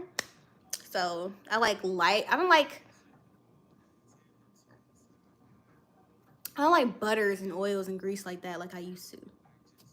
So I'm sorry, like literally that was a LaCroix and that's like killing me right now. Okay. When are you gonna travel to the islands or the Caribbean for a vacation? I wanna go on my birthday. I'll be 26, y'all. Look at that. I didn't close my cabinet. SMH. I think I was in the middle of cleaning my kitchen and I stopped. Got my little sad puzzle over there. I don't think I'm gonna finish it, y'all. It's too complicated. What are your pros and cons of running a business? Oh, well, let me answer this one first. Do you see your family often? I see him a few times a year. Honestly, my dad travels so much, he could come up here. Like, I talk to them like every single day, though. But I see them a lot. Thanksgiving, Christmas, birthdays. Me, my dad, and my sister's birthday are all in the same week. So I usually see them a lot during the summer, Father's Day, Mother's Day. I go home like once every 2 or 3 months. So I do see them often. Okay, what are your pros and cons of running a business? Are you learning any of the pros and cons? Does it affect your mental, physical, and emotional health? Yes. I feel like as a Christian, I could tell you your mental health will be affected if you do not give God control. If you could try to control everything, it's the worst thing you can do for anything, not just running a business, but like running a business is like 10 different jobs in one. And honestly, I am struggling with finding a team of people that can do stuff the way that I need them to do it. I've hired a few people and I've fired every single one of them because they just did not do it the way that I wanted to. And I don't know if that's partly me just being too controlling or what, but it's just like, I don't know. But the pros of running a business is I feel like there's a sense of accomplishment, like knowing like I make actual hair products. I think that's so cool. And one day when I see them like not Target right now, but Ulta and stuff like that, I'm like, oh my goodness, that's me, you know? And like when I see people say, oh, I love your products, I have to have this for my hair, it's so good, I'm just like, wow, like that's just amazing. And then when I see people say that like our Wednesday Wisdom, which is our Christian newsletter that we send out every Wednesday, and they're like, oh, it's, I'm just like, I'm letting you grow your hair and growing closer to Christ. I love that. The cons are you don't know how much money you're gonna make every single month. At this point, we know how much we're gonna make every single month, but sometimes it's up, sometimes it's down. Struggling with inventory, stuff sold out, people go crazy, which is a good thing, but also a bad thing. Making sure you pay your taxes. The second I moved to Atlanta, I got an accountant. Thank the Lord, because it's way too complicated. And then also just like having to like have discernment with like investors and stuff like that. Cause I'll be honest, y'all ask for products and products and products and products. That costs like tens of thousands of dollars a product to develop, formulate, get it on the website and sell it. So it's not like I can just, you know, and it be there. So now if you can give me a couple mil, I could have, you know, about a good 10, 15 products on there in 6 months. You know what I mean? But that's not realistic. But it's rewarding. If you're passionate about it, you'll like it. So Jamisha, I'm gonna do you a solid and I'm gonna keep your comment hidden. But why are you so concerned? You got one more time. I'm gonna put it up here. They gonna clown you. I'm trying to be nice. That's not a joke. I hope you know that. That's not funny. Would you? Okay, how about this? You want a joke like that in person? But you wouldn't though. Like you know that's not funny. But that's not funny. Just because you black, that don't make that funny. That's not a joke. You wouldn't do that to somebody in person. If that's not a joke you would tell in person, like if you saw me in person, you wouldn't tell me that. So why are you telling me that right now? Think about that. Reflect on that. Love you though, but no.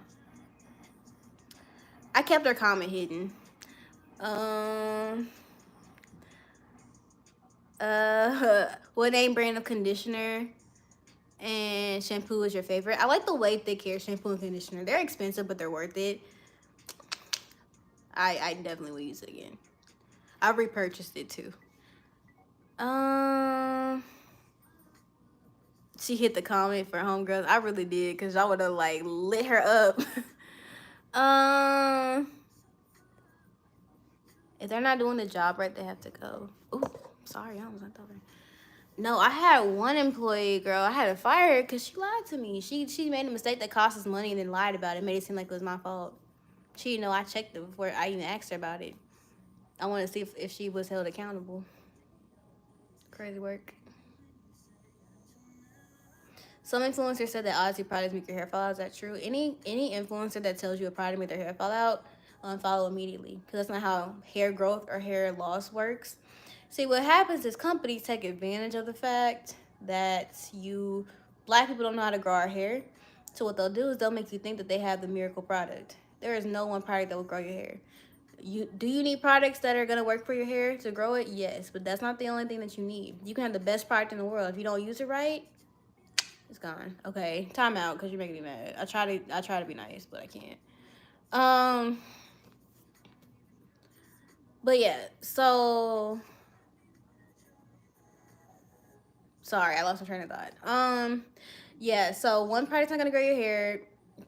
Sorry, not sorry. Y'all hopped on that Miel rosemary oil in 2022 and doused your scalp in it every single day, thinking it was gonna grow your hair, and then you wonder why your hair fell out. Because that's not how hair growth works. You can't cheat the system.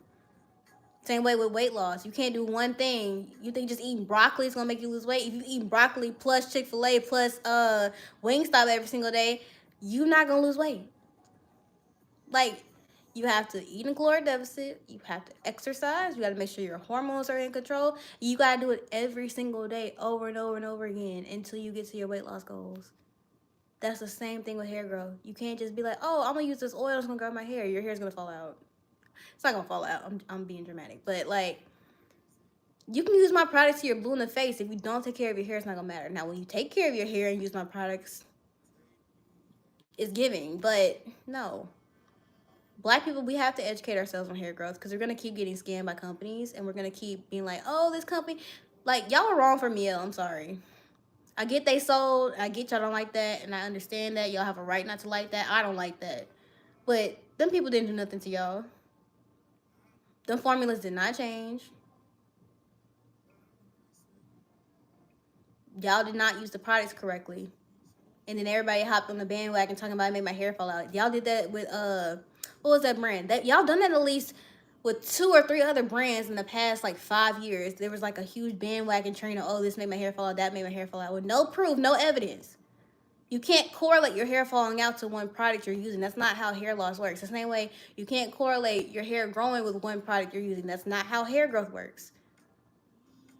You take crap care of your hair and then blame an oil for your hair falling out. That's not fair to that company. I get it. I get y'all don't like how the fact that they sold. I get that. Totally with y'all. I'm in agreement on that. I don't like when that happens. I get that. Why do you talk about 4C hair if you don't have it? Can you please give me the... Can you please let me know when I ever said my hair was 4C? No, I wanted it Rain's way. When have I ever said my hair was 4C? Let me know. What's the video? What's the timestamp? I'll wait. Or you can just apologize. That'd be better. It's okay. I know sometimes y'all don't understand, even though I clearly say type 4, that don't mean 4C, because if it meant 4C, I would have said 4C. No, you tell me I'm talking about 4C hair. When have I ever said that? I have never said that. Your comment is saying that I said something I didn't say. You said, why am I talking about 4C hair? Did I ever say I was talking about 4C hair? When did you put 4C? What video did I put 4C in the title? What was the video? Go find it and come back and tell me. Or you could just apologize because you're wrong, but go tell me. What video did I put 4C in the title?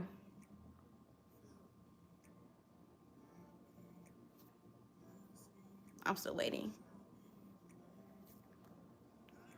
It'd be quicker for you to just apologize. Like, I don't know the videos I posted, but anyways. Exactly. I say type for this exact reason. Thank you. Exactly.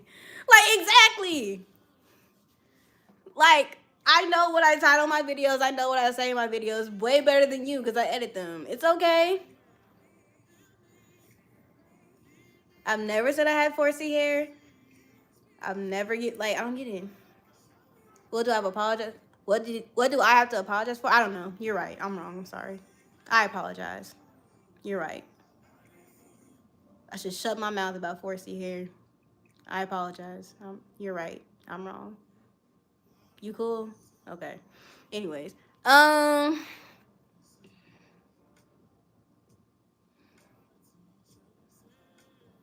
Brittany, don't let it tell. Oh my gosh, I get mean when I'm tired. I'm sorry. Wouldn't say that was mean, but like she low-key was just like, okay. Anyways, move on. How do you prevent heat damage when straightening your hair? That depends on your hair. I would just say use a good heat protectant.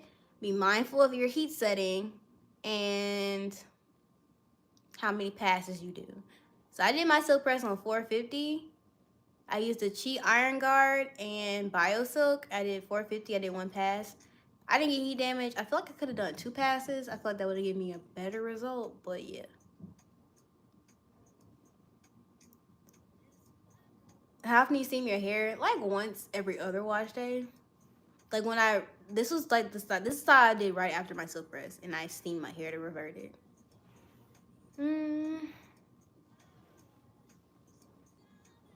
I hate the hair typing. I have at least 5 different textures. Same. I fully agree with that. Hair typing is so dumb. It was made by a white man. It don't even like encompass like all the different hair textures. I feel like there's like a 4A, 4A.2, 4A.5, 4C.6. Like there's so many things in between the 4A, 4B, 4C. So I just be like, oh, you got tight hair. Oh, you got loose hair. Oh, you got curly. I feel like there should be coily, curly, and wavy. Because coily hair looks so different. There's so many different. That's also why whenever like a company will be like, put that one girl with that one type of 4C hair and it's always short. Like 4C curl, like it don't grow. Like, and then I'm just like, that's not representation. There are so many light skinned black women with 4C hair.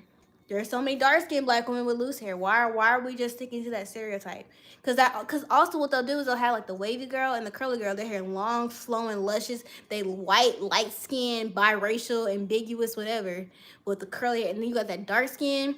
Nothing wrong with this. I'm just saying nothing wrong with the dark skin girl with short 4C hair. But like I feel like that just promotes a stereotype that the only people that have tight hair are dark skinned and their hair is never gonna grow because it's always short in that marketing. No. I know so many amazing influencers, long, lush hair longer than mine, 4C hair.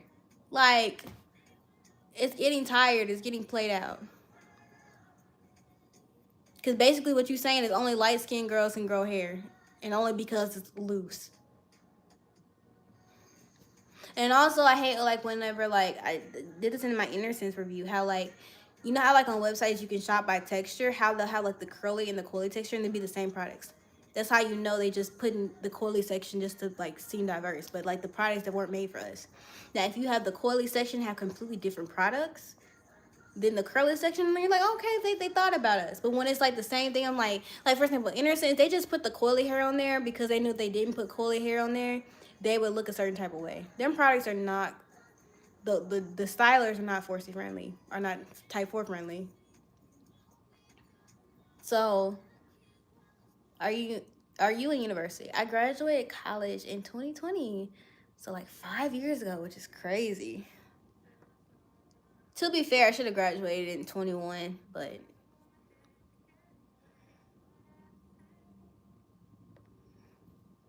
what do you think of shampooing weekly? I personally would not wash my hair on a weekly basis. Shrinkage is literally the biggest scam facts. That's the one thing I always get on my nerves is like I'll be wanting to say so bad. I'm not lying about how long my hair is, but like sometimes I would think I was lying about how long my hair is. Like when I straightened my hair, I was like, dang, your hair long. Because I'm so used to it never going past my shoulders. I was like, wow, I got all this. I didn't realize that. Do you feel old? Not really. My siblings make me feel old, but I don't feel old. I feel like my best years are not even like are ahead of me. I'm still wearing my Christmas pajamas. Crazy. Um, do you ever feel like you use your degree again? I use my degree all the time. I have a degree in science. I use it all the time. With the way that I market videos, I use it in my content creation. The way I explain certain things, if you'll notice, it's like science based.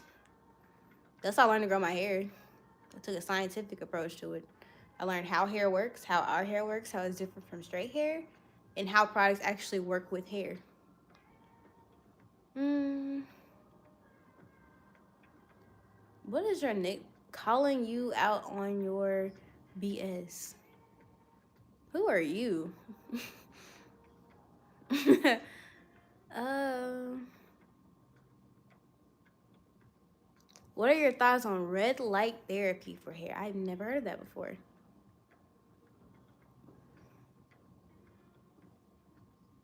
How do you manage having multiple goals at once? Jesus. See, this is the motto that you should live by. This is the motto that I'm trying to live by. Listen carefully to me. Do your best and let God handle the rest. It sounds cheesy, but it's true. For example, school. Do your best to learn the information, to go to class, to do your tests, and then let God handle the rest. And what I mean by that is the stuff you can't control. So for me, example, content. I do my best. I invest in equipment. I research the algorithm. I research other creators, and I write out and plan out good quality content. I film and edit and do my best to with the videos, and I post it. And I let God handle how the algorithm takes that, whether it gets views or not, whether it leads to a brand deal or not, whether it gets a lot of engagement. I can't control that, so I don't worry about it. So when I see videos flop, like for example, my last Get Ready With Me on TikTok has only 3,000 views in like 2 days, and I have over 1 million followers. I still don't know how that type of stuff happens. But I'm just like, he wanted that to flop for some reason. I couldn't control that. I did my best. I was very proud of that video. So the quality was A1. So whatever happened wasn't my fault, and it just was meant to happen like that. And there you go. Do you edit on CapCut? Yes, but I edit on my computer. Oh, I took my SD card out, so that's why it's red. But like, this is CapCut on my computer. So I got so scared whenever TikTok went away for a little bit because I literally edited a whole video and I couldn't export it on CapCut. I was like, wow. So I had to use like iMovie for a minute, for like a week, and then even though TikTok wasn't back on the App Store, CapCut started working again where I could export files. But yeah, so I do that, and then I use iMovie for like my regular YouTube videos just because CapCut can't handle that much footage. Like my YouTube video is like an hour, so like it's just a lot of footage. So I usually just edit it in iMovie, then I run it through CapCut to add like the effects and all that other stuff in there that I need to. So, would you collab with other influencers? I'm not opposed to it. How do you know when God is calling you to do something? How do you know your friend's calling you? Because you spend time with that person enough to understand and recognize their voice. In a crowded room, if your sibling screams out your name, you're gonna recognize it even though a ton of people are talking. Because you're close to your sibling, you spend time with your sibling, so you know what they sound like. Same thing with God. Now, I wouldn't describe God talking to me as a voice. I can't really describe it at all, but I can tell you that you'll know when you know. Like, there won't be any doubt that God's talking to you if you're close enough to him to recognize it. For me, sometimes I guess it's like just a gut, like conviction. Oh, I hate conviction. Cause it just be like, for me, it's like a nagging. It's like, It's a thought in my head, and I can't let it go. Can't let it go until I fix it or until I do whatever it's telling me to do. It's like it just won't get out of my head, and just like for example, let's say like I do not get on social media until I've watched a sermon, read my Bible, and I've journaled for the day and prayed. So usually I don't get on social media till like noon because I journal and pray in the morning. Then I go work out. I come back and I watch a sermon while I clean up, take a shower, whatever, and then I read my Bible. So I usually don't get on social media till like 12. But there was like one day this week where I was like, oh, I'm just gonna scroll real quick because I want to eat and scroll. I don't feel like watching a sermon while I eat. And when I tell you, I couldn't even enjoy the TikTok because it was just like, watch your sermon. Watch your sermon. Watch your sermon. I was like, shut up. That's what I wanted to be like. But it was just a nagging thought.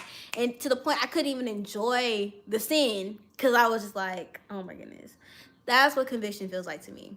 So like even when it comes to like what I wear, like I tell you, like with modesty, like there are times where like one time, so what I post, I pray over. So nothing that I post I ever regret posting.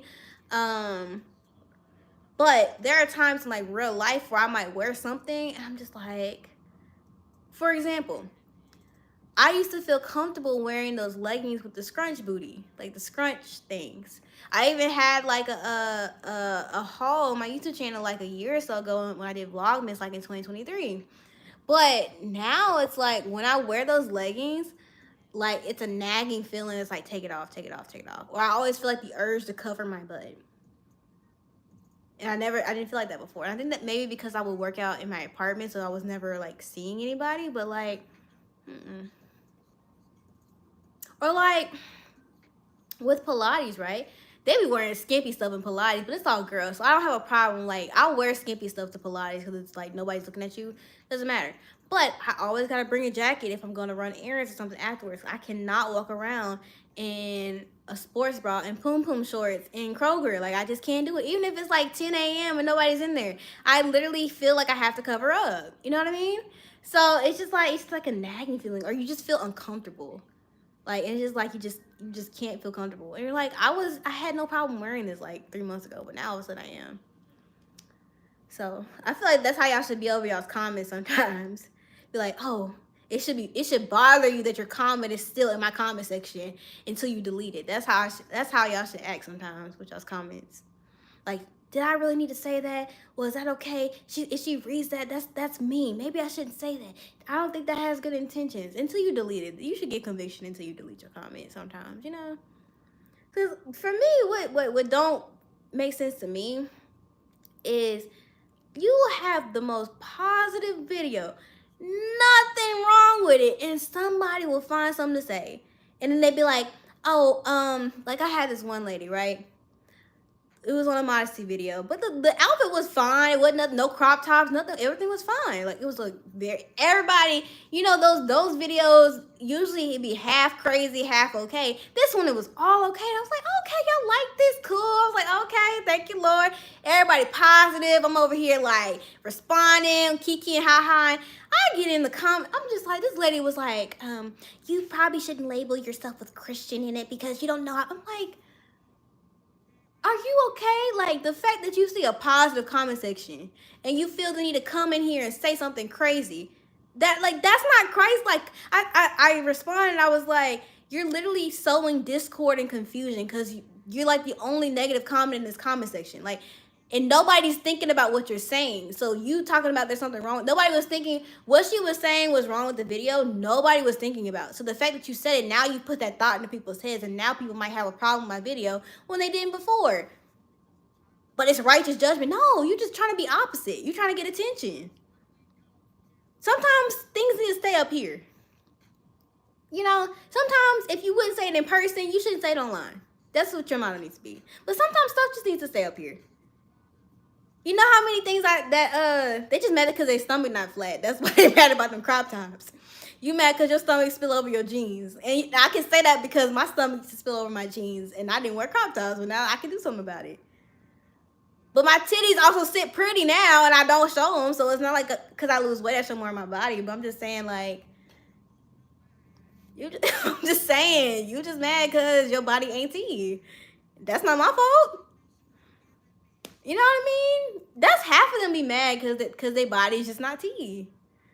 Like, I can't.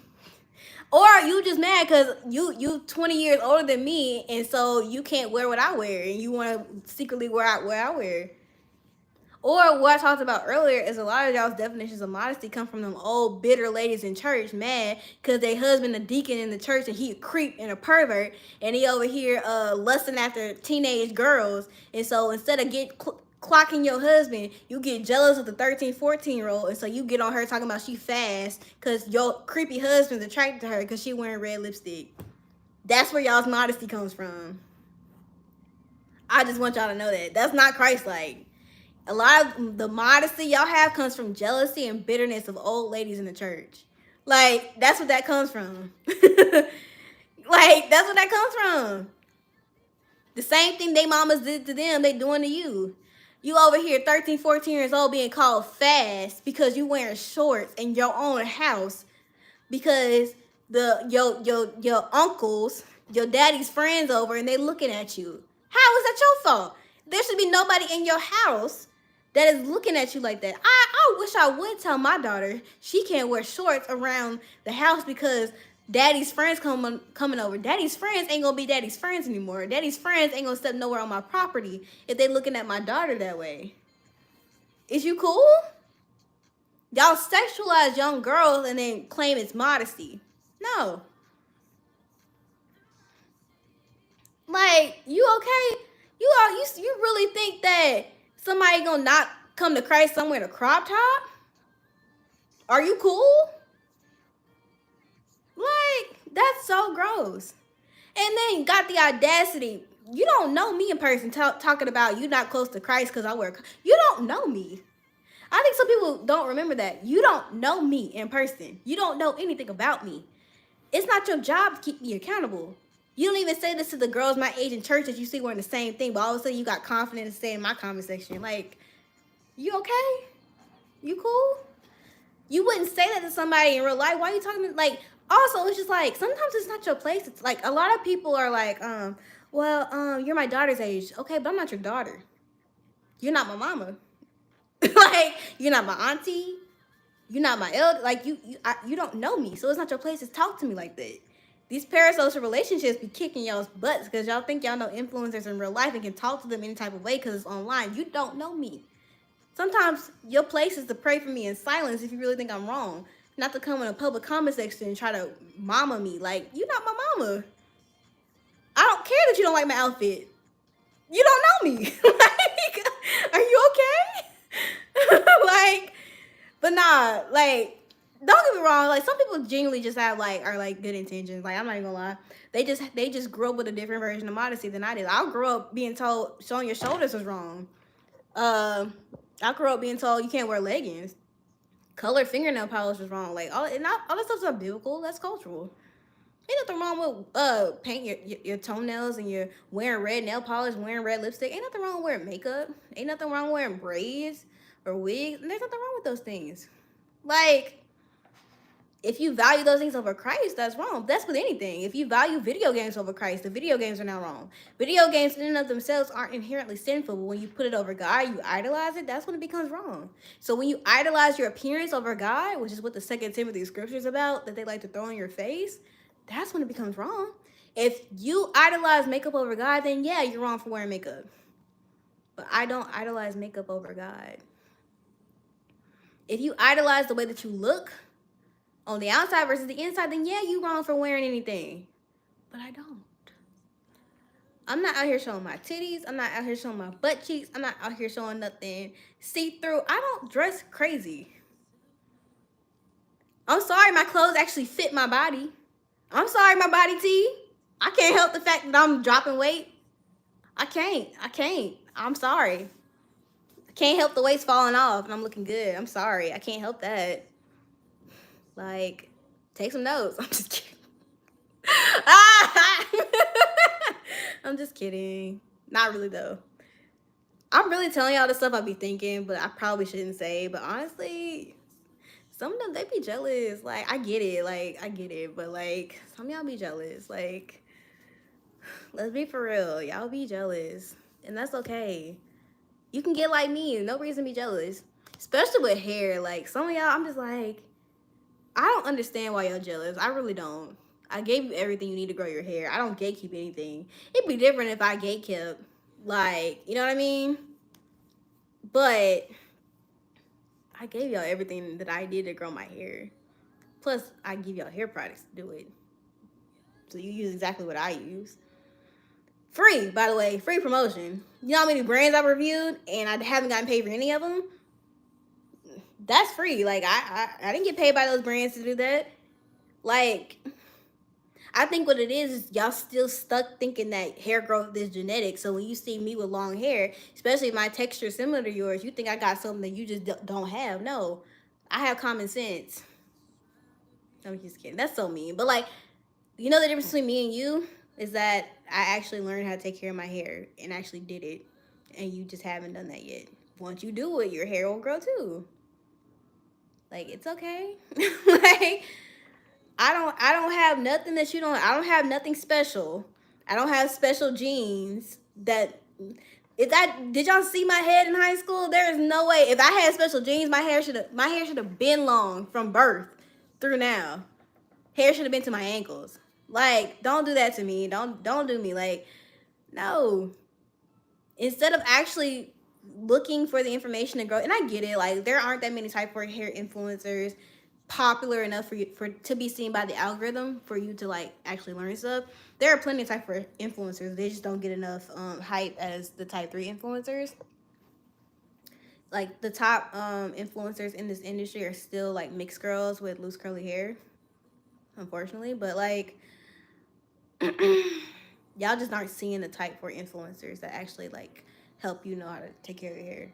Like I just got blessed, honestly, that I'm this popular, and even then, it's like kind of crazy. Like, but there are some that make just as good content as I do, maybe even better, that make great videos. Y'all just don't see them.